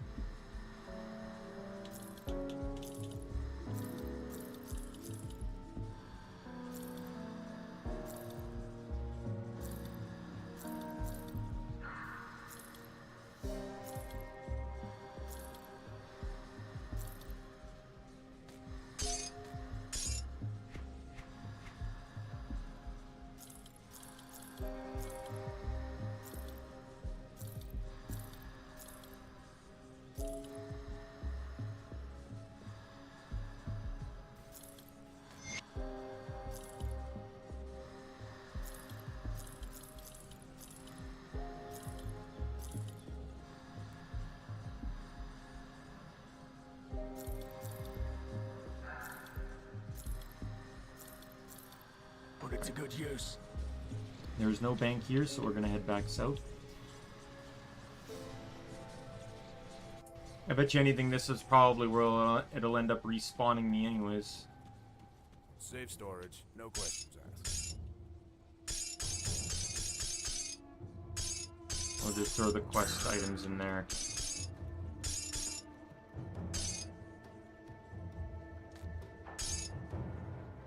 It's safe with me, promise. Okay, we'll quit the desktop. And that'll be the stream for today. Made some good progress. I honestly think one more stream and Grim Dawn is done. And then what I think I'll do is, you know what I'll do? After Grim Dawn, I will play Dust an Elysian Tale, just to have like a little bit of a change up of the games I've normally been, the RPGs I've been playing a lot lately. And then we'll do Divinity Original Sin 2. I think that's the smarter decision, right? Take a break with like a platformer kind of. So tomorrow's stream,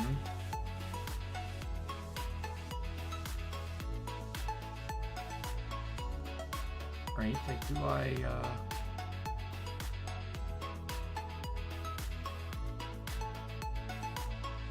play Gunfire, I guess? I don't know.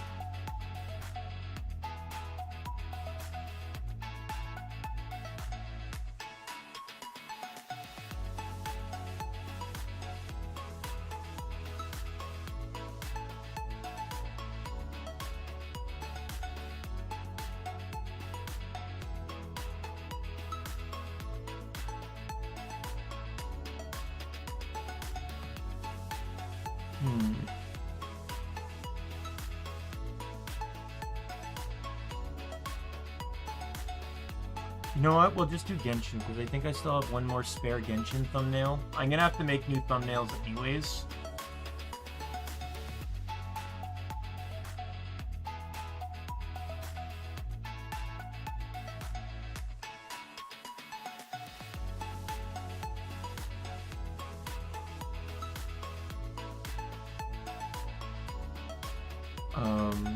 see. The last Genshin stream was part 71, and I think I made up to 72 in thumbnails. I did indeed. And then 73 will be the next update. Yep, that sounds fair. Genshin, I can kind of pick and choose how long I want it to be anyways.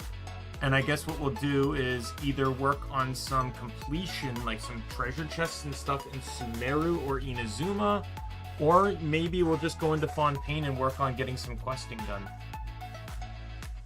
Because I haven't done a lot of treasure hunting in... Because I was trying not to treasure hunt in one zone until I did the previous one, and I'm not done Liyue yet. I still have one zone left. And one of the problems is Genshin doesn't really tell you where the zone lines are. And they can be wildly off from what they seem. So I don't really know where to look, and then I'm pretty much going to need one of the interactive maps to know what chests I still need to grab, because I'm pretty sure I just have puzzles left, which is also very irritating. But once I get Liyue done, I can then go to Inazuma. Inazuma is a lot easier because it's pretty much divided up by islands. I saw in forums that a lot of people talked about how Inazuma is the easiest region to 100% because, again, it's just by island. So, you know, that'll be kind of easier. And then Sumeru, like, I have all the compasses, so it's not like it's a problem. But that, like I said, I was kind of holding out for them to hopefully release an update to the compasses at some point. But I don't know if we'll ever get that, to be honest. I might just be wishful thinking.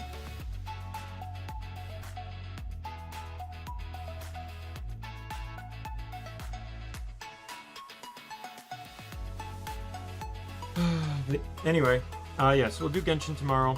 With that said, I'm going to call it here. My name's Daimien Kamiya. I am the Omni King. Be a friend, foe, or a member of the Omni Council. I'll see you later. Goodbye, everyone.